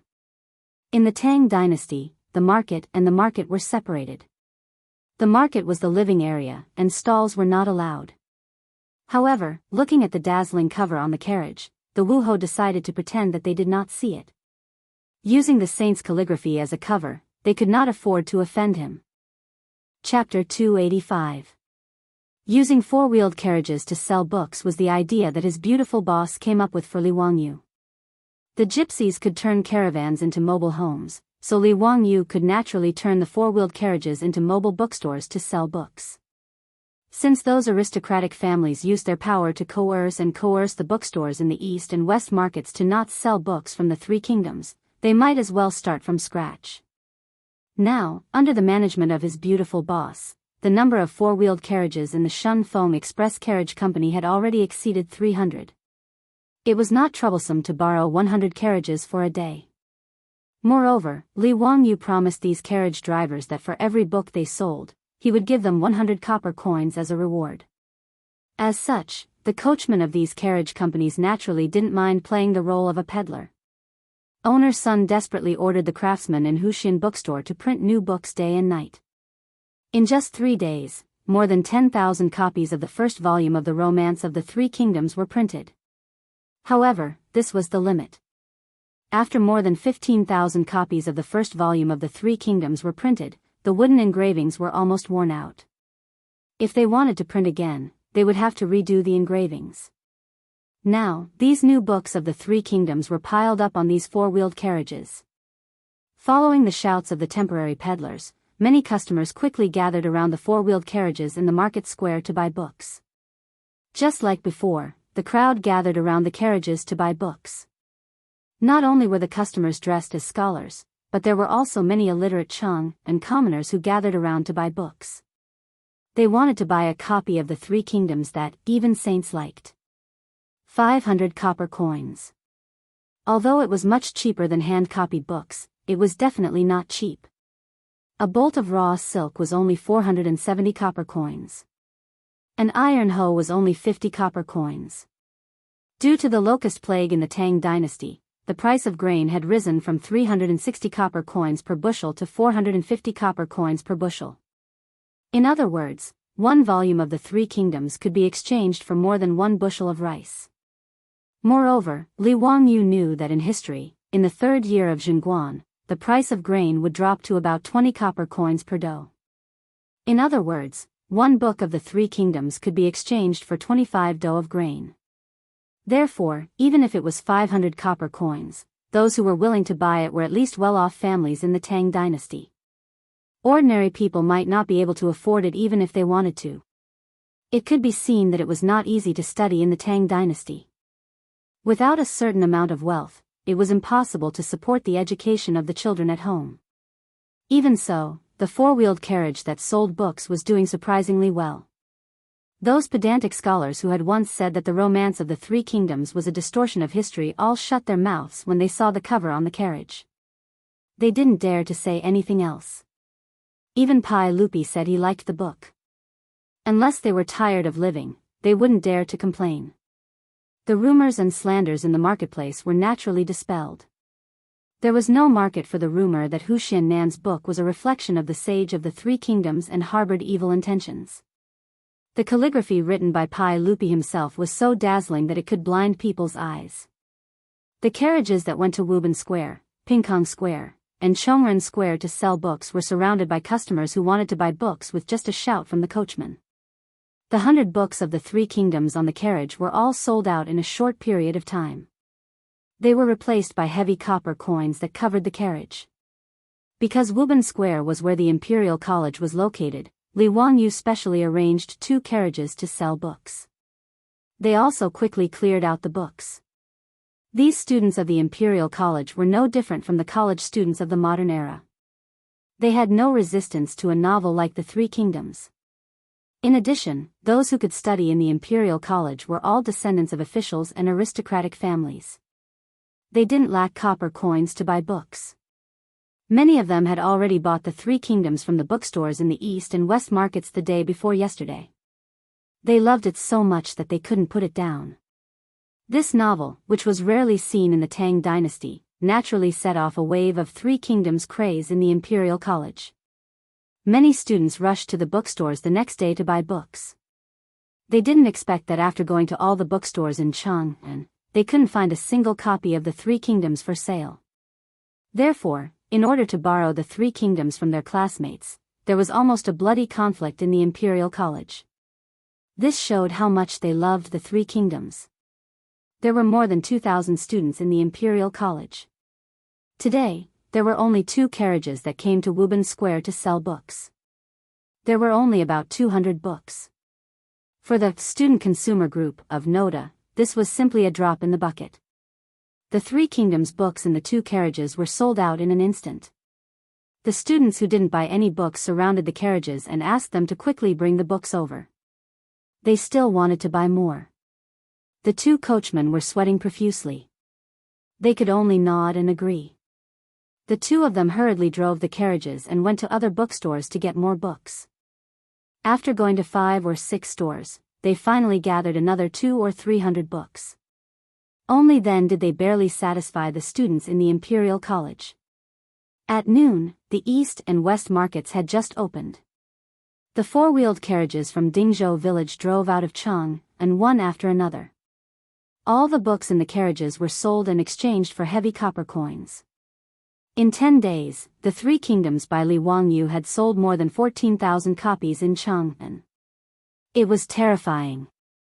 He won the bet with Wang Ziqiao and the others without any suspense. Li Wangyu's actions today naturally couldn't escape the eyes of the aristocratic families. But they couldn't do anything. They couldn't send their own troops to smash the carriages selling the books, could they? As the books in the carriages were sold out, and they returned with copper coins, Wang Renyu couldn't help but sigh when he heard the news. He didn't expect that even after he acted, he still couldn't stop Li Wangyu from winning the bet. He beat his own troops to death and had to pay with gold and the aristocratic family's face. When he thought about how he was the one who proposed the marriage with Li Wangyu and even had to pay with gold, Wang Renyu felt even more sullen. This feeling of losing the wife and losing the soldiers made Wang Renyu even more jealous of Li Wangyu. However, Pai Lupi in the Taiji Palace laughed proudly. He was in an extremely good mood. He had already forgotten that when he heard the 100 Horsemen Department report that Li Wangyu, that bastard, had actually used his calligraphy as a cover, he was so angry that he almost wanted to send people to Dingzhou village to capture Li Wangyu and bring him into the palace to spank him. Guanyin maid, Zio has won against the aristocratic families again. Ha, delightful, truly delightful. Empress Zhongsun also covered her mouth and chuckled. Zio often does amazing things. The Wang clan of Taiyuan is defeated by him again. Tomorrow, I'll go to help Zio collect his gambling debts. I'd like to see how Wang Renyu and others perform. Pai Lupi clapped his hands and laughed. He was extremely excited when he thought that he could ridicule these aristocratic families again. However, Pai Lupi's wish to see the aristocratic families make a fool of themselves did not succeed. Before he could help Li Wangyu collect his debts, the aristocratic families took the initiative to send 1,000 taels of gold to the Lai Hot of Dingzhou village to show that they were willing to admit defeat. Li Wangyu received the gold, but he didn't feel any joy. He didn't think that the debts between him and the aristocratic families were settled. He hadn't avenged the Sun bookstore that was burned and the shop assistants were killed. The cynical man was not ready to forget the grudges with a smile. For a gentleman to take revenge, 10 years was too late. He had to seize every moment. Chapter 286. The first volume of the Romance of the Three Kingdoms had been printed by Sun Ji Bookstore, with a gross profit of 250 copper coins per volume. Li Wangyu had earned more than 3.7 million yuan just by selling books, which was more than 3,700 strings of copper coins. The 4 great clans also sent 1,000 taels of gold as a bet, which was equivalent to 6,000 strings of copper coins. In half a month, Li Wangyu had earned almost 10,000 strings of copper coins. He could be considered a rich man in Jianghu County. Li Wangyu was not stingy. He directly took out 1,000 strings of copper coins and gave it to owner's son as compensation for the destruction of the East Market bookstore. In response, owner's son repeatedly refused to accept it. Wuxia man, this old man is ashamed to accept this copper coin. Please take it back. Li Wangyu shook his head. Owner's son, I know that your bookstore was burned down because of me, not to mention that your shop staff died because of it. Consider this money as compensation. I'll have to trouble owner's son to send 100 strings of copper coins to the staff's family as a token of my sincerity. How can I blame Wuxia man for this? Sigh, this is fate. Old me has already sent 50 strings of copper coins to the staff's family as burial money. There's no need for Wuxia man to worry about it. Owner's son shook his head and sighed. Li Wangyu said, after all, this happened because of me. I can't let owner's son suffer any losses. Please accept these copper coins and rebuild the bookstore in the East Market as soon as possible. There are still 23 volumes of the 3 Kingdoms to be printed and sold. I'll have to trouble owner's son to do so. Then this old man will thank you, Mr. Wuxia. Having said that, owner's son didn't try to be pretentious and accepted the copper coins. The cost of rebuilding his bookstore was about 500 to 600 strings of coins. The money that Li Wangyu sent was more than enough to cover the cost. As for the staff's family, Li Wangyu only gave them 100 strings of copper coins. It was not because he was stingy, but because too much money was not necessarily a good thing for the staff's family. To the common people of the Tang dynasty, 100 strings of copper coins was already a big fortune. No matter how much money he had, he was afraid that it would attract the attention of thieves, which would be bad for him. After doing all this, Li Wangyu began to think about how to deal with Wang Ziqiao and the others. The case of murder and arson in East City was now a dead case. Although both Li Wangyu and Pai Lupi knew who the mastermind behind the scenes was, and who the culprit was, there was nothing they could do. The only thing that made Li Wangyu slightly relieved was that the 4 murderers had already been beaten to death by the aristocratic families themselves. However, this did not mean that the matter was over. Wang Ziqiao and the other 3 people who ordered the 4 troops to commit the crime were still free and unfettered. However, Li Wangyu thought about it and realized that revenge would not be easy. No matter where those rich playboys went, they always brought a group of troops with them. The aristocratic families were so powerful that even Pai Lupi was not willing to confront them head-on. Therefore, revenge by force was unrealistic. What was more, Li Wangyu was a white-collar worker in the future. He did not have the courage to kill people. He had lived in a legal and harmonious society for 26 years. How could he become so hard-hearted and want to kill people only after a few months in the Tang dynasty? Except for the time when Zheng Kanhua of the Zheng family in Xinjiang tried to humiliate his beautiful boss, Li Wangyu could not help but want to kill him.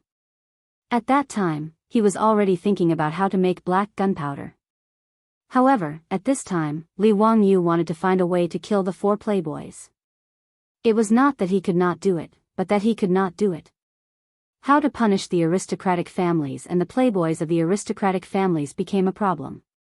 The cynical man thought for a long time, but finally he came up with a way that was not a way.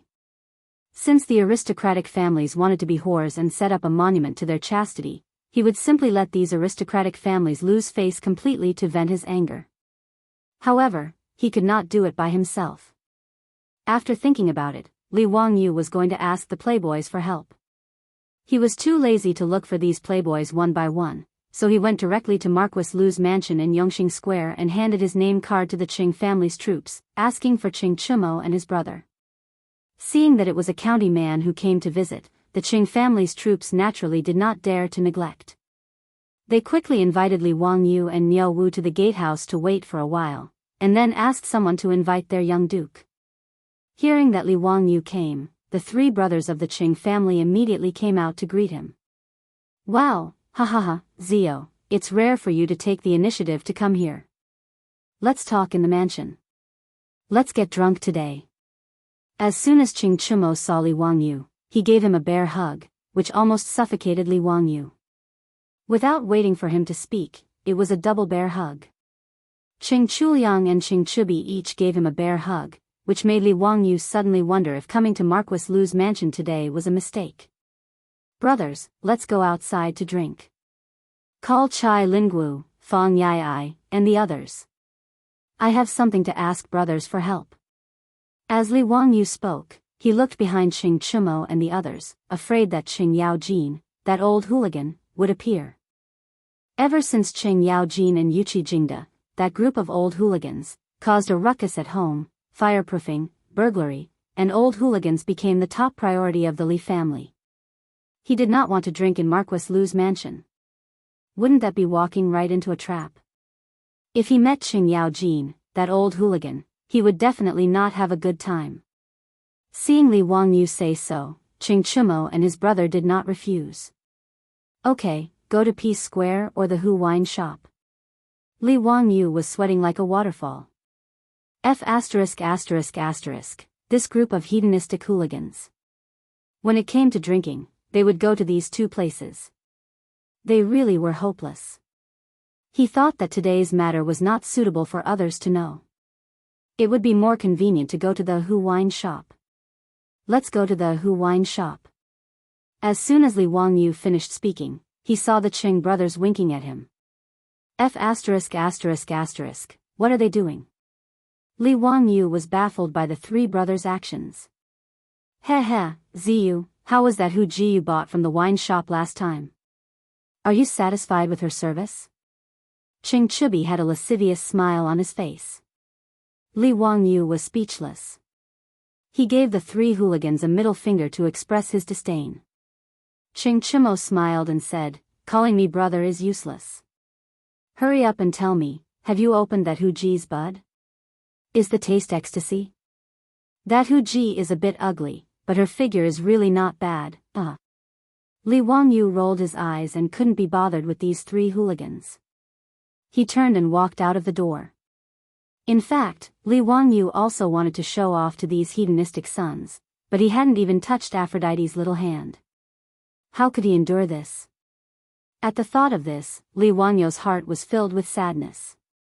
The young version of Angelina Jolie was right under his nose every day, but because of his beautiful superior's strict guard.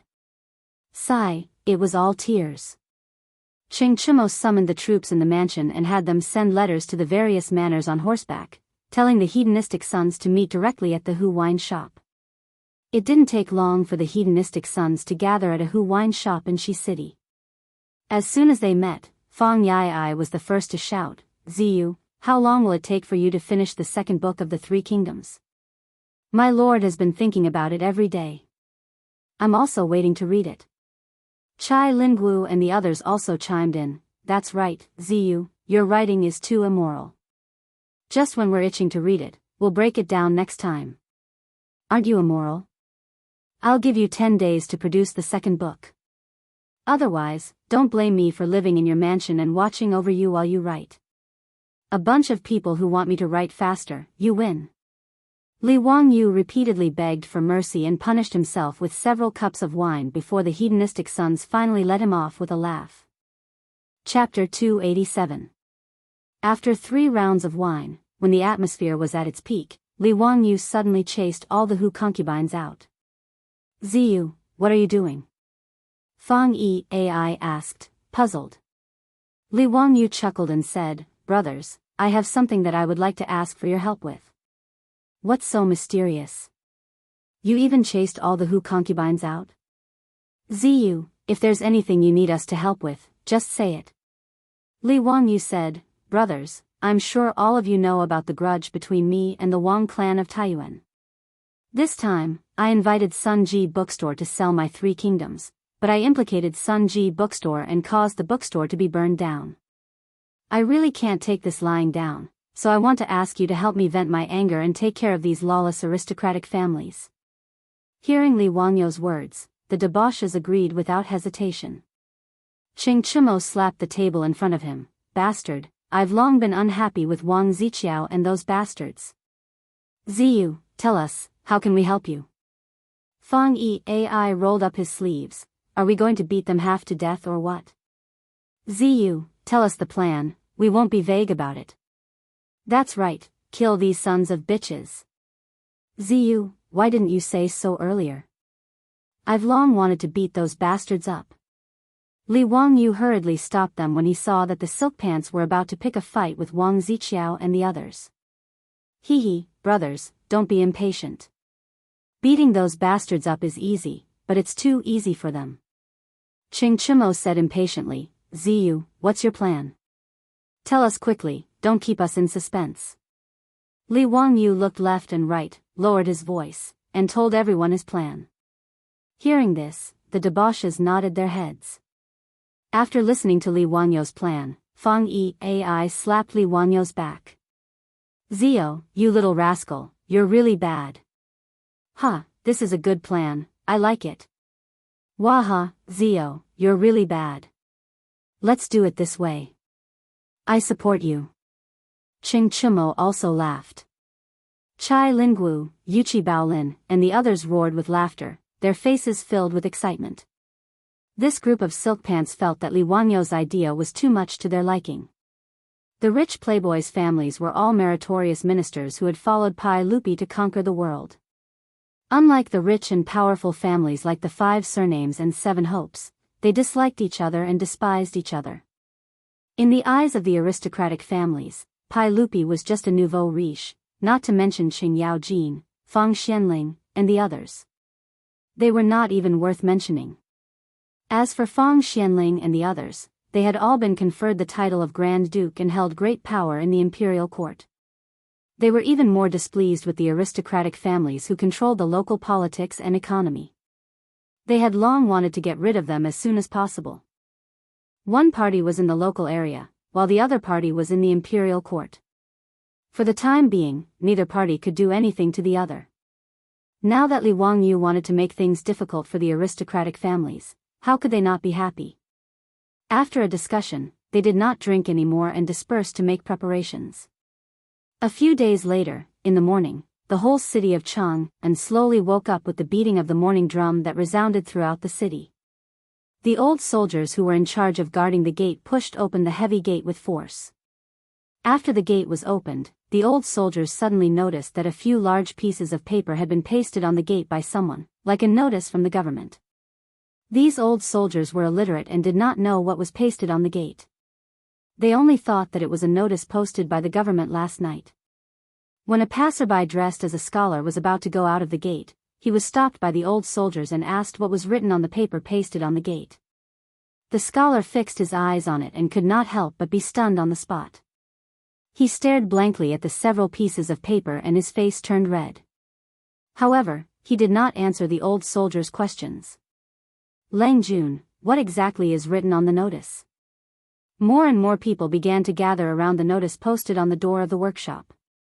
However, limited by the education level of the Tang dynasty, the literacy rate was terribly low.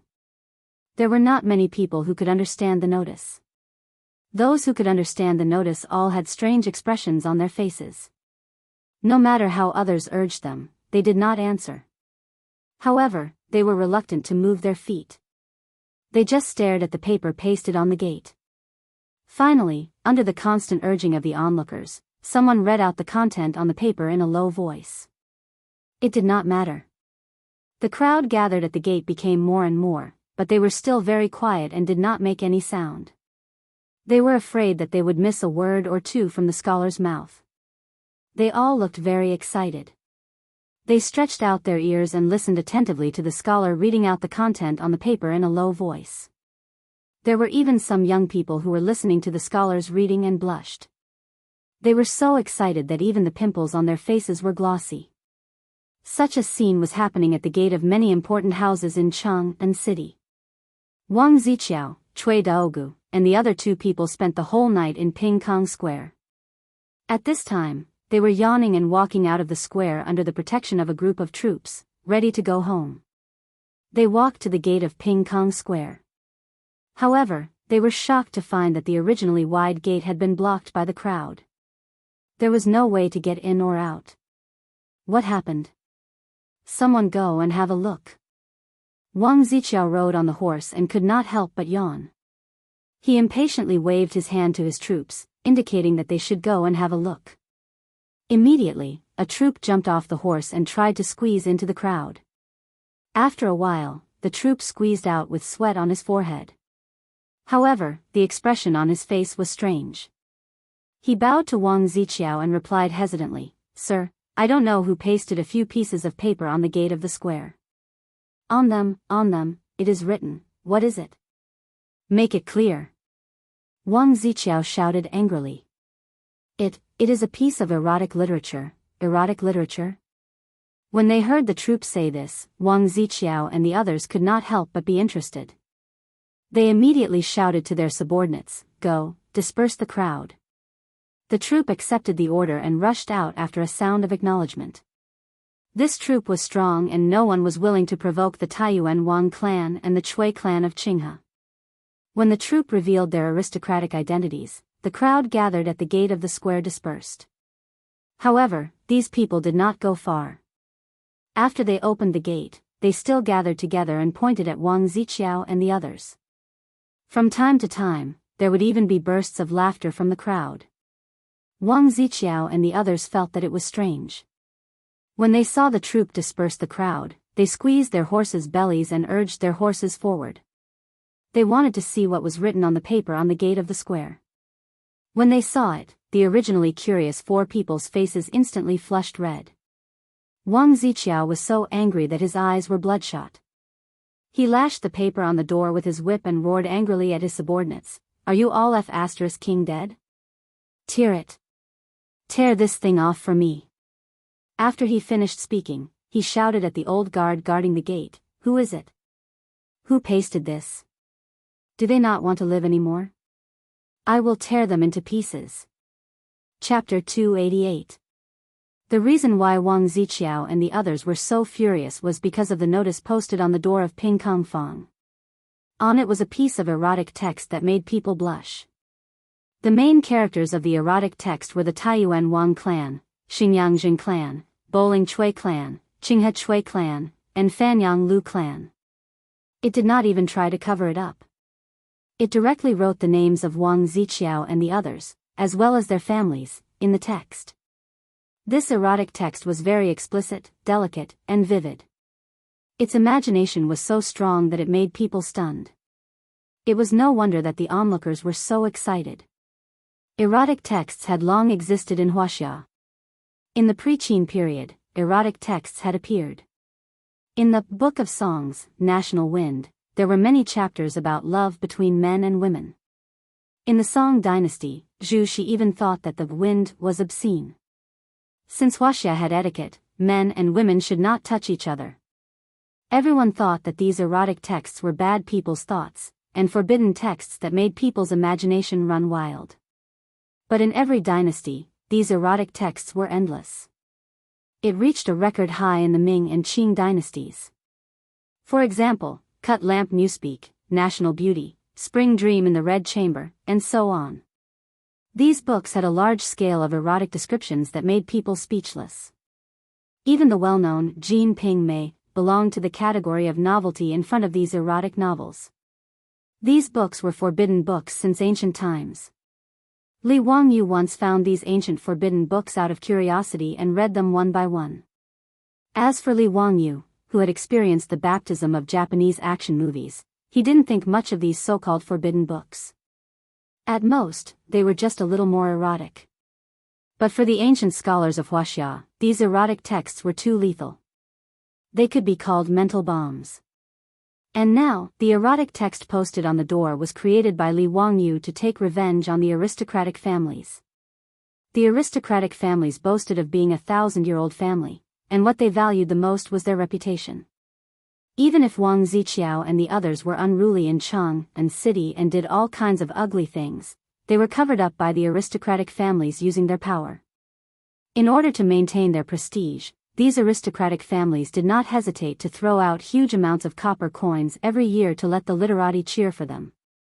Li Wangyu wanted to strip them of their bright and beautiful clothes and let the world see the ugly side of the aristocratic families. For several times, the aristocratic families had tried in vain to deal with him using scholarly rumors, which made Li Wangyu even more annoyed. Since the aristocratic families liked to stir up the hearts of the people, Li Wangyu didn't mind letting the aristocratic families experience what it meant to be full of malice. Therefore, he chose the seemingly absurd erotic text, fighting poison with poison. As the saying goes, 3 men make a tiger. Although the plot of these erotic novels seemed absurd and unruly, there would naturally be people who would believe it after reading and discussing it. What's more, it wasn't completely fabricated. Just by looking at Jianghu of the Jing family in Xinjiang, one would know that these kinds of scandals were often committed by the rich young masters of aristocratic families. Now, it was just Li Wangyu presenting it in front of everyone through artistic processing. Although Li Wangyu couldn't recite the erotic novels, he could remember the general plot. Together with his own imagination, several erotic novels that were classic in the eyes of the people of the Tang dynasty were concocted by him. These erotic novels, he wrote not only one, but a series of them. One was Cutting Lamp Newspeak, in which Li Wangyu described the erotic story between human and ghost, and the protagonists were naturally the legitimate sons of several aristocratic families. There was also Flying Flower Thoughts, which described the plot of men and women in aristocratic families. Heavenly Fragrance of the Nation, which described how several young masters of aristocratic families stole beauties. In short, after reading these erotic novels written by Li Wangyu, Qingchumo and the other rich young masters didn't know what to say.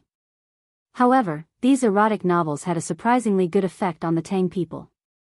Even Qingchumo and the other rich young masters, after reading these erotic novels, bent down and didn't dare to straighten their bodies.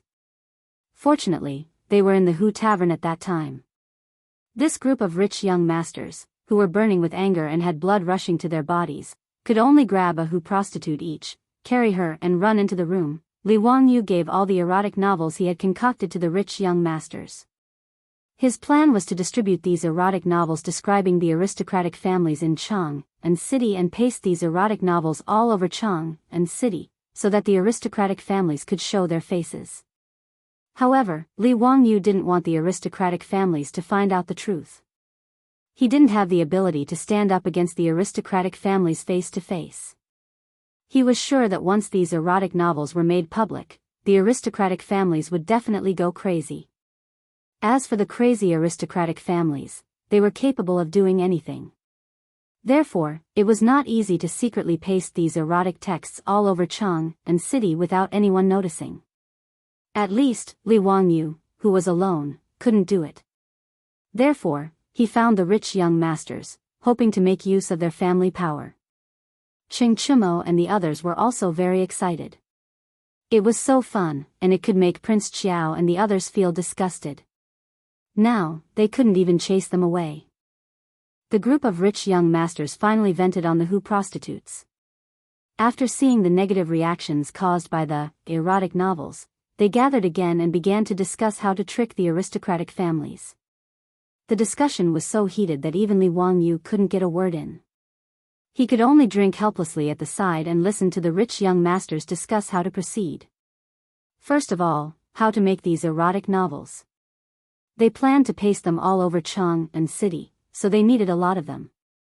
Fortunately, with Sun Ji bookstores engravings of the 3 kingdoms on the market, the process of engraving printing was no longer a secret. This was a technique that could be understood easily. Many bookstore owners took the 3 kingdoms printed by Sun Ji bookstore and showed it to their own bookstore's craftsmen, who figured out how to do it. Therefore, in just half a month, all the bookstores in Chang and city had launched engraving printing books.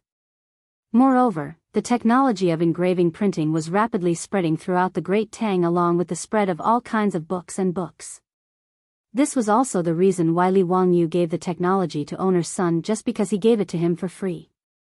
Seal engraving and rubbing techniques were already made. What they lacked was an opportunity to break through the window paper. Once someone discovered these engraving printing books, it naturally wouldn't be a secret. In order to keep it a secret, the rich young masters found an illiterate craftsman and asked him to carve a few erotic novels on the wooden boards. Most of the craftsmen in charge of engraving in the Tang dynasty bookstores were illiterate. They just carved according to the copies pasted on the wooden boards. Whether they were illiterate or not didn't affect their work. After the engraving was completed, the rich young masters began to print the erotic novels themselves in order to keep it a secret. Chapter 289. Under the guidance of Li Wangyu, the group of fops found a secluded courtyard in Jianghu city and started their black workshop business. After printing a few hundred copies of each of the pornographic articles, they destroyed the engravings and destroyed the corpses to prevent future trouble. These debauches were well aware of the possible serious consequences of causing trouble for the aristocratic families. Therefore, the silk pants didn't even tell their fathers about this matter. It was all done in secret by the silk pants and Li Wangyu. Everything was ready. All that was left was to put up these pornographic articles. Even for Qing Chumo and the others, it was not easy to secretly put up these pornographic articles on the doors of all the markets in Jianghu city after the curfew.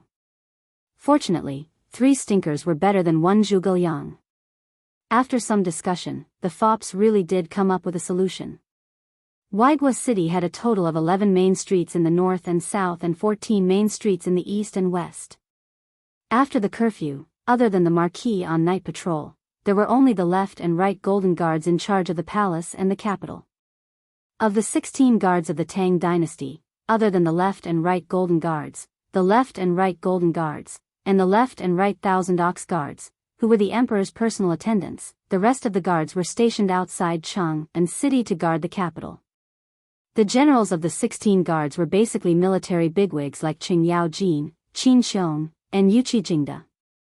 Qing Chumo and his 2 brothers, Yuqi Baolin, and Yuqi Baoqi, these fops also had nominal titles in the 16 guards. For example, Qing Chumo was the Left Golden Guards commander of the Left Golden Guards, a 6th-rank upper military official. Yuqi Baoqi was the 1,000 ox guards of the Right 1,000 ox guards, a lower 6th-rank upper military official. However, the fops only had nominal titles. After all, Qing Yaojin, Qin Xiong, and Yuqi Jingda were all in their prime. No matter how open-minded Pai Lupi was, he could not let these generals under him control his own sons in the army. Therefore, even if Qing Chumo and the others had official titles, they were actually just eating empty pay. Usually, they had nothing to do. At most, they would go to the barracks to do roll call. Other than messing around together all day long, there was nothing else they could do.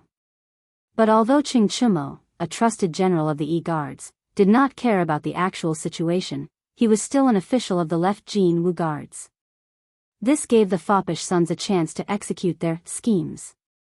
After the drum of dusk was sounded yesterday, the city gates, palace gates, and all the gates of Jianghu were closed one after another. The Wu Ho who was in charge of patrolling the streets as well as the Jianghu guards on the left and right began to patrol the streets with torches and lanterns. In fact, patrolling at night was quite boring, and it was difficult to slack off even if one wanted to. On both sides of the streets in Jianghu city, there were only trees and tall walls. The streets were empty. There wasn't even a place to shelter from the wind. Unless they hid in the drainage canals on both sides of the road, there was no place for the imperial guards and Marshal Marquis to rest.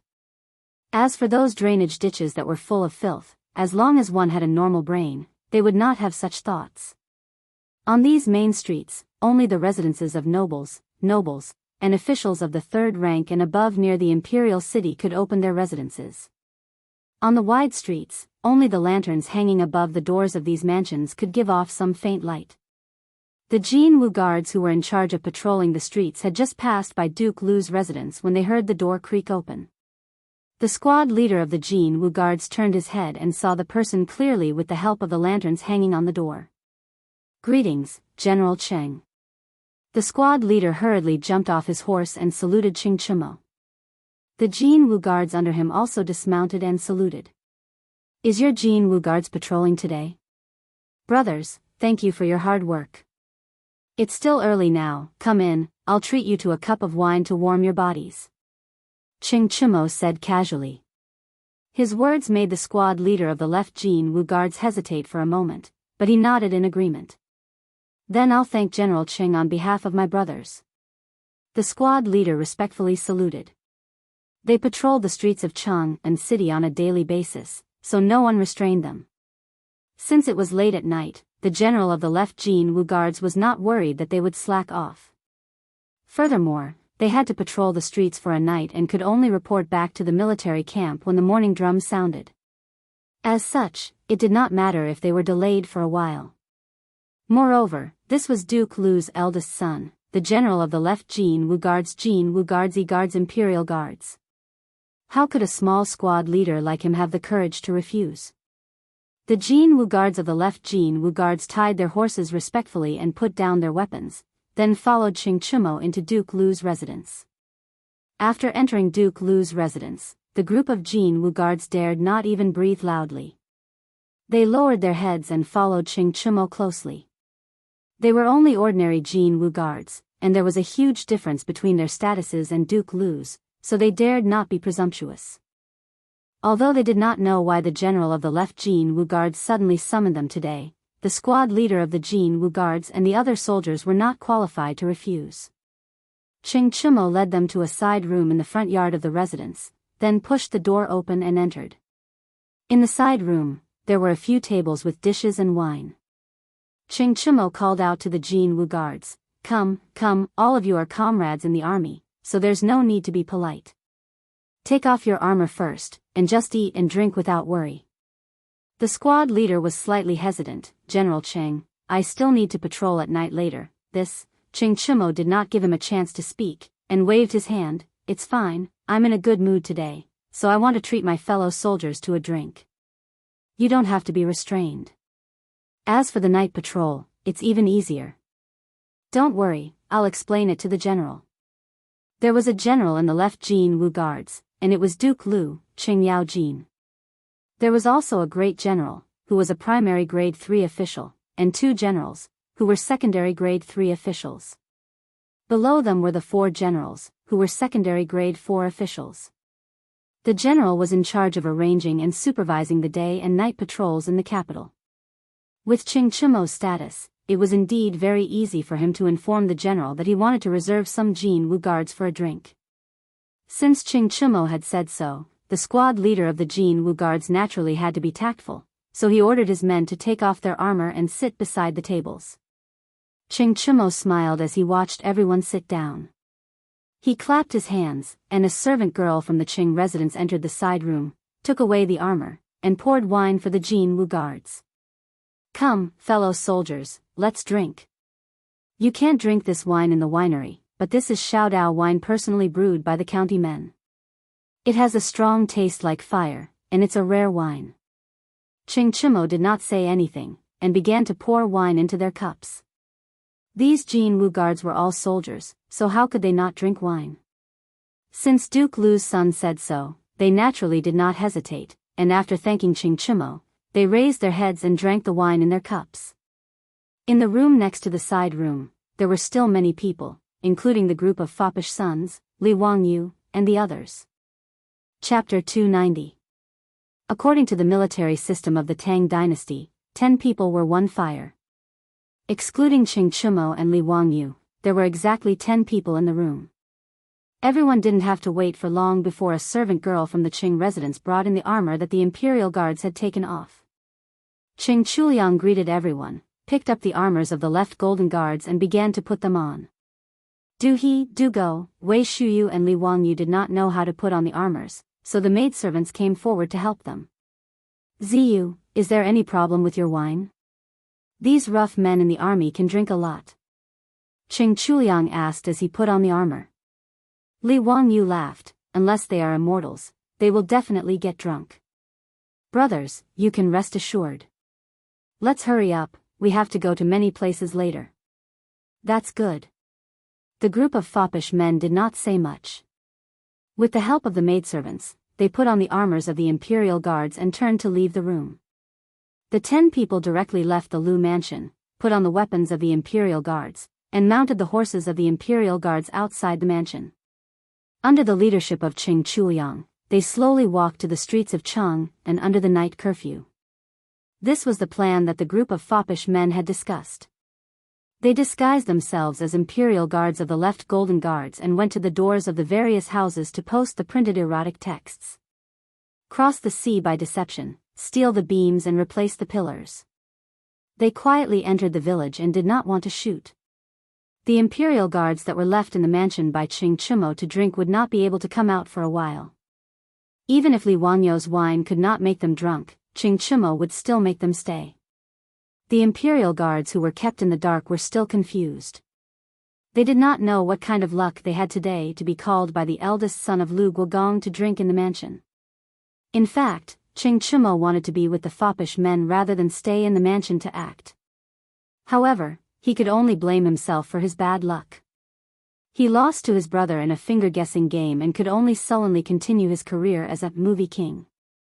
On the other hand, the group of good-for-nothings who were disguised as imperial guards felt extremely excited. Even they had never been able to walk on the streets of Chang and after the curfew. Not to mention, he was disguised as an imperial guard of the golden guards of the left. This was not a small crime. If they were seen through, even if it was them, they would definitely be in trouble. They might even lose a layer of skin. At this moment, Li Wangyu was riding on horseback. His heart was also beating rapidly. In his previous life, he had never done such an exciting thing. On the streets of Chang and city, from time to time, there would be patrols of golden guards and Marquis Wu passing by. Naturally, there was no need to care about those martial marquis. Not only were they not part of the same system, but to the golden guards, martial marquis were equivalent to the urban management or police in the future, while they were a regular army, so they naturally looked down on those martial marquis. However, whenever the patrolling chamberlains of imperial insignia encountered each other, they would ask for the military password. This was also because he was worried that someone would impersonate an imperial guard with ill intentions. If they did not match the military password, the imperial guard would immediately blow the copper whistle in his hand, and the patrolling imperial guards would immediately rush over to help. Fortunately, this method of confirming each other's identity was completely ineffective against the fops. After all, Qing Yaojin was the general of the golden guards of the left. Qing Chumo was also the general of the golden guards of the left. It was very easy for them to find out the password for the night patrol. Just like this, the fops used the night patrol as an excuse to post erotic texts everywhere in Chang and city. There were 4 gates in each of the houses, and they did not miss a single one. Under the cover of the night, they pasted erotic texts on the gates of dozens of houses in Chang and city that were close to the imperial city. Even when they passed by the gates of Taiyuan's Wang clan, Xingyang's Xing clan, and other aristocratic families, the fops did not let go. They looked left and right to see if there were any patrolling imperial guards passing by, then they ran to the gates of their houses and pasted the erotic texts. After being busy for more than 4 hours, the batch of erotic texts that everyone had printed were all pasted up. Only then did the silk pants and Li Wangyu excitedly look at each other, turn their horses around, and slowly head towards the Qing mansion. When they returned to the Qing mansion, they tied their horses, took off their armors, and asked the maidservants to send back the armors of the imperial guards. Their tense nerves finally relaxed, and they began to feel tired. In the side room, the imperial guards of the fire had already been drunk by Qing Chumo, and they were all lying on the tables. For this plan, Li Wangyu even contributed the only high-grade sorghum wine he had left. The imperial guards of the Tang dynasty who had not been baptized by strong wine were easily drunk. It was not until the morning drum in Chang and city that the imperial guards of the fire were woken up by the servants of Marquis Lu's mansion. Seeing that they had stayed in Marquis Lu's mansion for the whole night, the imperial guards of the fire could not help but panic. They hurriedly put on their armors and were sent out of the mansion by the servants of the mansion. The imperial guards of the fire still did not know what had happened last night. However, when they learned that the notices that humiliated the aristocratic families were pasted everywhere in Chang and city last night, the squad leader of the imperial guard seemed to have guessed something. However, he was smart enough to pretend that nothing had happened and kept his mouth shut. This morning, Wang Ziqiao and the rest were not the only ones who discovered the erotic texts pasted on the doors of Peace House. Half of the people in Chang and city saw it, including the aristocratic families. The erotic texts were pasted on the doors of their own mansions, and it was impossible to miss them. In a fit of rage, the aristocratic families sent their monks to tear down the erotic texts pasted everywhere in Chang and city. But it was too late. At this time, in Chang and city, the doors of the shops that Li Wangyu and the foppish playboys had posted the erotic articles were already crowded with people. Countless busybodies were seriously studying these rare erotic articles. Many scholars even took out their pens and ink and copied down the erotic texts. Some of the erotic texts on the doors were carefully removed and kept for themselves. Many people were reading out loud the contents of the erotic texts at the doors of the houses, causing the crowd to heat up. "Who's the mother f*** cur?" Suddenly, someone in the crowd cursed loudly. His words caused the crowd to roar with laughter that all men understood. It could not be helped because the person who was reading out loud was not the only one who became hard after hearing it. Many people did not even care that it was still early in the morning as they turned and ran into Peace House. The brothels that had just sent off their customers suddenly welcomed a peak of customers again, causing the brothels to be confused as they did not understand what was wrong with the customers so early in the morning. Due to the large number of customers entering Peace House, the brothels that were not open in the morning actually had customers lining up. In short, no matter how furious the aristocratic families were, they could not stop the erotic texts from spreading like wildfire in Chang and city. There were even some daring bookstore owners who secretly ordered people to engrave the erotic texts into books and sell them at high prices. Their business was surprisingly good. Chang and city was in chaos early in the morning, but the instigator, Li Wangyu, had already quietly left the illustrious Virtue Gate and returned to Dingzhou village. He left in a huff, hiding his identity and reputation. Chapter 291. The aristocratic families were so humiliated that they almost went crazy. In order to find out who was humiliating them, the aristocratic families used almost all their power, but they didn't find any valuable clues. In Chang'an, including the surrounding bookstores, the aristocratic families searched all the bookstores that could do engraving and printing. Facing the aggressive pressure of the aristocratic families, the bookstore owners naturally didn't dare to hide anything. But they still didn't find anything. It could be confirmed that these erotic articles were not printed by these bookstores. They couldn't find the source of the erotic articles, and the aristocratic families couldn't find out how these erotic articles were posted in various bookstores. When the playboys and Li Wangyu posted these erotic articles, they were quite careful and avoided the patrolling marquises and guards. In addition, there were no public facilities like street lights in the Tang dynasty, so it was dark everywhere at night. In order to keep it a secret, the playboys didn't even lift a torch.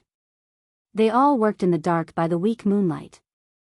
There were no surveillance cameras in the Tang dynasty, nor any detection technology like fingerprint comparison.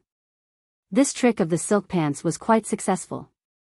No matter how hard the aristocratic families tried to find the truth, they didn't find any useful clues.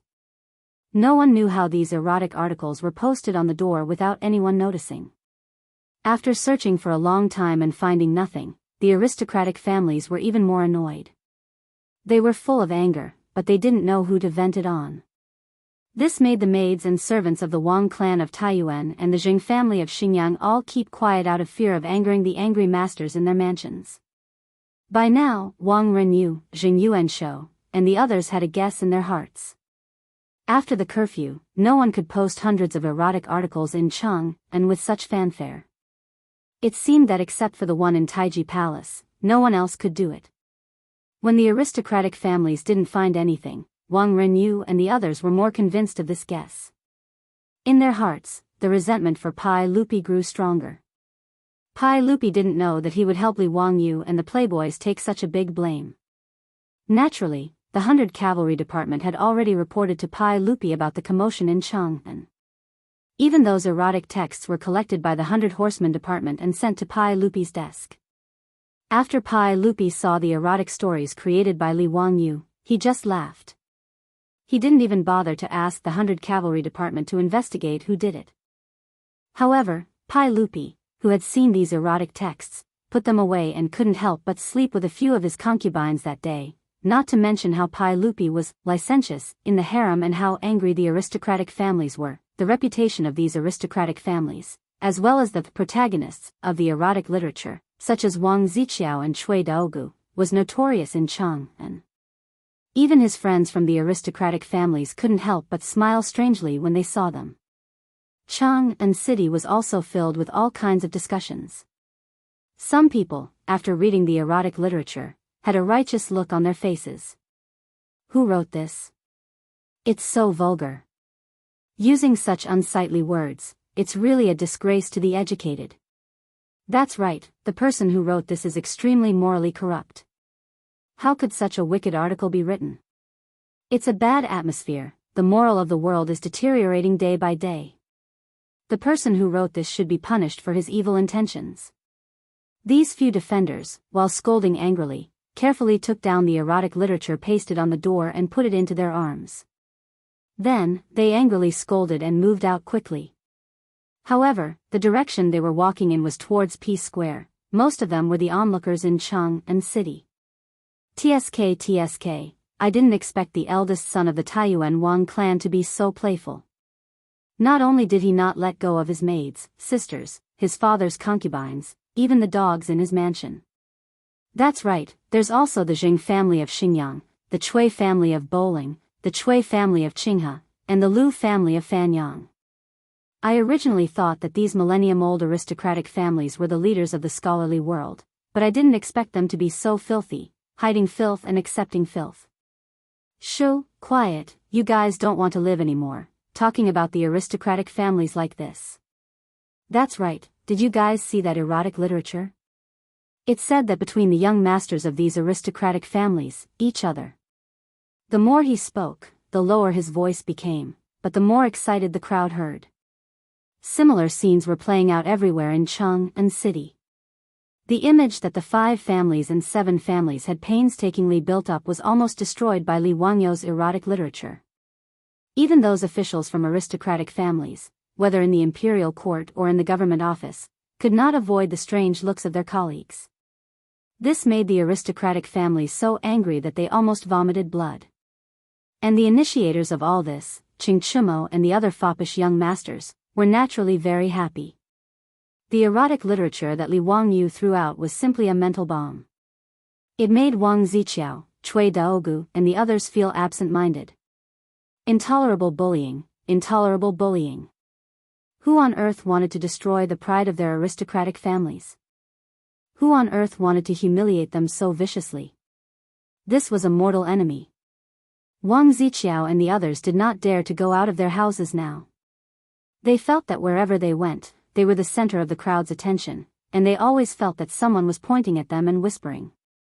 This kind of mental torture made the foppish young masters of aristocratic families, who had always lived a luxurious life, become mentally and physically haggard. In just a few days, they were almost unrecognizable.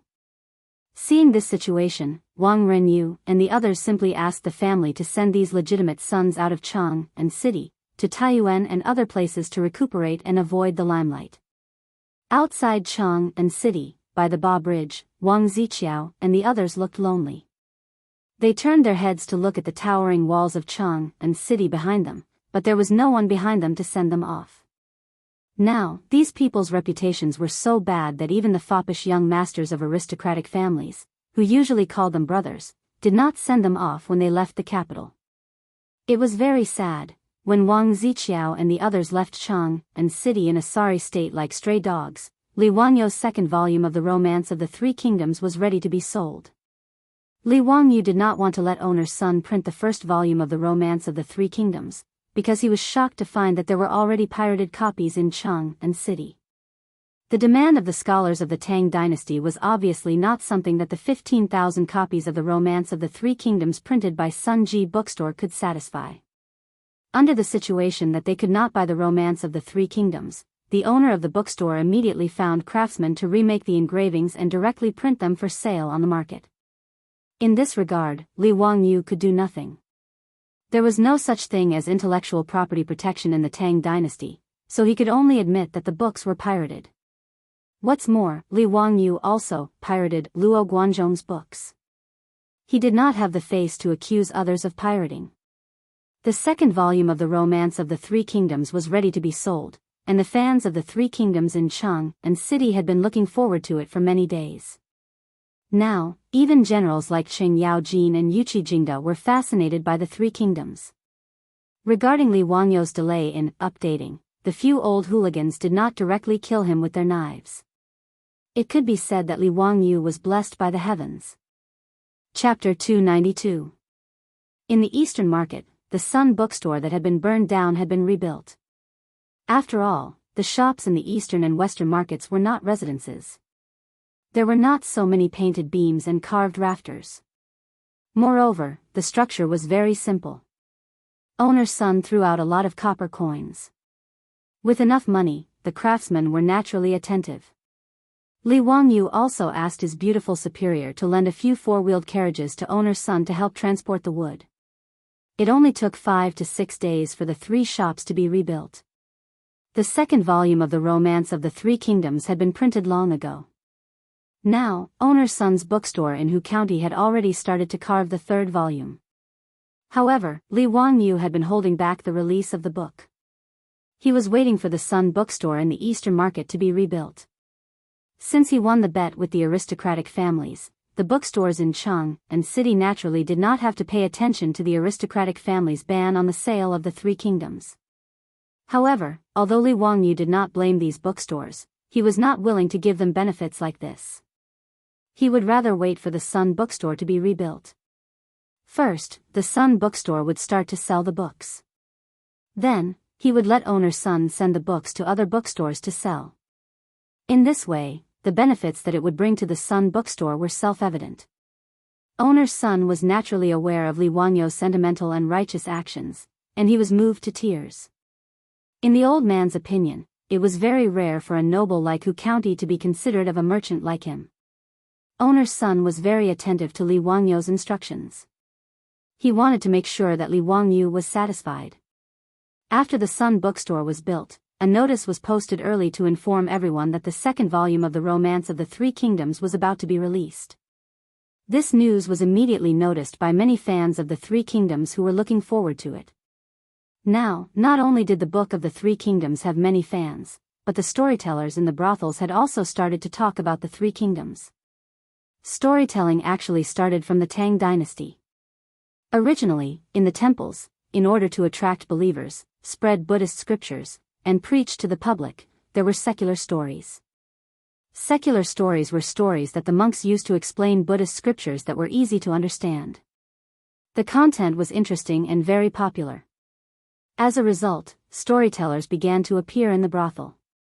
They would often tell stories about supernatural stories to attract customers. After Li Wangyo's Three Kingdoms was published, it naturally attracted the attention of storytellers. Many storytellers saw that there were many fans, so they also began to try telling stories about the Three Kingdoms.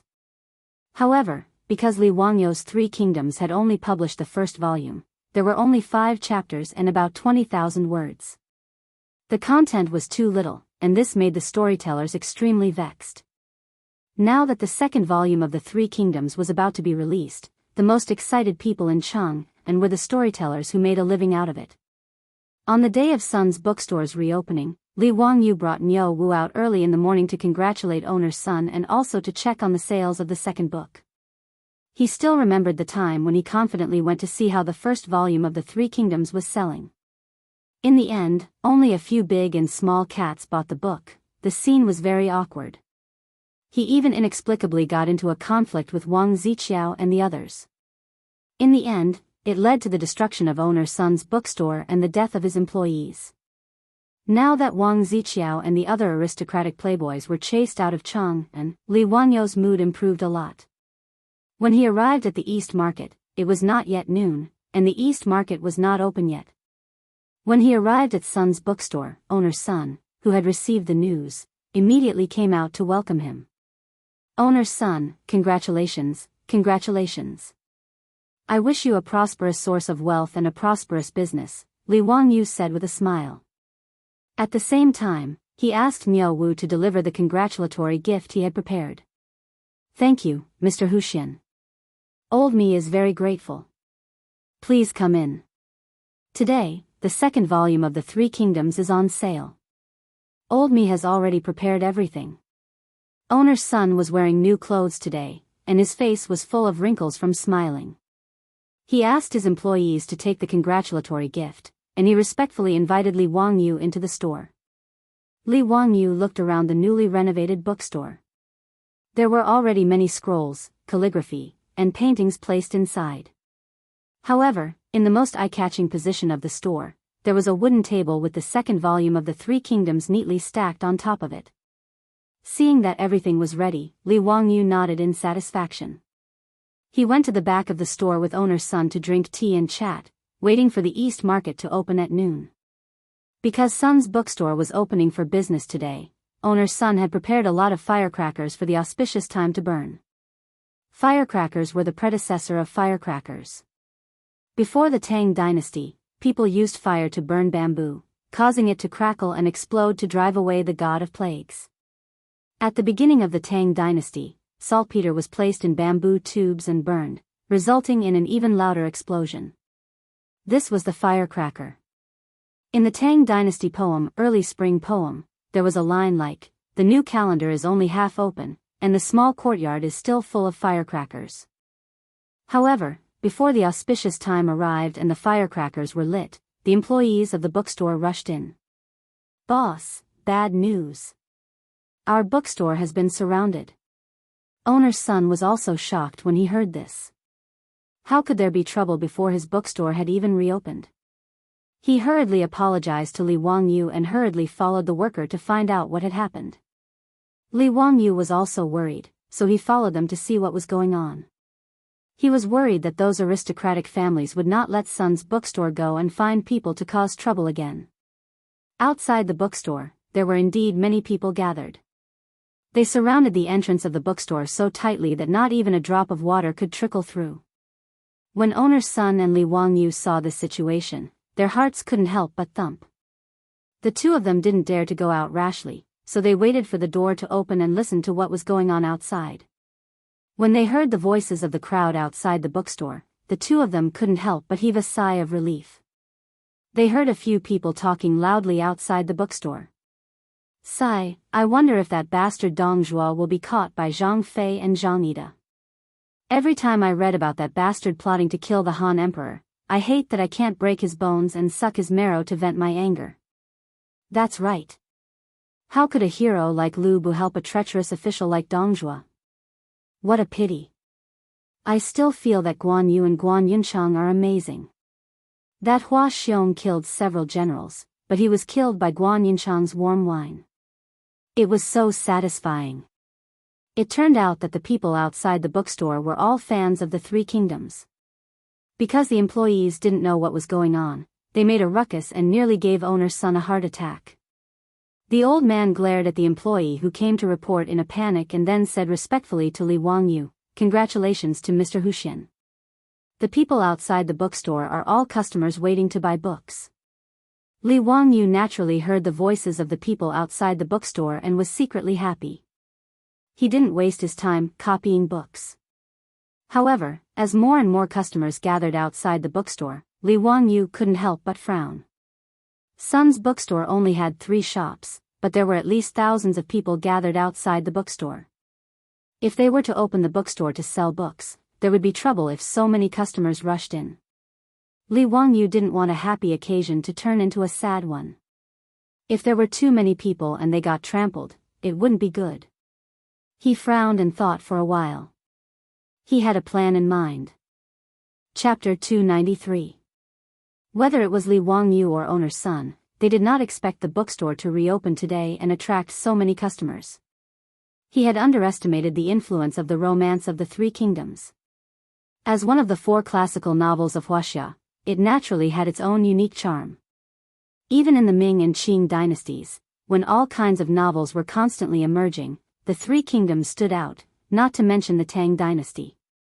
Li Wangyu also, unscrupulously, separated the Three Kingdoms into 2 books, each with more than 20,000 words, which made the many scholars who were already fascinated by the book unable to stop reading. Therefore, when they learned that Sun Ji bookstore would reopen today and sell the second volume of the Three Kingdoms, nearly 1,000 people rushed to buy it. Owner's son had never seen such a scene even though he had been in the bookstore business for most of his life. In the face of so many customers, owner's son was happy, but he could not help but start to worry. The old man also thought of Li Wangyo's previous concerns. Before the old man could think of a solution, Li Wangyu stretched out his hand to summon him and whispered a few words to him. After hearing Li Wangyo's words, the old man could not help but be stunned. Is this really feasible? Isn't this too childish? It's okay, just listen to me, it's definitely feasible. Owner's son, quickly go and arrange it, Li Wangyu said with a smile. Seeing that the man was so confident, and owner's son did not have any good ideas, he could only be skeptical and follow Li Wangyo's instructions to make arrangements. Fortunately, there was no shortage of the items that Li Wangyu had mentioned in the bookstore. Owner's son called over the shop staff and busied himself. Before the auspicious time for the opening of the bookstore, everything was ready. Owner's son specially invited the Taoist priest of the Taoist temple to calculate the auspicious time of the opening. Immediately, the shop staff took the brazier out of the shop and began to burn the exploding rods in it. The exploding rod ignited and exploded, emitting crackling sounds as the smoke dispersed in all directions. The crowd outside the bookstore also cheered. They were waiting for the bookstore to open so they could rush in to buy books. However, after the rods were set off, the bookstore's door did not open. Only owner's son and a few staff walked out of the bookstore. Owner's son took a deep breath and used the force of his dantian to yell at the crowd. Esteemed guests, Son's bookstore is reopening today. Thank you all for coming. However, due to the limited space in the bookstore, it couldn't accommodate so many distinguished guests at the same time. For the safety of our esteemed guests, Old Me has made some number plates and invited our esteemed guests to collect them. In a while, Old Me will be divided into batches and randomly draw number plates. The distinguished guests whose numbers are called will be invited to enter the bookstore to purchase books. If there is any inconvenience, please forgive us. Owner's son's words stunned everyone. What did he mean by that? You need to draw a number to buy a book? Only Li Wangyu, who was hiding in the bookstore, couldn't help but snicker. I'll let you know the fear of lottery. Just now, when he saw that there were too many people present, an idea came to him. He recalled his experience of buying a house and drawing numbers in his previous life. There were more than 500 houses in the residential area, and there were actually 3,000 to 4,000 people queuing up to buy a house. This made Li Wangyu deeply suspicious. Were these houses given away for free? Fortunately, Li Wangyu's luck was not bad. He got into the top 500 and successfully got a house. Thinking of that house, Li Wangyu's heart started to ache again. He had paid the down payment and mortgage for such a long time for nothing. In the end, before he could even hand over the house, he was sent to the Tang dynasty by his beautiful boss. That was why he had come up with the idea of drawing numbers, just now, because he had a wicked sense of humor. Outside the bookstore, the customers who were waiting to buy books were confused. They took the number plates from the staff. Because it was an impromptu idea, these so-called number plates were just small pieces of paper written on the bookstore's paper. Various numbers were written on them. Everyone held the small pieces of paper in their hands and were all confused. They didn't understand what Son's bookstore was doing. When owner's son saw that the staff had finished distributing the number plates, he asked someone to bring out a box. He reached in and took out a piece of paper with the same number. The distinguished customers who got number 125-67 can enter the bookstore to buy books. The old man looked at the number plates in his hand and read out 30 numbers. Then, he began to invite the customers who got these numbers to enter the bookstore. I'm here. In the crowd, a scholar holding a small piece of paper in his hand shouted happily and squeezed out of the crowd. The others were envious as they watched these 30 people happily walk into the bookstore. Soon, they paid for the books and completed the transaction. When these 30 people walked out of the bookstore with brand new books in their hands, the crowd gathered in front of the bookstore looked at them with envy. Brother, I'll give you 600 copper coins. Can you transfer this book to me? Those who were rich couldn't wait and didn't bother to continue queuing.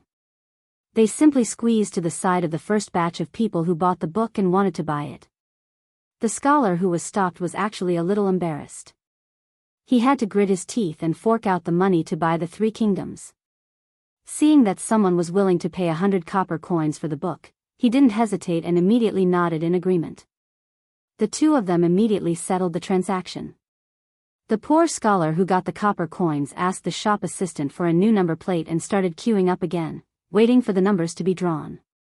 With this precedent, many customers outside the bookstore who didn't lack money started to bid for the book. They weren't stupid.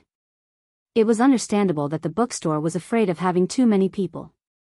But at this moment, there were nearly 1,000 people outside the bookstore, blocking the street. If they continued to wait for the numbers to be drawn, they didn't know how long they would have to wait.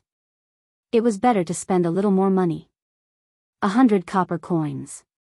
Not only did it save him time, but he could also immediately get his hands on the 3 Kingdoms book. Why not? Of the 30 people who bought the book in the first batch, many of them were like the poor scholar. They resold the book and started queuing again. Li Wangyu also noticed this scene and couldn't help but be stunned. Even a scalper had appeared, but fortunately, he didn't care. It was just his bad taste to make this number draw. Otherwise, he could have asked Niao Wu to take his goldfish charm and go to the marquee shop in the East Market to mobilize a group of marquee to maintain order. He didn't need to go through so much trouble to ask owner's son to make something like the number draw. This cynical man simply thought of the day when he was unhappy about the number draw in order to buy a house. He probably came to torment this group of people who bought books. The beautiful boss just finished dealing with the affairs of the carriage shop and also came to the bookstore to see how the sale of Li Wangyu's book was going. She rolled her beautiful eyes at Li Wangyu when she saw the speechless, lottery method of buying books. This guy really had too much of a bad taste. Li Wangyu didn't care. He laughed and was very proud. Chapter 294.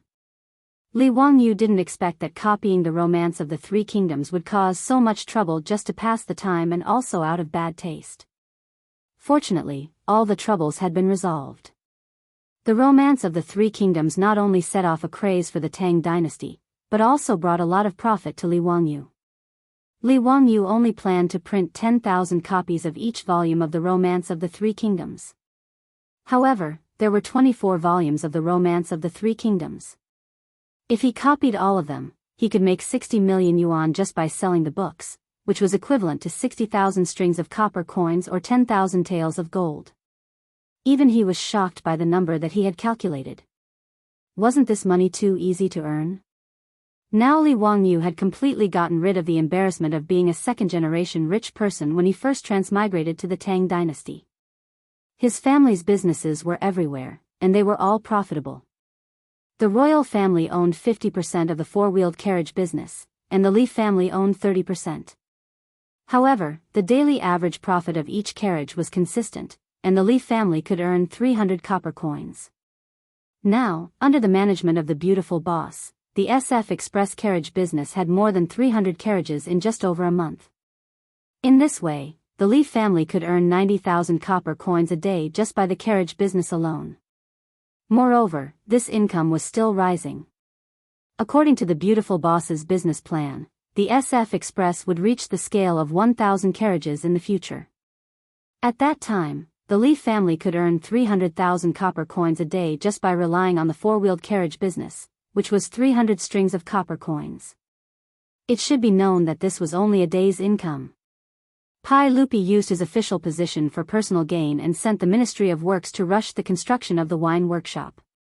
The workshop was completed and the high alcohol content sorghum wine had begun. The first batch of sorghum wine had been brewed and sealed. After 40 days, it could be distilled and loaded into jars and shipped to Chang and to be sold. Brewing wine, especially this unique Shaodao wine, was definitely a huge profit in the Tang dynasty.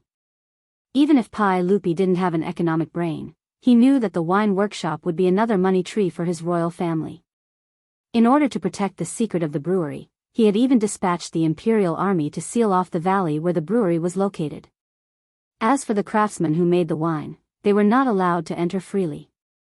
In order to keep it a secret, Pai Lupi even ordered the families of these craftsmen to be moved there. Regarding this, Li Wangyu, as the person with vested interests, could only silently complain in his heart about the evil feudal emperor. After that, he did not care about it anymore. Furthermore, after Li Wangyu calculated the profits that the brewery might generate in the future, he silently asked his beautiful superior to make another trip to Taiji Palace. He took the initiative to find Empress Zhongsun and change the original 60% of the Li family and 40% of the imperial family's profits to 60% of the imperial family's profits and 40% of the Li family's profits. It wasn't that Li Wangyu was a coward. It was just that there was too much money, and he was flustered. Especially if he took more than Pai Lupi. Wasn't that just asking for trouble? Rather than being taken advantage of by Pai Lupi in the future, it was better to take the initiative now and hand over the shares. That way, everyone would look good. Currently, the most vexed person in the Li family was the old housekeeper, Li Heng. There was no other reason than the fact that there were too many copper coins at home. He didn't know where to put them. The county magistrate's mansion was still under construction. It would take at least half a year for it to be completed. Moreover, the Li family's old mansion was too small. Even though most of the copper coins at home had been exchanged for gold, the remaining copper coins still gave Li Heng a headache. He didn't know where to put them. Li Wangyu didn't want to return the money that he owed the county magistrate so early. In Li Wangyu's mind, this money was the same as a bank loan. Since he had to pay a lot of interest, why should he return it early? However, the old mansion's treasury was now full. Seeing Li Heng's distressed appearance, Li Wangyu didn't hesitate. He hurriedly took the copper coins to the county magistrate's mansion and paid off the family's debt. 5 four-wheeled carriages were needed to transport the 1 million copper coins. In an era before paper money, it had to be said that money really had a lot of weight. After Li Wangyu finished checking the family's assets, he closed the account book and proudly hummed a tune. I made money, but I don't know how to spend it. I'll buy a Nokia with my left hand and a Motorola with my right. The beautiful boss looked at the smug Li Wangyu from the side and was too lazy to pay attention to him. Fanning herself with a round fan, the beautiful boss wiped the fragrant sweat on her forehead and couldn't help but say, Wangyu, why is the weather in the Tang dynasty so hot? It's only April, which is March according to the Gregorian calendar. Why is it so hot? Li Wangyu also wiped his sweat and replied, don't you know? During the Tang dynasty, the temperature on Earth was relatively hot. I remember reading in a history book that there was no snow in the Tang dynasty for 19 years. After the heat, it was cold. Therefore, the Song and Ming dynasties encountered the Little Ice Age. No wonder it's so hot in March and April. The beautiful boss was surprised. The weather was so hot that she was too lazy to go out. Every day, she hid in the mansion's backyard to avoid the heat. Fortunately, there was saltpeter, which could be used to make ice at any time. This made the early summer not so hot. The main reason why she felt hot was because of her clothes. Thin, transparent, and revealing. These were the characteristics of women's clothing in the summer of the Tang dynasty. Unlike the women of the modern era who directly exposed their arms and legs, the Tang dynasty women's clothing, although light, was still a full-body gauze skirt. The beautiful boss felt that the sweaty clothes stuck to her body and was very uncomfortable. However, Li Wangyu did not see it that way. He felt that the looming skirt was more attractive. Of course, he naturally did not dare to say this to the beautiful boss. Otherwise, he would certainly not have a good ending. Su Chongqing did not like the long gauze skirt. Therefore, he simply went to the East Market to buy some cloth. He called the mansion's maid who knew how to make clothes and busied himself. On this day, Li Wangyu was fanning himself while immersed in copying books in the study when the door was pushed open. He did not raise his head. He knew that the person who came in must be Su Chongqing. Now, because of the mobile phone, as long as he entered the study, except for the beautiful boss, no one else was allowed to enter. This was the mansion's rule. Chongqing, help me get a cold drink.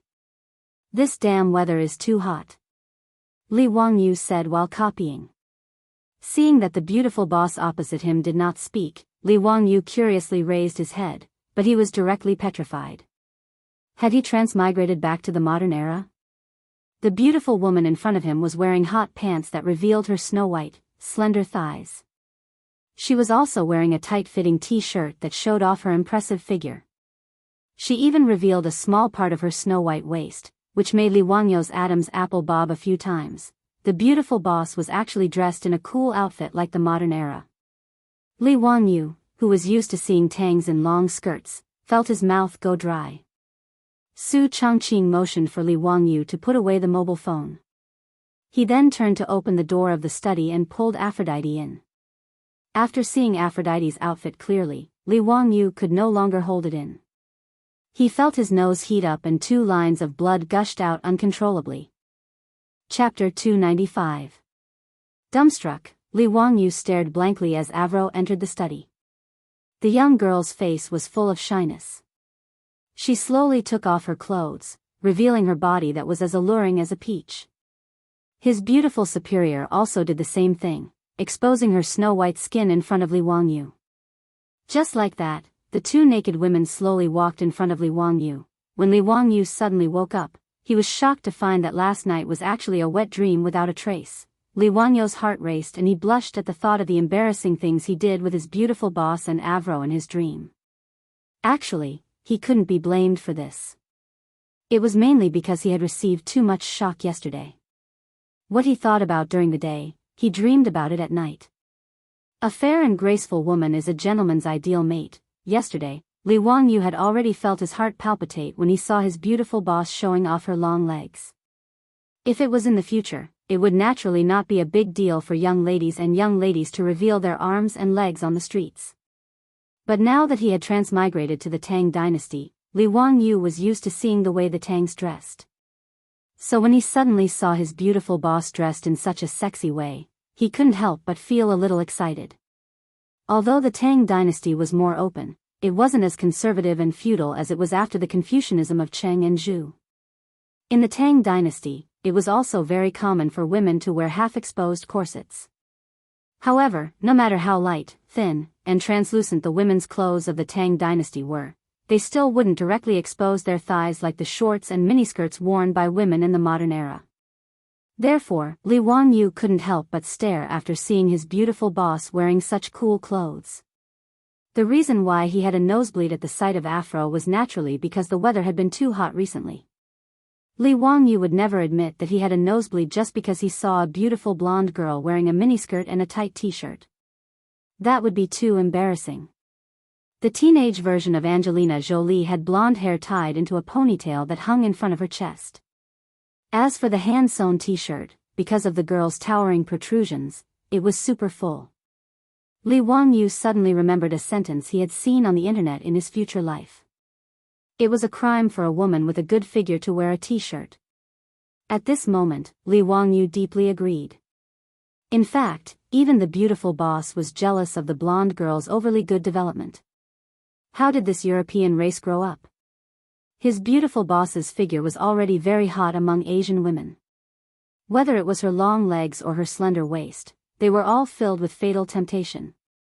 Her perky buttocks and voluptuous upper body were even more attractive to men. However, compared to Avro, she had to concede defeat in certain aspects. The beautiful boss looked down at her chest regretfully and muttered softly, "Papayas are not sold in the Tang dynasty." What bad luck. Li Wanyo's nosebleed for no reason surprised Avro. However, her beautiful boss's eyes were full of disdain, and the words in her eyes were pervert, hooligan, lecher. Avro was a little flustered. She didn't know why a nosebleed was for men. Seeing 2 lines of blood flowing out of Li Wanyo's nose, she exclaimed in shock. "Lang Jun, what's wrong with you?" The girl hurriedly rushed forward, took out her handkerchief, and frantically wiped the blood off Li Wanyo's nose. The girl's delicate fragrance uncontrollably entered Li Wanyo's nostrils. What was worse was that the girl's impressive upper body was now pressed against Li Wanyo's arm. The soft, bouncy feeling made Li Wanyo's nosebleed even more. The beautiful boss snorted and went forward to pull Avro away, who was still unaware that she was being taken advantage of. She said coldly, "Raise your head." Li Wangyu obediently raised his head. Su Chongqing picked up a piece of rice paper from the table, tore off 2 strips, and stuffed them into Li Wangyo's nostrils. She then asked Avro to fetch a basin of cold water. After dipping her hand in the cold water, she gently patted the back of Li Wangyo's neck. Only then did Li Wangyo's nosebleed stop. Li Wangyu said in a low, muffled voice, "Hee, the weather has been too hot recently." "I'm heaty." The beautiful boss glared at him. "Pervert." Li Wangyu wanted to cry out for his innocence, but he didn't know how to explain himself. In short, ever since the beautiful boss came up with the cool clothes, the backyard of the Li family's old residence had become a forbidden area in the residence. Apart from Li Wangyu, all the other men in the residence were not allowed to enter the backyard. Li Wangyu was both pained and happy about this. It wasn't just the beautiful boss and Avro who changed their clothes. Perrin and the 4 maidservants in the residence also shyly changed into cool clothes as long as they stayed in the backyard. Li Wangyu feasted his eyes every day.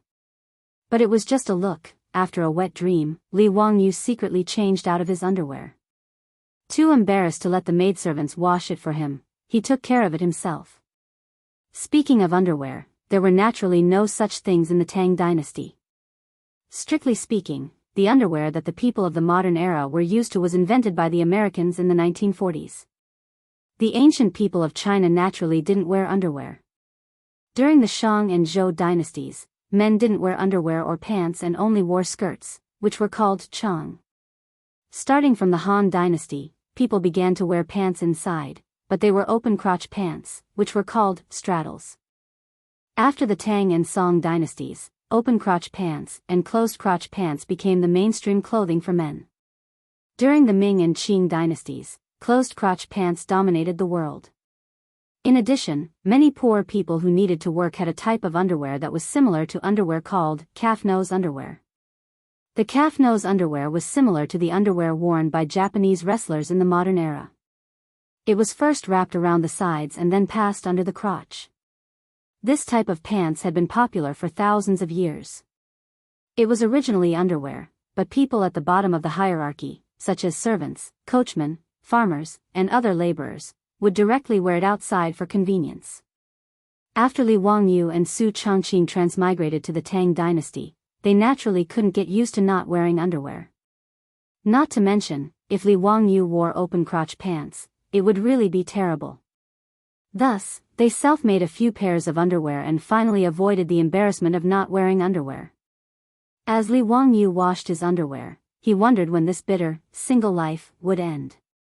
Now, the beautiful boss's attitude toward him had finally softened under his relentless fawning and flattery. At least, when he held the beautiful boss's soft and seemingly boneless hand, he wouldn't be shaken off anymore.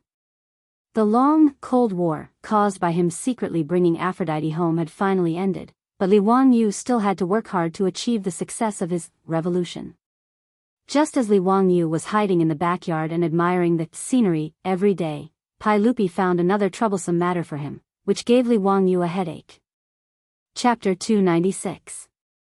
In the backyard of the Li residence, Li Wangyu had been harassing all the beauties, young and old. No one could understand why their Lang Jun would say all those sweet words to coax them, as if he was smeared with honey. "Perrin, don't let me see you again." "Huh? Lang Jun, what are you talking about?" "Why?" "Because I like you every time I see you." The little girl, Pei Lan, let out a soft cry. She covered her blushing face and ran away. "Avro, come and take a look at my eyes. I think something went in." "Huh? Lang Jun, there's nothing." "Nonsense, there's someone I like in my eyes."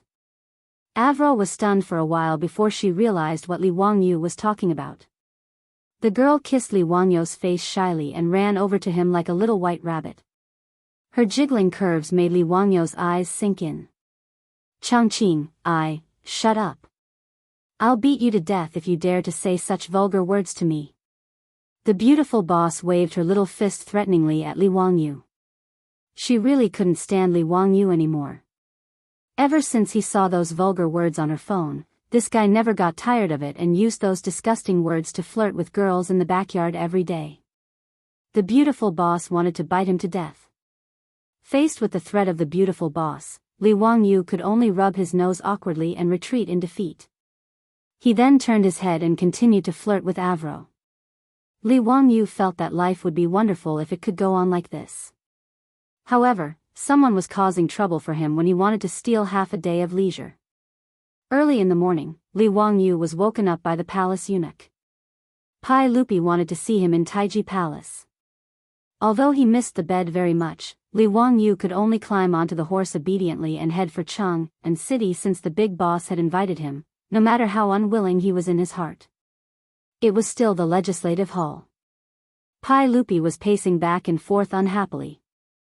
Ziyu, I have a problem here. Come and give me some advice, Pai Lupi said bluntly as soon as he saw Li Wangyu enter the palace. These words made Li Wangyu's balls hurt. Pai Lupi, you bastard. You already said it was a very troublesome matter, and you still asked me to come. What is the meaning of this? Could it be that the things that you find troublesome are not troublesome for my small body? However, even though he was cursing in his heart, Li Wangyu still bowed sincerely. Uncle, please speak. This nephew will do his best. Recently, a court official has submitted a memorial, asking me to issue a decree to release the palace maids, saying that this year's spring drought is related to the fact that there are too many palace maids in the palace. It was the accumulation of yin energy that caused the drought and lack of rain. This was ridiculous. Zio, what do you think of this? Pai Lupi's words made Li Wangyu slightly stunned. There was actually someone who said that the spring drought of the second year of Jianghu had something to do with Pai Lupi's Taiji Palace having too many palace maids. What kind of strange logic was this? However, Li Wangyu was not in a hurry to speak. This was because in history, Pai Lupi had indeed released 3,000 palace maids this year, allowing them to leave the palace for marriage. This should be considered a good thing, right? As a steely straight man, Li Wangyu had long disliked the fact that Pai Lupi's Taiji Palace had so many beautiful young ladies. If Pai Lupi was willing to release the palace maids, then it was a good thing. In history, Pai Lupi had released the palace maids twice. The first time was in the 9th year of Wuda. Pai Lupi issued a decree to release 3,000 palace maids from the palace for marriage. The second time was this year, in the 2nd year of Jianghu. Pai Lupi once again issued a decree to release the palace maids. According to the historical records, in the 9th month of the 2nd year of Jianghu, Li Biyao, the secretary of the secretariat, requested to leave the palace again. Emperor Taizong of the Tang dynasty ordered the Minister of External Affairs left Prime Minister Dai Zhou and the Minister of External Affairs Du Jingluan to select palace maids at the west gate of Yeding. From beginning to end, they released more than 3,000 palace maids. Bai Ji once wrote in his poem, 3,000 resentful women leave the harem.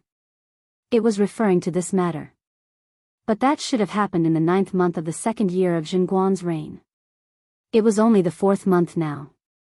Why was this matter being brought up? And judging from Pai Lupi's tone, he didn't seem too happy about it. There were too many palace maids, and the yin energy was too concentrated.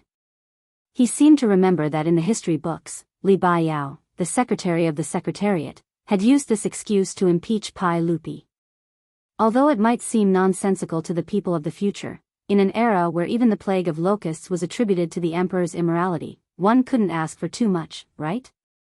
In short, according to the history books, Pai Lupi did release 3,000 palace maids because of this person. But Pai Lupi's words just now clearly implied that he wasn't happy about it. Why was that? Li Wangyu wasn't a hothead. He planned to first sound out Pai Lupi's tone and see what this fellow was thinking before making a plan.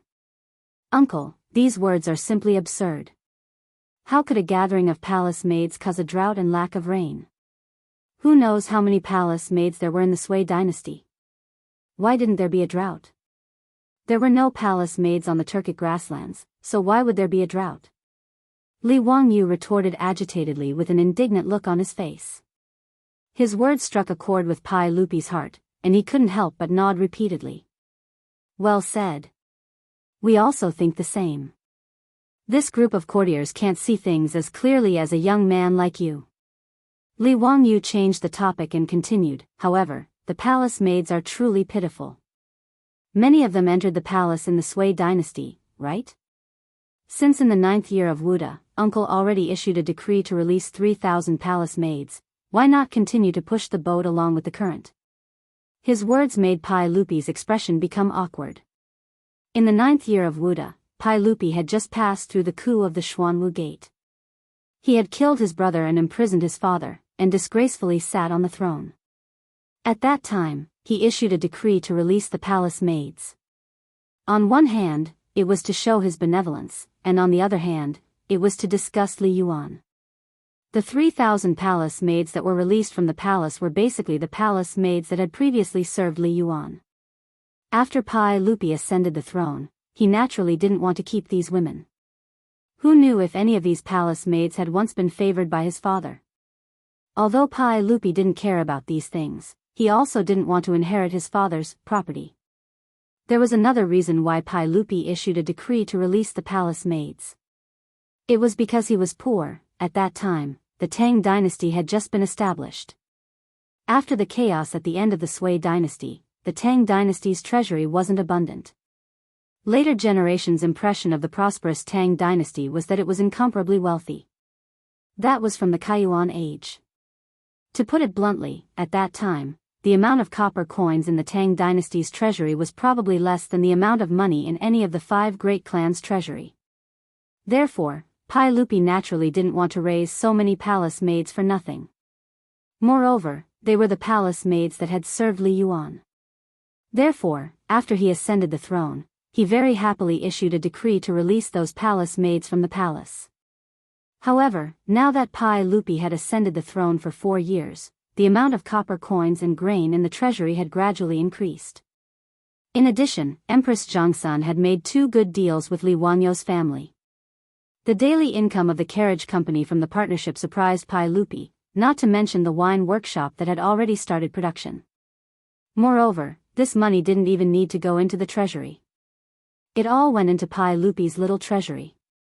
As the saying goes, money is a man's courage.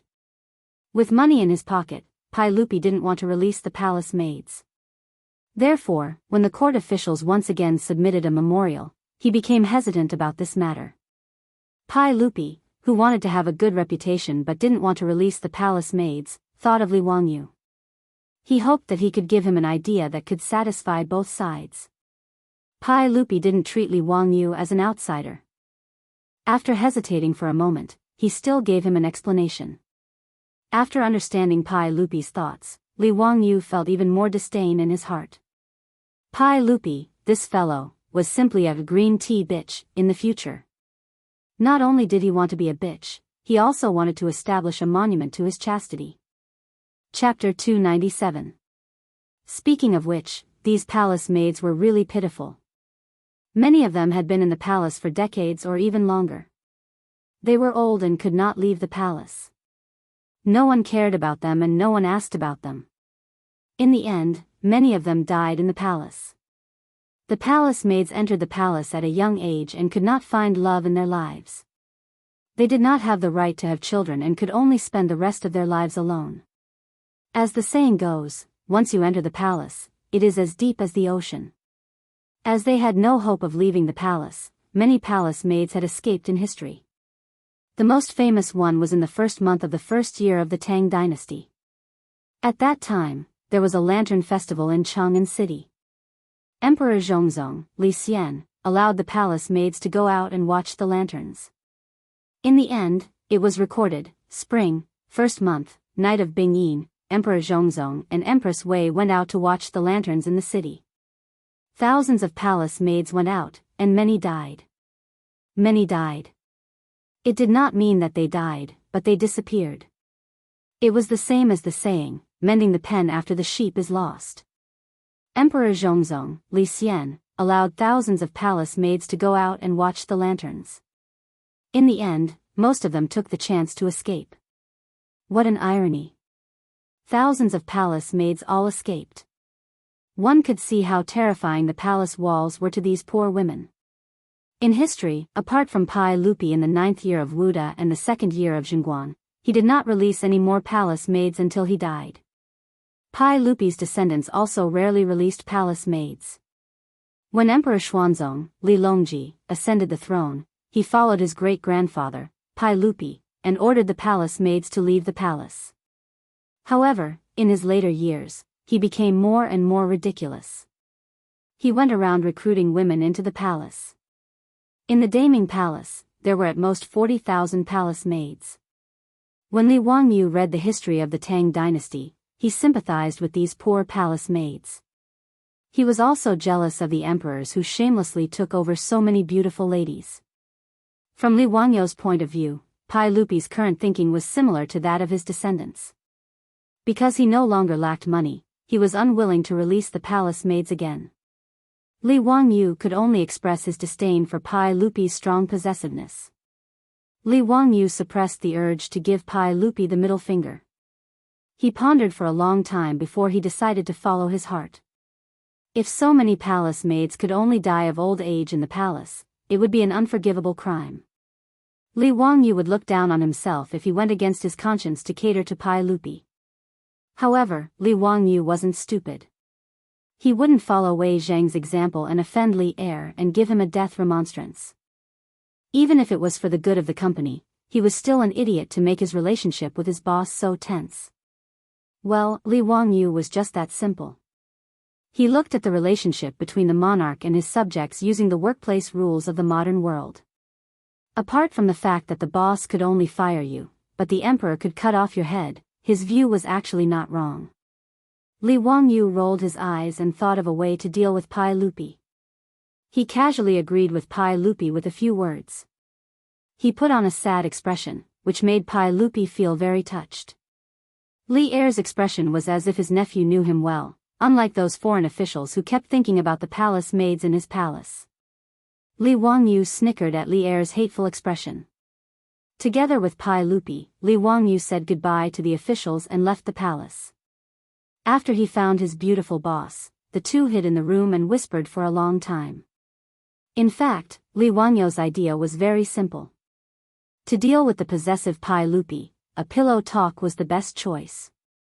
Although Empress Jiangsun insisted that the harem should not interfere in politics, in fact, releasing the palace maids was a matter of the harem.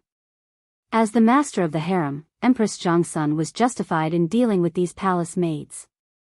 As long as Empress Jiangsun was persuaded, even if Pai Lupi was unwilling, he would have to release the palace maids. Li Wangyu was planning for this. As for the reason to persuade Empress Jiangsun, it was simple. Her Royal Highness was now pregnant with the son of the dragon. She prayed for the child in her belly and also for the health of the child. The harem should not be too heavy with yin energy. Releasing some palace maids could not only pray for the child but also reduce the concentration of yin energy in the harem. In Li Wangyu and Su Changqing's opinion, as a pregnant mother, she would definitely not refuse this proposal. As for whether there were more women, whether it was really because of the gathering of yin energy, Li Wangyu was too lazy to think about it. Anyway, if the ancient people were willing to believe this kind of nonsense, then he would use it. It was not easy for other noble women to see Empress Jiangsun, but for the beautiful boss, it was simple. Whether it was entering the palace to discuss shop matters with Empress Jiangsun or teaching yoga, Su Changqing often went to the palace. After going there many times, Su Changqing was now very familiar with the harem of the Taiji Palace. He could find the way with his eyes closed. The beautiful boss naturally couldn't stand Pai Lupi's action of occupying many young ladies. Without hesitation, she went to the palace to give Pai Lupi a hard time. After Su Changqing entered the palace, Li Wangyu was very comfortable with his legs crossed, drinking tea, humming a song, waiting for the beautiful boss to return. I was watching the mountain scenery on the tower, and I heard the chaos outside the city. The banners fluttered in the air, but it turned out to be the soldiers sent by Sima. He felt that he was like Zhuge Liang, casually playing Pai Lupi in the palm of his hand. When Empress Jiangsun showed her power and wanted to release the palace maids, Pai Lupi would definitely be very sullen. He wanted to see Pai Lupi's expression at that time, as if he had eaten a fly. Wahahaha, I'm really a genius, Li Wangyu thought. Just as he was feeling proud, he saw the beautiful boss, with a gloomy face, walking in from outside the door. Changqing, what's the matter? why do you look unhappy? Did Empress Jiangsun not agree? Li Wangyu asked curiously. The beautiful boss shook her head. The Empress agreed. Then why do you look like this? It's because of you, you idiot. As soon as he asked, he saw the beautiful boss gritting her teeth and rushing in front of him, her small fists pounding on his chest. Who asked you to come up with bad ideas? Who asked you to come up with bad ideas? Idiot, we've been fooled. Li Wangyu was baffled by the beautiful boss's words, and hurriedly asked what happened. Su Chongqing angrily explained, and Li Wangyu suddenly realized, and couldn't help but pat his head. What the f***ck? They were actually fooled. He and Su Chongqing were still too young, and didn't expect that people's hearts were unfathomable, and that they would be fooled by the Japanese, digging a big hole to bury themselves. Old fox. Pai Lupi, this drama queen, was actually fooled by him. He actually believed that Pai Lupi's performance, and foolishly asked the beautiful boss to find Empress Jiangsun, wanting to make Pai Lupi suffer. In the end, these two men and women weren't good people, and changed their tricks to play him and the beautiful boss. What Pai Lupi was reluctant to let the palace maids out of the palace, it was all fake. Li Wangyu looked at the sky at a 45-degree angle, and 2 lines of tears full of regret fell. What happened to the trust between people? In the end, it was all a trick. I originally gave my heart to the moon, but the moon shines on the ditch. Chapter 298. It wasn't that Pai Lupi was unwilling to release the palace maids. He had long felt that keeping so many palace maids in the palace was too expensive. Moreover, many of the palace maids had entered the palace in the Sui dynasty, and many of them were already 35 or 36 years old. Even if Pai Lupi was a pervert, he wouldn't take a fancy to these palace maids who were considered old and decrepit by the Tang people. However, if they were released from the palace with just a decree, it wouldn't be a good thing. In the 9th year of Wuda, Pai Lupi released 3,000 palace maids, but many of them lived destitute lives after leaving the palace. Although Pai Lupi's original intention was to have these palace maids marry other people, in reality, not many of the 3,000 palace maids married after leaving the palace. The reason was that these palace maids were too old. In the future, there were plenty of 36-year-old holy maidens. Even Sister Jilin, who was 45, could marry, let alone 30-somethings. However, in the Tang dynasty, it was normal for people to marry in their teens. Many women in the Tang dynasty became grandmothers at 35 or 36 years old.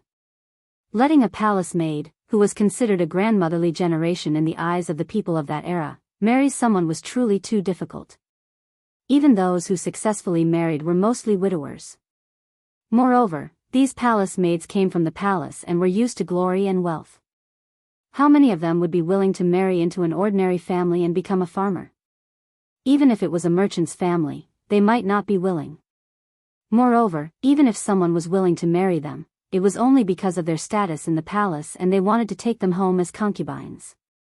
Thus, although the palace maids looked forward to leaving the palace, they were also afraid.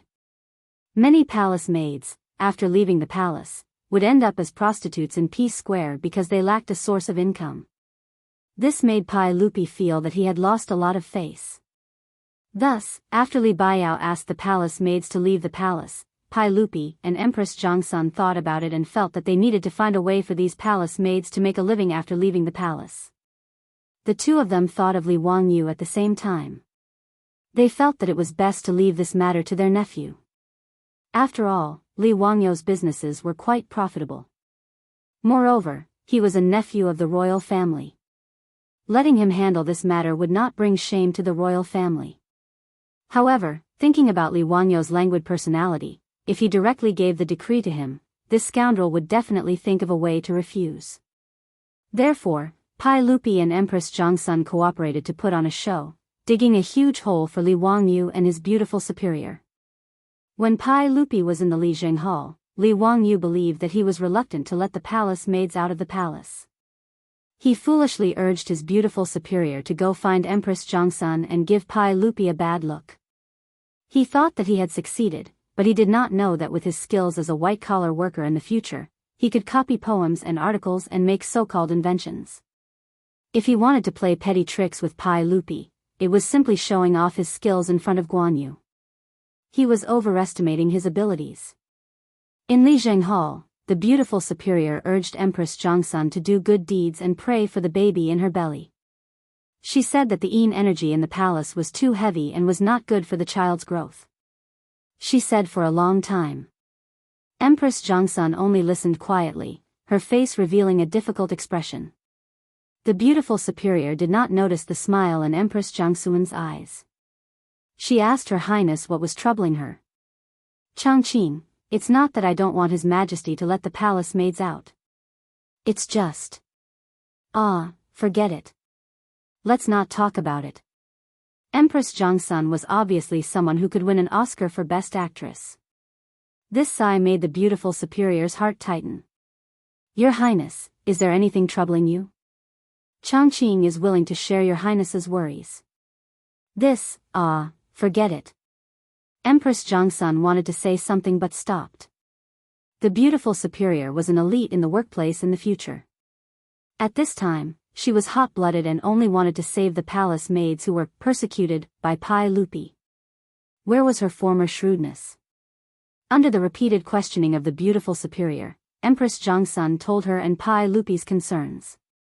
Then she looked expectantly at Su Changqing, waiting for her reply. Only then did the beautiful superior realize that she and Li Wangyu had been deceived. At this time, she was forced to the fire by Empress Zhongsun. She could not be hot-blooded just now and then directly turn her head and say that she had no way, right? Therefore, the beautiful superior had no choice but to pinch her nose and accept it. She promised to find a way to help the palace maids out of the palace find a livelihood. She could imagine how troublesome this matter would be. Even if only 1/3 of the thousands of palace maids needed to be worried about, it would be troublesome enough. Moreover, this was not a matter that could be solved by giving everyone some copper coins. Empress Zhongsun's meaning was that it was better to teach people to fish than to give them fish. They needed to find a way for these palace maids to make a living. After listening to the beautiful superior's explanation, Li Wangyu had not yet recovered from the blow when the old housekeeper, Li Heng, hurriedly came to report that a palace eunuch had come to deliver an imperial edict. The women are secluded in the depths of the palace. It is truly acceptable. Aside from sweeping, it was also suitable for the husband and wife to use, and it was also suitable for them to use. Li Wangyu, the man of Huxian, is to select the women in the palace. Pai Lupi did not give Li Wangyu any chance to regret. As soon as the beautiful superior stepped into the mansion, Pai Lupi's imperial edict arrived and directly threw the task of selecting palace maids to Li Wangyu. The eunuch who came to deliver the imperial edict seemed to have also received Pai Lupi's instructions. After reading the imperial edict, he did not wait for Li Wangyu to react and left as if he had just picked up a hot potato. He did not give Li Wangyu any chance to speak at all. In this regard, Li Wangyu could only send 2 fingers in the direction of Chang and City to express his endless admiration. Changqing, what do you think we should do about this? Li Wangyu tidied up his depressed mood and turned to look at the beautiful superior. I don't know. Think about it yourself. The beautiful superior snorted and did not have the slightest intention of sharing weal and woe with Li Wangyu. She pulled Afro and Perrin back to the backyard. Looking at the beautiful superior who did not care about this matter, Li Wangyu felt countless mythical beasts galloping through his heart. Why is this person like this now? How can we build a harmonious society where the 8 honors and 8 disgraces coexist if she avoids difficulties? Changqing, you can't be like this. Li Wangyu wailed and turned to chase after the beautiful superior. I won't listen. Su Changqing, who had always been graceful and generous, actually covered her ears and ran away like a little girl. If her colleagues in the company in the future were to see this little girl's behavior, who knew how many glasses would be smashed? Manager Su, who had always been cold and aloof, also had such a little girl side. In short, no matter how dejected Li Wangyu and Su Changqing were, the glorious and arduous task of selecting 3,000 palace maids and settling them down properly was placed in front of them. In this regard, Li Wangyu only wanted to ask Pai Lupi, does your conscience not hurt? There was something that he did not know if he should say. Chapter 299. Following Pai Lupi's decree, the news of the selection of palace maids caused a huge uproar in Yeding Palace. There were about 10,000 palace maids in Taiji Palace. There were also thousands of people over the age of 30. In Pai Lupi's decree, the criteria to be selected was that palace maids who had been in the palace for 10 years or more and were willing to leave the palace could sign up and register. Many of the older palace maids had complicated feelings about leaving the palace. They yearned for freedom and wanted to escape the tall palace walls, but they were also worried about their lives outside the palace. These palace maids had entered the palace in their teens and spent most of their youth within the palace walls. They both yearned for and feared the outside of the palace walls. Some palace maids hoped to be reunited with their families after leaving the palace and be happy with their parents. Some hoped to leave the palace and marry someone to raise their children. However, these palace maids had been in the palace for more than a decade, and many of them had lost contact with their parents. Many of their parents had even passed away. After the chaos at the end of the Sui dynasty, the population had plummeted, and many palace maids had lost contact with their families. In the 9th year of Wuda, Pai Lupi released the palace maids, and many of them had encountered the same situation. After leaving the palace, these palace maids had no family to rely on, and it was difficult for them to marry their ideal husband. Many of them lived in poverty. This was also the concern of Pai Lupi and Empress Zhongsun about releasing palace maids again. After all, the face of the imperial family was still important. Even if these palace maids had no one to rely on after leaving the palace, and even wandered to brothels and alleys, Pai Lupi's face would be ugly. However, even with such concerns, there was still an endless stream of palace maids signing up to leave the palace. In a few days, the list of palace maids who were willing to leave the palace was compiled. At this moment, Li Wangyu held the preliminary list of palace maids and felt a toothache. Of the 3,000 palace maids released, more than half of them had lost contact with their families. On the list, there were more than 1,600 palace maids that Li Wangyu needed to arrange for after leaving the palace. This was not a simple job. What made Li Wangyu's teeth hurt even more was the middle-aged man kneeling in front of him. This person was the assistant that Pai Lupi had arranged for him to assist him in the matter of the palace maids leaving the palace.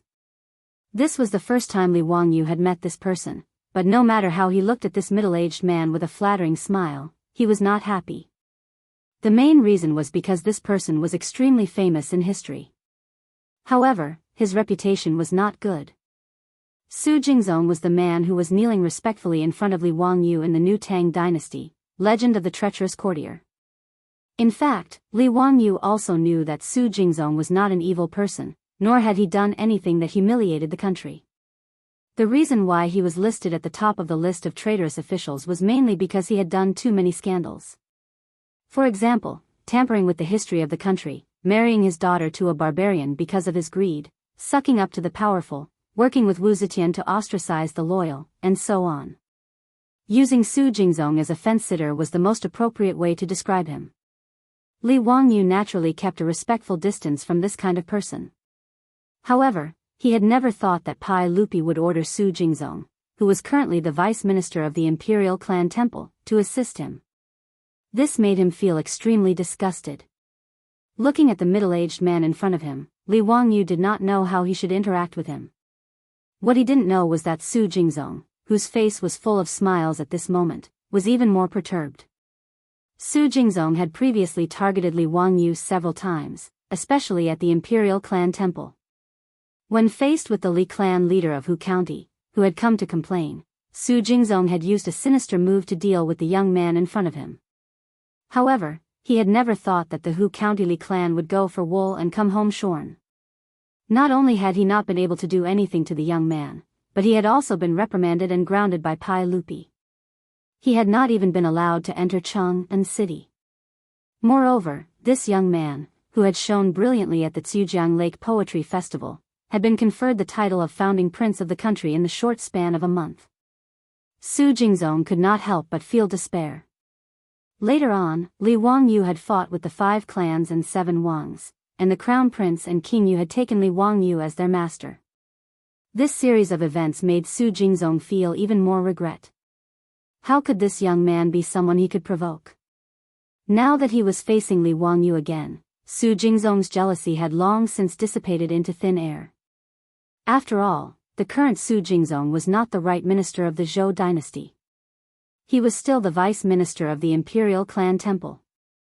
How could he have the right to oppose Li Wangyu? Right now, Su Jingzong could only hope that the old clan head of the Li clan in Hu County would be tight-lipped enough to not expose the fact that Su Jingzong had given him the idea to use the spring to deal with Li Wangyu. Prince of Panhu County, please feel free to instruct me on how to send the palace maids out of the palace. Next time, I will do my best to cooperate. When Li Wangyu heard Su Jingzong say the words, next time, he felt even more disdainful. The vice minister of the imperial clan temple was a secondary grade 4 official. In comparison, he, the prince of Panhu County, was only a secondary grade 5 official. In terms of official rank, Su Jingzong was even higher than him. What did the next time mean? Although he was being humble, he was referring to a pawn, someone who could run errands for others. F***ck, this fellow's skin was really thick. Li Wangyu cursed in his heart, but on the surface, he did not show any impatience or disdain. When he was running errands in the future, he had seen all kinds of strange clients. Li Wangyu had long been able to treat the client like his first love even if the client abused him thousands of times. Thus, even Su Jingzong did not see through Li Wangyu's true thoughts on his face. Vice Minister Su, you are too polite. Although the saint has ordered you to help me, Vice Minister Su, you have been an official for many years and have a lot of experience. This time, I will need Vice Minister Su's help to send the palace maids out of the palace. Of course, of course. Next time, I will do my best. I wonder if the Prince of Panhu County has a way to deal with these palace maids who have no relatives to rely on. Yes, I am also worried about this matter. The palace maids who left the palace this time were given 100 strings of copper coins by the saint. However, although this money is not little, it is also not much. It will be difficult to properly settle these palace maids down. Li Wangyu thought, Pai Lupi, this fellow, was also extremely stingy. To send these palace maids out of the palace, he only gave each of them 100 strings of copper coins. It was really pitifully little. This little amount of copper coins was only enough for these palace maids to buy a few acres of land. If they wanted to use this to solve their livelihood problems for the rest of their lives, they would be dreaming. Li Wangyu despised Pai Lupi's stinginess, but he did not know that Pai Lupi's heart was bleeding. 3,000 palace maids meant 300,000 strings of copper coins as a settlement fee. This was not a small sum. Su Jingzong blinked and said in a low voice, it is not easy for the saint, but this 100 strings of copper coins is indeed not enough. Next time, there is a way to raise some copper coins. I don't know if I should say it. When Li Wangyu heard that this fellow could get copper coins, he did not have time to despise Su Jingzong's character and hurriedly asked. Vice Minister Su, what method do you have? In Chang and city, there are more than 10,000 shops of various sizes in the two cities. These shops are all merchants and wealthy merchants. Can we let these merchants share the saint's burden? Su Jingzong's words were hesitant and unclear, but Li Wangyu immediately understood what he meant. Damn, he wanted to set up a stall and beat up the rich merchants in Chang and city? Chapter 300. Li Wangyu wanted to curse after hearing Su Jingzong's idea. What kind of rotten idea was this? If he went to the merchants in Chang'an, he would definitely be able to collect money, but Li Wangyu's reputation would be ruined. The merchants in Chang'an would probably nail Li Wangyu's name on straw figurines and beat them up. He was determined not to do such a wicked thing. He was not like Su Jingzong, who would marry his own daughter to a barbarian for money. However, although Su Jingzong's idea was wicked, it was not to make money for himself. He could not say much and could only wave his hand, indicating that this method was not feasible. Su Shaoqing, we will discuss how to settle the homeless palace maids. As for the 1,000 or so palace maids who are preparing to return home, I will need you to take care of them. Su Jingzong quickly stood up and said, Don't worry, Mr. Huxian. Leave this matter to me. I will take care of it. Releasing the palace maids was not a simple matter. In addition to the registration and distribution of settlement fees, they also needed to inform the local officials of the palace maids who were about to return home and have them register these palace maids and add them back into the household register. These palace maids could not be left alone once they left Taiji Palace. They also needed to arrange for people to escort these palace maids who were planning to return home. Each and every one of these matters was troublesome. Li Wangyu didn't want to do these tedious things, so he pushed all of them to Su Jingzong to handle. In any case, Pai Lupi had ordered Su Jingzong to take care of them, so Li Wangyu was more than happy to relax. Su Jingzong did not complain at all. He patted his chest and immediately agreed, taking over these troublesome matters without hesitation. Although Su Jingzong did not have a good reputation and his character was even worse, he was still a capable official. Otherwise, he would not have become one of the 18 scholars of King Qin. Pai Lupi had arranged for him to be Li Wangyou's assistant to deal with the palace maids leaving the palace because he valued his intelligence and ability. After sending Su Jingzong away, Li Wangyou's face immediately became distressed. He really couldn't think of a way to settle the more than 1,600 homeless palace maids. In Li Wangyou's opinion, the best solution was to marry these palace maids off. Speaking of which, none of the palace maids who left the palace were ugly. All of them were beautiful young ladies. To be able to be selected from the common people to enter the palace, even if they were just palace maids, their figures and looks were definitely the best. Regardless of whether it was the Sui dynasty, Li Yuan, or Pai Lupi, none of them had the hobby of choosing ugly women to enter the palace as palace maids. Moreover, these women, even if they were just palace maids in charge of watering and cleaning, had undergone strict training from the royal family. Every frown, every smile, and every glance was poetic, graceful, and dignified. Many palace maids were also good at musical instruments and dancing. They were all first class and graceful. However, it was rare for such an outstanding woman to marry into a good family after leaving the palace. Many palace maids who left the palace were reduced to housewives of rich families. Housewives, or mistresses, had no legal status at all. They were even worse than concubines. Speaking of the origin of housewives, according to unofficial records, it was related to Pai Lupi. According to legend, Pai Lupi gave Guan Guogong Rengui 2 beautiful palace maids. As a result, Rengui's wife, out of jealousy, used scissors to twist the 2 beautiful women's hair until they were bald. When Pai Lupi found out, he was very angry. He gave Rengui's wife a cup of poisonous wine and said, "Drink it and you will die immediately. The 3 of them are suitable for Jizhua. If you are not jealous, you do not need to drink it. If you are jealous, drink it immediately." In the end, Rengui's wife, like Fang Xuanling's wife, would rather drink the poisonous wine than let the 2 beautiful women enter the house. Of course, the poisonous wine was fake. Pai Lupi had no choice but to let Rengui settle the 2 beauties down. Even Li Wangyu didn't know whether this unofficial history was true or not. However, in the Tang dynasty, housewives were not a good thing. The laws of the Tang dynasty strictly forbade housewives. According to the Tang assembly, housewives were forbidden. If they violated this rule, they would be banished from the 5th rank and above. From this, it could be seen that in the Tang dynasty, these palace maids didn't have many choices. The fundamental reason for this was that the palace maids were older than they were. In this regard, Li Wangyu was very resentful. Were these people of the Tang dynasty all lelicans? There were so many mature and beautiful young ladies in their 30s, but they didn't like any of them. They all insisted on marrying those young girls in their teens. They were simply perverts. Bah, a bunch of lelicans. I despise them. In fact, Li Wangyu was like a crow laughing at a pig being black. He didn't think about it. The young girl version of Angelina Jolie, in his residence, was also 15 or 16 years old. If it wasn't for his beautiful superior watching over him, he would have already taken advantage of the young girl. Li Wangyu sat in the central room. While he was thinking hard, he inadvertently caught a glimpse of the 2 Niu brothers talking in the front yard. Suddenly, an idea flashed in his mind.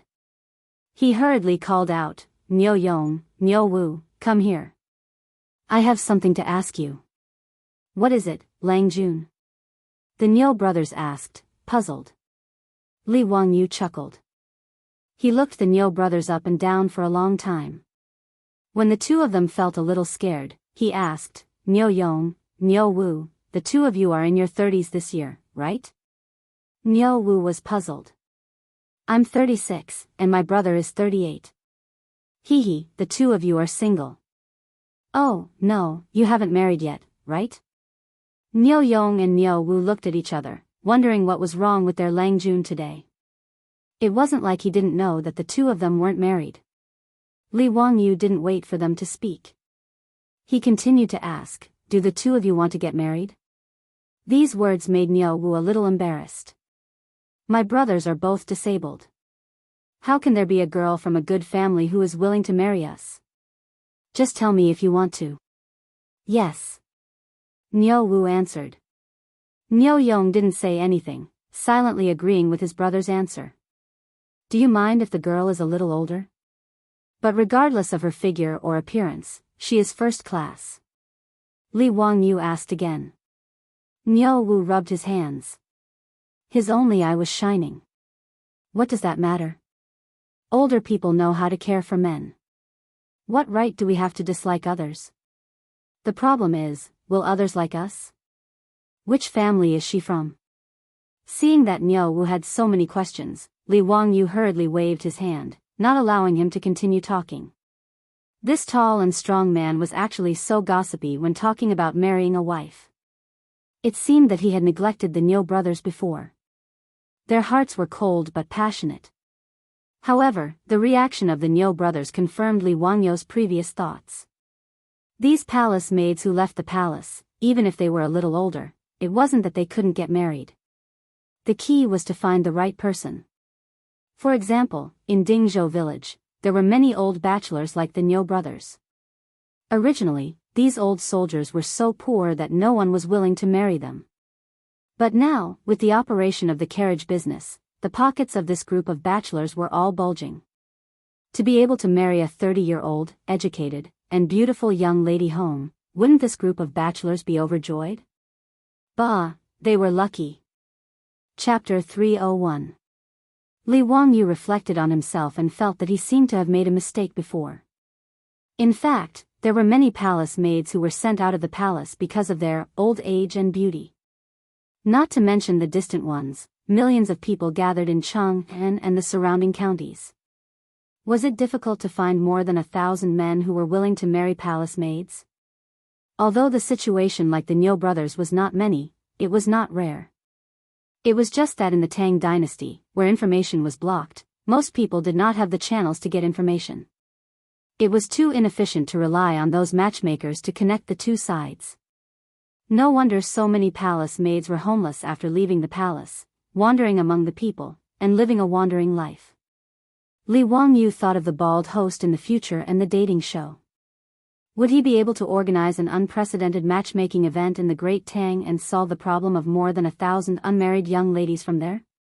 He was thinking about it when the beautiful boss came to the central room with a plate of washed fruit. "Changqing, you came at the right time.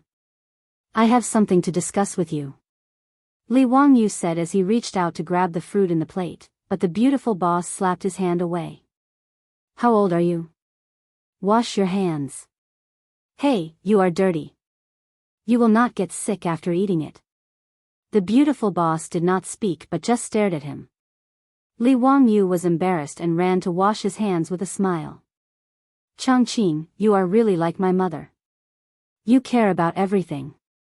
After washing his hands, Li Wangyu ran back, grabbed a handful of cherries from the plate and stuffed them into his mouth. He said vaguely while eating. Hearing his words, the beautiful boss was so angry that her cheeks puffed up, which was very cute. "Li Wangyu, what do you mean? Do you think I am too old?" Li Wangyu was speechless. "Can you focus on something so strange? Is that what I mean?" Fortunately, he wasn't stupid enough to reason with a beauty. He hurriedly defended himself. No, I meant that you are gentle, understanding, and can take care of people. Humph, at least you know how to talk. The beautiful boss raised her eyebrows, acknowledging Li Wangyou's explanation. Li Wangyu silently wiped the cold sweat off his forehead. Indeed, Confucius was right. Only women and villains are difficult to deal with. He didn't dare to dwell on this issue and told his beautiful boss about the idea he had just thought of. Changqing, what do you think? I use my eyes to see. Hee, I'm just teasing you. I think this is a good idea, but the point is, how are you going to find 1 or 2,000 suitable blind dates?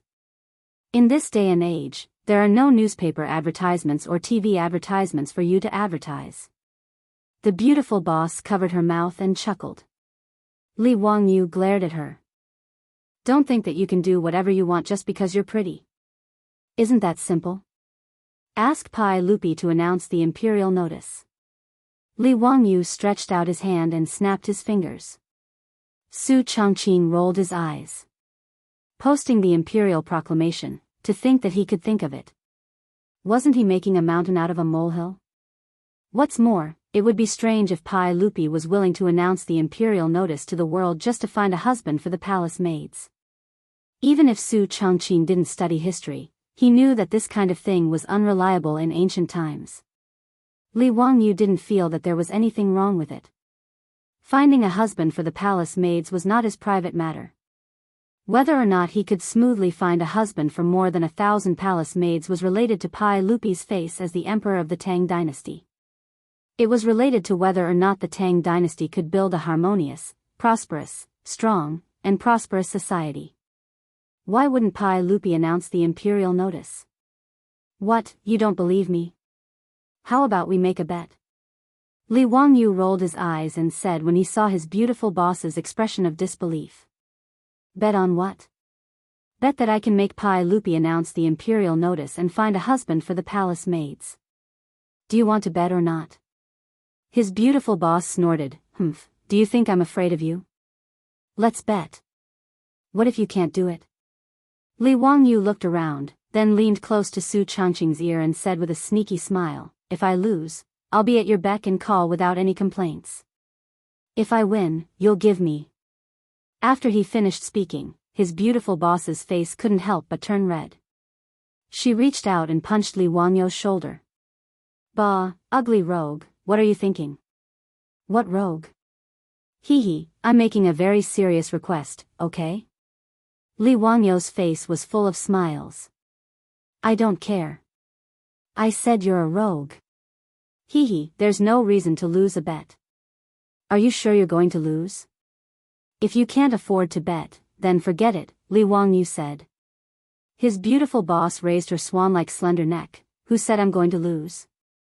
Let's bet. If you can't do it within 3 days, then you lose. Do you dare to agree?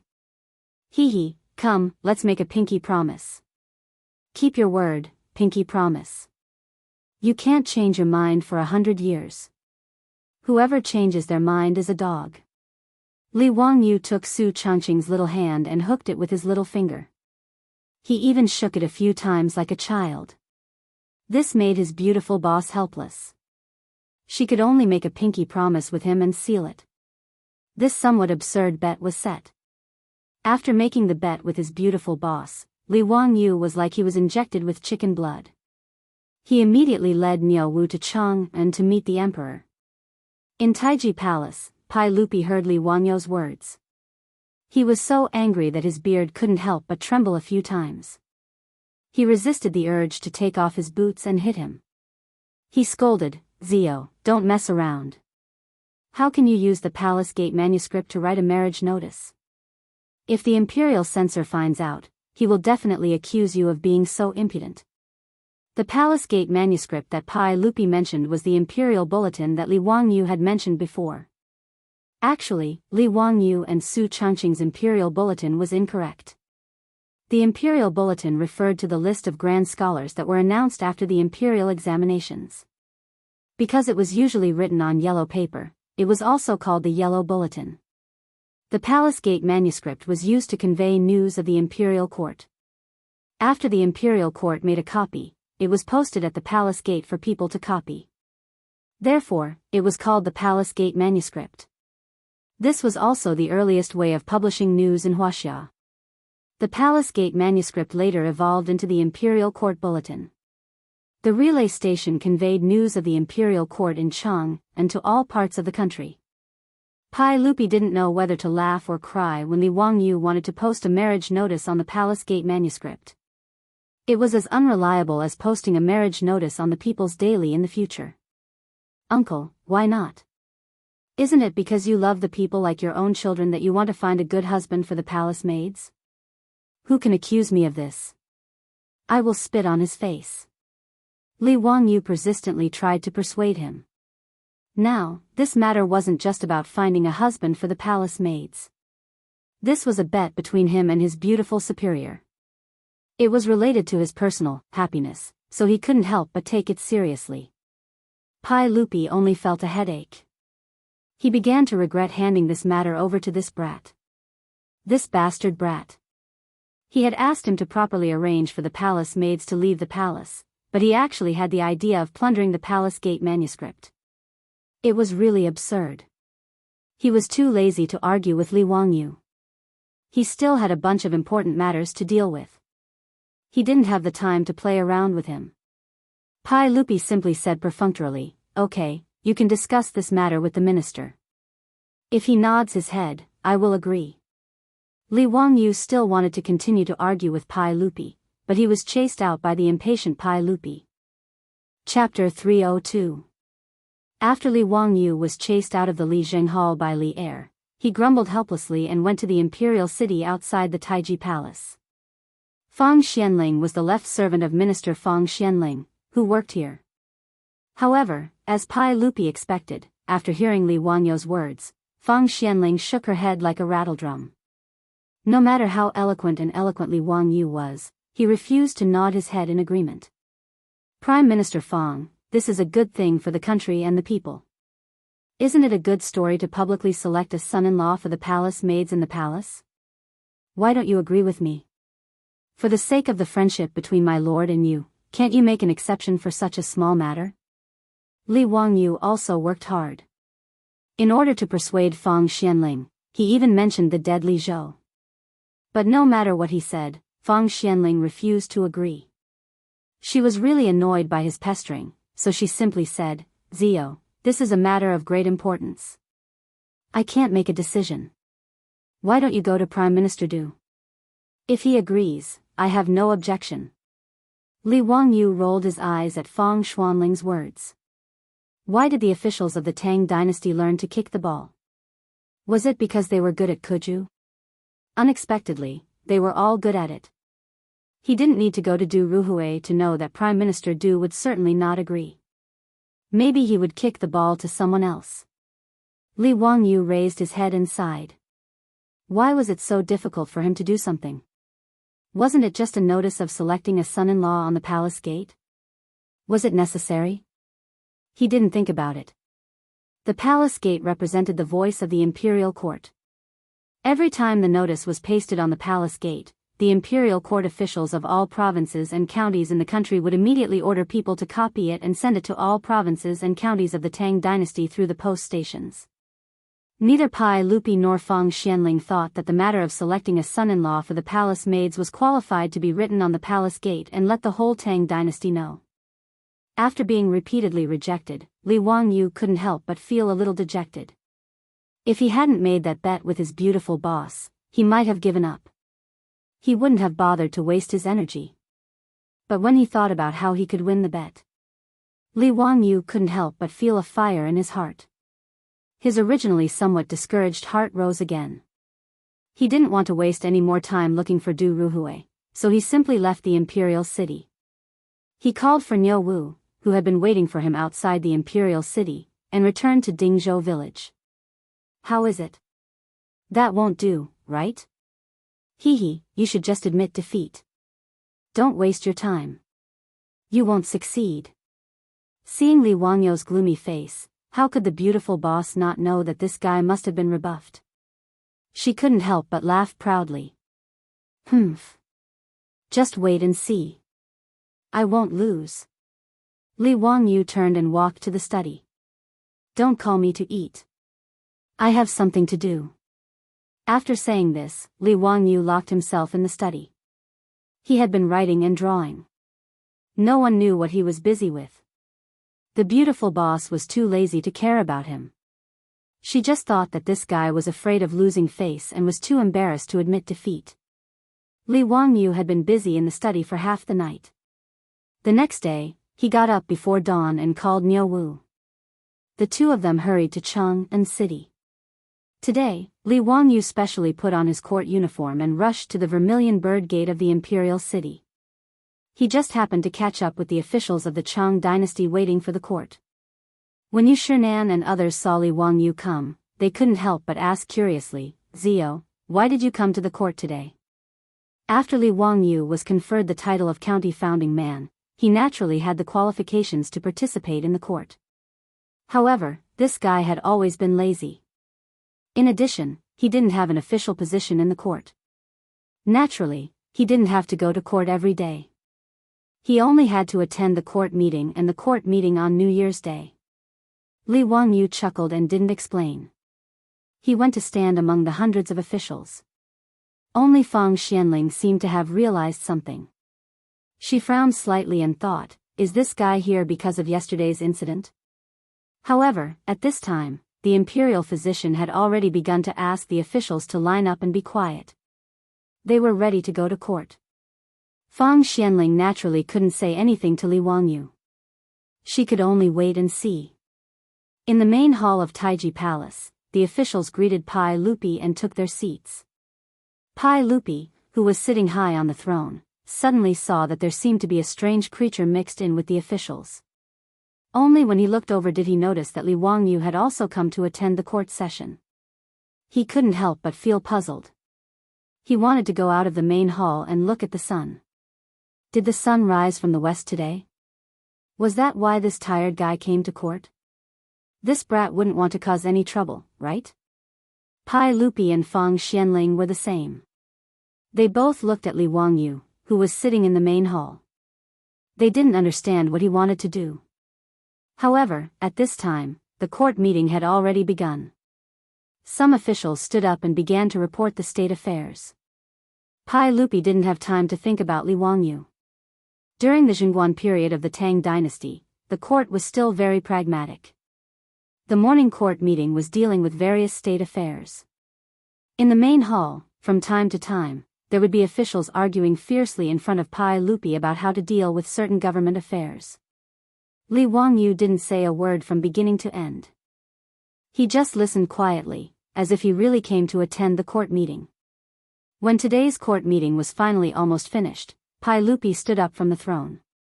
When he was about to announce the end of the court meeting, Li Wangyu suddenly stood up and said loudly, Your Majesty, I, Li Wangyu, have something to report. Pai Lupi and Fang Xianling's hearts skipped a beat. They thought to themselves, this bastard, is he going to talk about the palace gate plagiarism again? Yesterday, they rejected this guy's proposal. He wants to mention it in front of all the officials. Isn't he afraid of being spat to death by those officials? Report. Pai Lupi couldn't stop Li Wangyu from speaking in front of all the officials. I am now responsible for selecting palace maids to leave the palace. There are more than 1,600 palace maids who are homeless and have no one to rely on. I request your Majesty's permission to plagiarize the palace gate plagiarism to find a son-in-law for the palace maids leaving the palace, as a sign of His Majesty's great kindness. After Li Wangyu said this, the main hall was silent for a few seconds. Then, like a stone thrown into a pond, it set off ripples. What is Hu Xin saying? Finding a son-in-law for the palace maids is plagiarism? What does he think the palace gate plagiarism is? His family's toilet paper? TSK, I always thought that Hu Xin was a prudent young man. I didn't expect him to be so frivolous. Ziyu is indeed young. Writing the palace gate plagiarism for the palace maids to find a son-in-law, interesting, very interesting. Some imperial censors from aristocratic families immediately jumped out. Your Majesty, I will impeach Hu Xian for his unscrupulous actions and his attempt to use public weapons. I will also impeach Hu Xian. Pai Lupi saw the chaotic scene in the main hall and couldn't help but feel a headache coming on. He glared at Li Wangyu with dissatisfaction. This mess, go and clean it up yourself. Hu Xian, do you have anything to say? Pai Lupi couldn't be bothered and didn't want to help Li Wangyu explain anything. This guy was the type of person who wouldn't stop until he was taught a lesson. He had already reminded him yesterday, but he was still so stubborn. In the face of the official's criticism, Li Wangyu didn't panic at all. Instead, he smiled. Chapter 303. Li Wangyu only smiled in the face of the various criticisms in the hall. He did not retort, allowing the officials to criticize him. Some of the officials in the hall were busy adding insult to injury. Most of them were officials from aristocratic families. They were already dissatisfied with Li Wangyu, but they never had the opportunity to express their dissatisfaction. Now that they had found Li Wangyu's weakness, how could they let him go? There were also some people who were not familiar with Li Wangyu, so they just watched the show. Yu Shinan, Kang Yingda, and Yan Liben, on the other hand, looked worried. They wanted to defend Li Wangyu, but they didn't know what to say. Even in their eyes, it was indeed inappropriate to announce the selection of a palace-maid son-in-law on the palace gate. As for the generals, especially the old scoundrels like Qing Yaojin and Yuqi Jingda, they all laughed and laughed, treating this as a show. They were all shrewd people, so they naturally knew that Pai Lupi would not punish Li Wangyu for such a small matter. They were too lazy to speak with the aristocratic officials, so they let them perform. Among the officials, Su Jingzong's expression changed several times. In the end, he gritted his teeth and stood up. Your Majesty, this subject agrees with the report of the county magistrate. Su Jingzong's words caused everyone in the hall to be slightly taken aback.